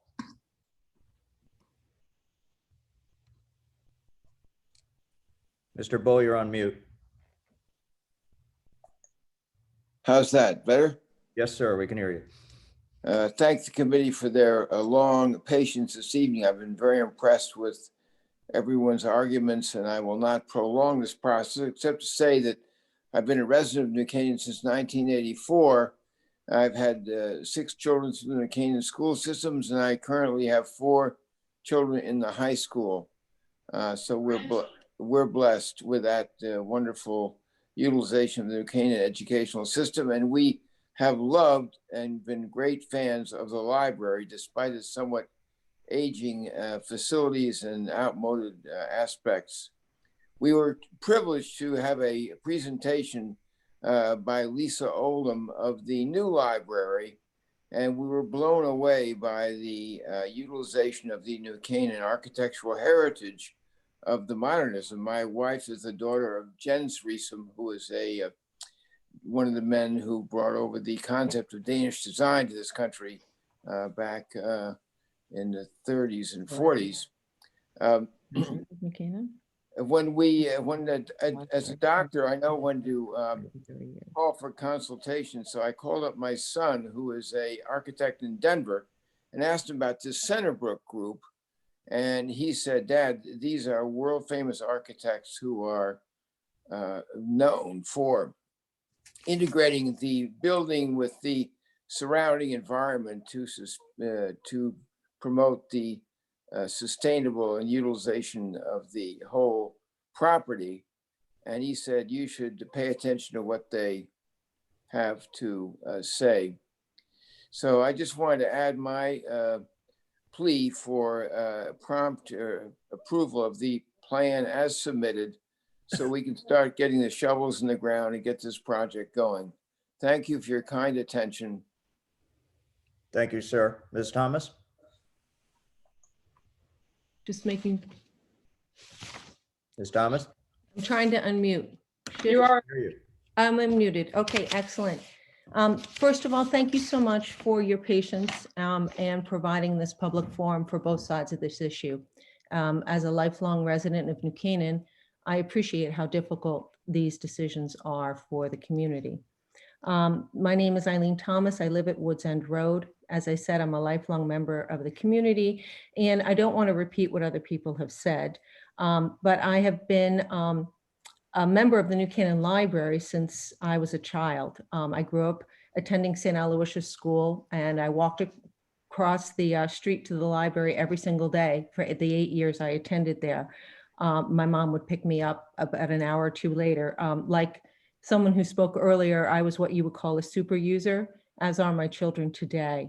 I've also been a donor of the library for 30 years. Ever since I've been an adult. And I'm keenly aware that our library exists based on the private donations, both for the operating expenses of the library and for all of the capital expenditures for the library and their building and property. So it's a very important part of our library, and I viewed it as a very important part of my civic duty as a citizen and a resident of New Canaan. I didn't get involved in this project till about 2 or 3 years ago. And there were really 3 reasons that I got involved in the project. One was that I began to recognize that the sleepy, adequate library of my youth that I'm very fond of, have very fond memories of going up to the library as a child, like many of those who've written to you. But that the library of my youth, just like many other parts of New Canaan of my youth, is not the same as the vibrant place of innovation, excitement, and community that the library is today. In fact, it had really changed. And I was very excited about how extraordinarily engaged New Canaan is as a community with our library. 90% of New Canaan households have library cards. And the growth in demand for programming, classes, technology support, meeting space, book groups, and other experiences both inside and outside of our library have grown exponentially over the past decade. That was very striking to me. And just to quote a couple of statistics, because I think a number of people have suggested that library use in our town is down, just to offset that with the statistics, our New Canaan Library consistently rates in the top 2 libraries in the state of Connecticut in terms of borrowing per capita. And our library consistently rates among the top 2 libraries in the state of Connecticut in terms of private funding raised per capita every year. The New Canaan community of today is full of curious and passionate learners of all ages that frankly can't get enough of the broad array of services that the library provides. So that was the first reason that I felt compelled to get involved in the capital campaign to help raise funds for the plan that they had shown me and why I was so excited about it. The second reason was the extremely high quality of the work that I saw taking place at the library.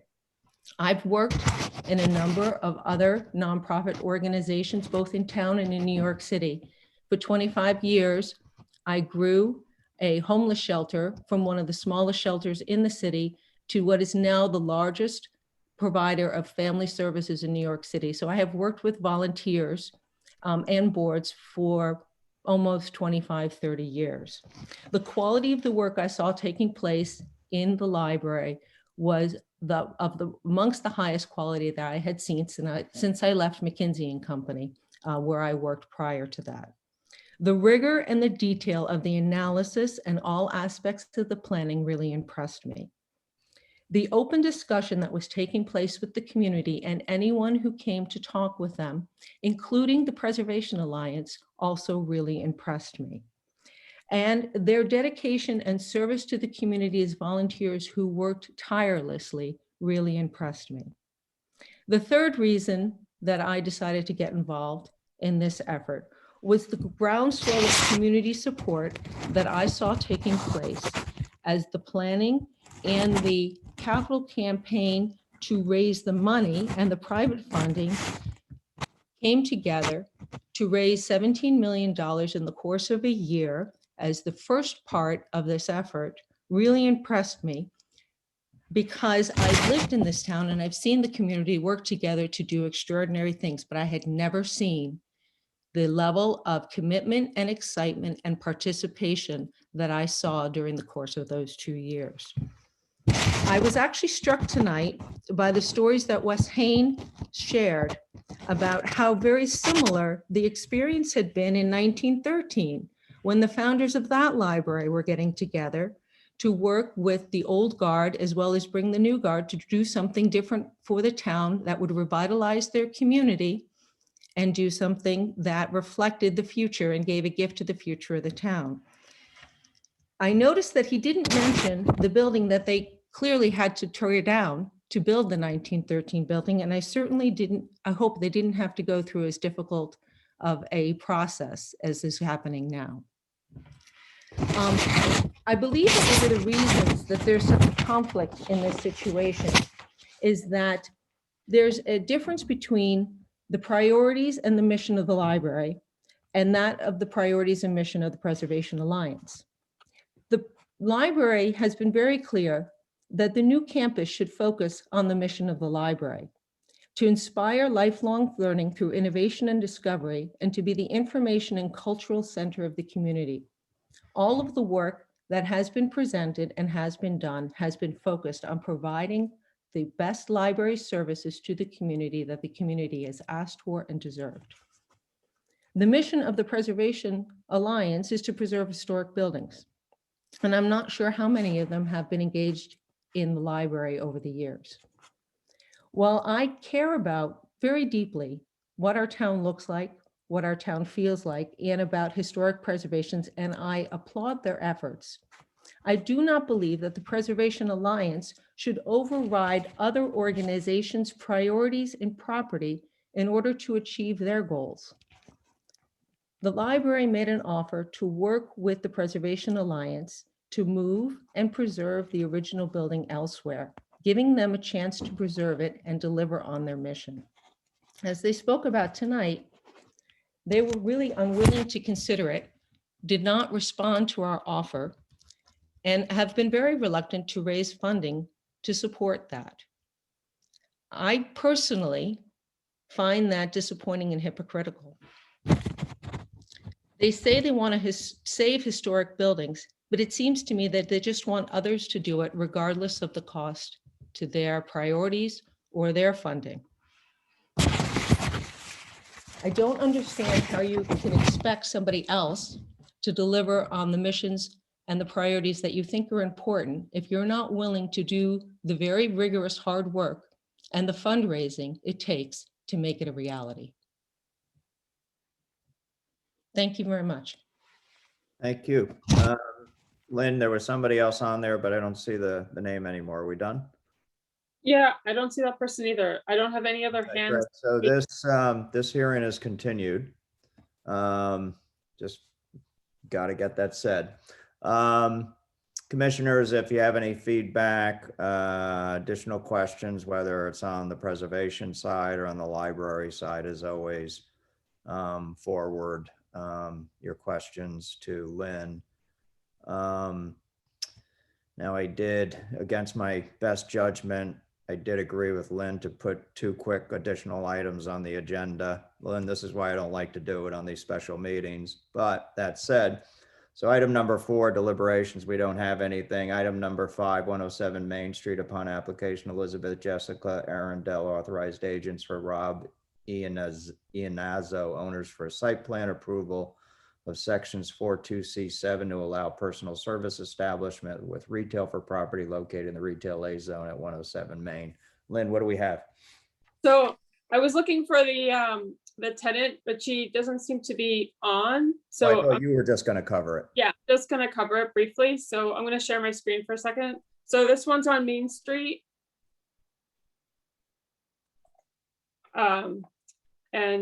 So it's on Main Street. It's right near the corner of Main and Elm. It's about 2 properties off, right by the pizza shop. It's where the old Wave store is located before it moved down onto Elm Street. And they're proposing to change the retail establishment. I'm going to share the screen to show you the interior. They're proposing to change the building into the inside into a hair salon, and instead of the retail establishment that it previously was. So it needs to come to you guys as it's a change in use. And retail is permitted in the retail A zone, which they're in. and they have special requirements. When you guys made that amendment back in 2018, which requires that they have retail towards the front, which they have. They have a retail that's part of their business setup, that they have retail there, and then they have a hair salon. They obviously, in the pandemic, under the pandemic rules, they have to follow the state's guidelines, and they have to get licensed by the health department locally. They have another hair salon outside of the area in Shelton, Connecticut, and they have a lot of clients from the area, which caused them to come down to locate in downtown New Canaan. Any questions for Lynn on the application? Yeah, Ken Turner. Lynn, are there any bathrooms? Any handicap bathrooms? I believe there's an existing bathroom. I can, I assume it's handicapped, I don't know, but they would have to come up to code with whatever would be required for the building. Okay, thank you. Can you bring up the floor plan again, the sketch? Sure. This is Dan Radman. Yep. Are you able to zoom out? Let's see. Hold on a second. There you go. So they definitely have to maintain a level of retail towards the front, but I don't think they can have the hair stations on the left side, because I believe the way the regulation reads is the front 20% of the space needs to be retail. Yeah. And you can't just pick and choose, you know, the little area on the right. It has to be a contiguous left to right depth of 20% of the space. I can get them to modify the plan. And I think the owner for this application's on the call. If you look down the chat or the Q&A, she just texted at 11:13. Okay, what's her name's Jessica Arendelle. Ah, there it is. Yes, there she is. Okay, I thought, hold on one second. Where, I don't even see her. Hold on a second. Is it Jessica Kusana? She's raising her hand, I think, at the top of the chat. Oh, perfect. Okay.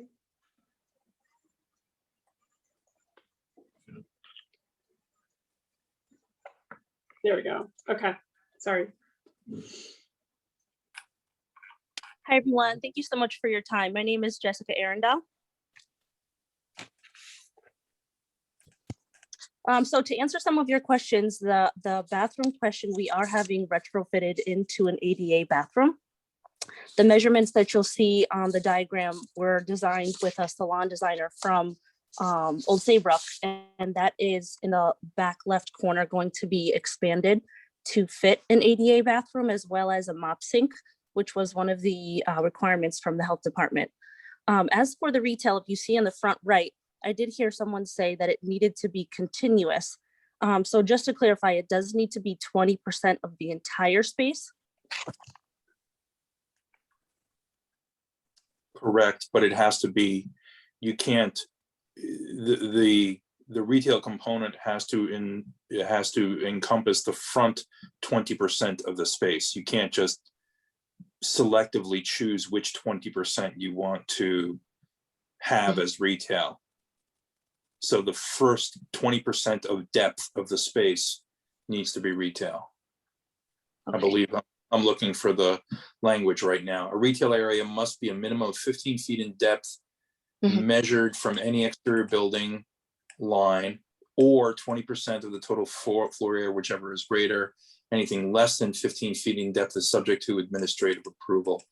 So the first 15 feet of the space would need to be retail, or 20%, whichever is the greater.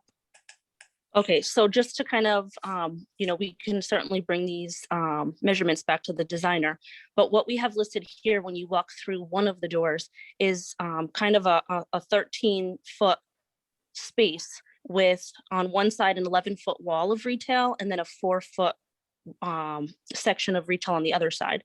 So are you saying, just so that I have all of this information, that the first 20% from window to window, so that whole sidewalk space, 20% of that needs to be retail? No, it's whichever. So the first, walking from the front storefront in, the first 15 feet, all the way from left to right, 15 feet in needs to be retail, or 20% of the total floor area of the space, whichever is greater. Okay. So if you look at the diagram, I don't know if you can see from that far away, what we have from the front door is 13 feet in depth. So if we were to expand that 2 feet out, would that be sufficient? No, because you have those 3 hair stations on the left that are up against the front storefront. Those are non-compliant. Okay, I think I'm understanding. Then you may want to give the applicant the regulation page that Dan is referring to. Sure, it's section 4.2, subsection C. C. 42C7. It's listed in the. And then can I just, if you can jump back to that drawing, I just want to make sure that we're all seeing the same thing. So through that main front door, those 3 chairs, this is like a waiting area. So this whole 13-foot section, the hair stations don't start until you're to the left of that. So I just want to make sure we're seeing the same thing here. If we were to remove those 3 waiting chairs, would this, and then expanded it another 2 feet, would this be okay? No, you're not understanding the point. It's on the, if you look at the screen that Lynn is pointing to right now, it's those 3 hair stations on the left side of your plan behind the reception desk. Okay. Those can't be there. Okay. You know, Dan, how's that any different from like Keyclo though? Because Keyclo has a retail area, but it's kind of like this. When to the right, they have a chair against the window.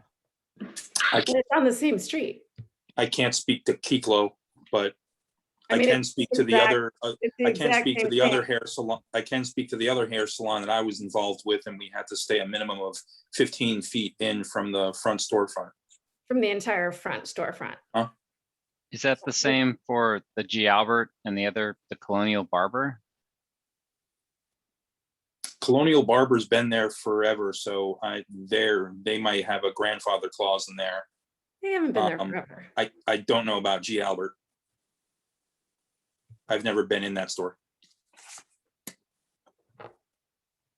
Okay, so Dan, thank you so much for giving all this direction. Just want to make sure if we go back to revisit these drawings with the designer that we can give her the correct information. Those 3 stations that you see on the far left wall, those are the main concerns that you have going 15 feet deep, correct? Mm-hmm. Correct. Okay.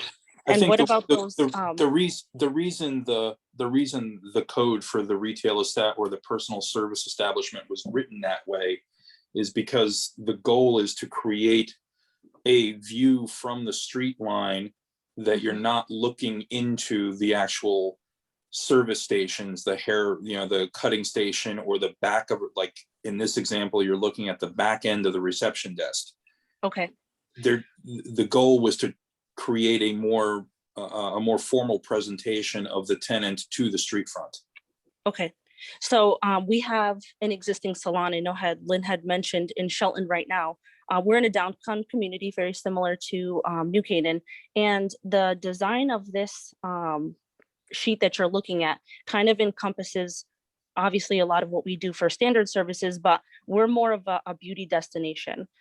We have services that are very customized and that they're very specialty services. So in the front here, I actually don't know if you can zoom in a little bit, but if you look into the right side towards the back, you'll see that this is our private wig and extension consultation space. On the left side, we have a whole wall of hair extensions and thinning solutions and details for our hair and scalp therapy that we also use for retail services. This is one of the main things that people travel to our existing salon in Shelton from the more southern Connecticut towns like New Canaan, Westport, Stamford, Norwalk.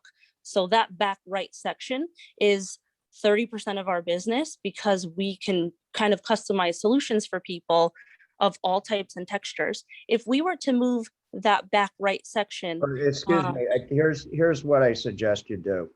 Sure. You meet with the planner on this. Mhm. This, we're not gonna brainstorm this right now. It's 11:30. Okay. Mhm. So take a look at the regulations and then speak to the planner. Lynn, let's, work with the applicant to put something in front of the commission that adheres to the regulations, okay? Okay. Great, John. Can I just ask one question? Are we allowed to submit a few different floor plans for when we can present this again? No, you should submit, you can discuss that with the planner. Okay. And then submit to us a floor plan that is your best floor plan that, that it, meets the regulations. Okay. Okay. Thank All you. right. Thank you so much. Okay. Okay. This hearing is continued or applications withdrawn. What are we doing here, Lynn? We'll continue this? Well, yeah, we'll continue it and we can bring it back on the 27th. Okay, item number 6, administrative actions, New Canaan Baseball Softball Link, permission to use the fields of New Canaan Country School. Lynn, what do we got? So it's the New Canaan Baseball is seeking permission to use New Canaan Country School's baseball fields, and typical that New Canaan Country School would bring this to you as a regular meeting item and would request that they could use it. So I just need a vote from you guys as yes or no. Okay, do I have a motion for approval, denial? Motion to approve. Second. John seconded. Okay, Chris, reasons for approval? Oh, you don't, yeah. I think that this type of use of currently available facilities allows the town populace to take advantage of private facilities at schools and fosters a collaboration between schools and sports organizations. Okay, great. Thank you. I call the question. John Goodwin, I vote yes. John Chris? Yes. Krista Nielsen? Yes. Dan Radman? Yes. Claire Tiscornia? Yes. Ken Turner? Yes. Dick Ward? Stick with us. Dick? He's trying to speak. Give So, us- okay. Mr. Goodwin, I Bill think, Williams? Mr. Chairman, I think Yes. you have to unseat me and seat Dick Ward.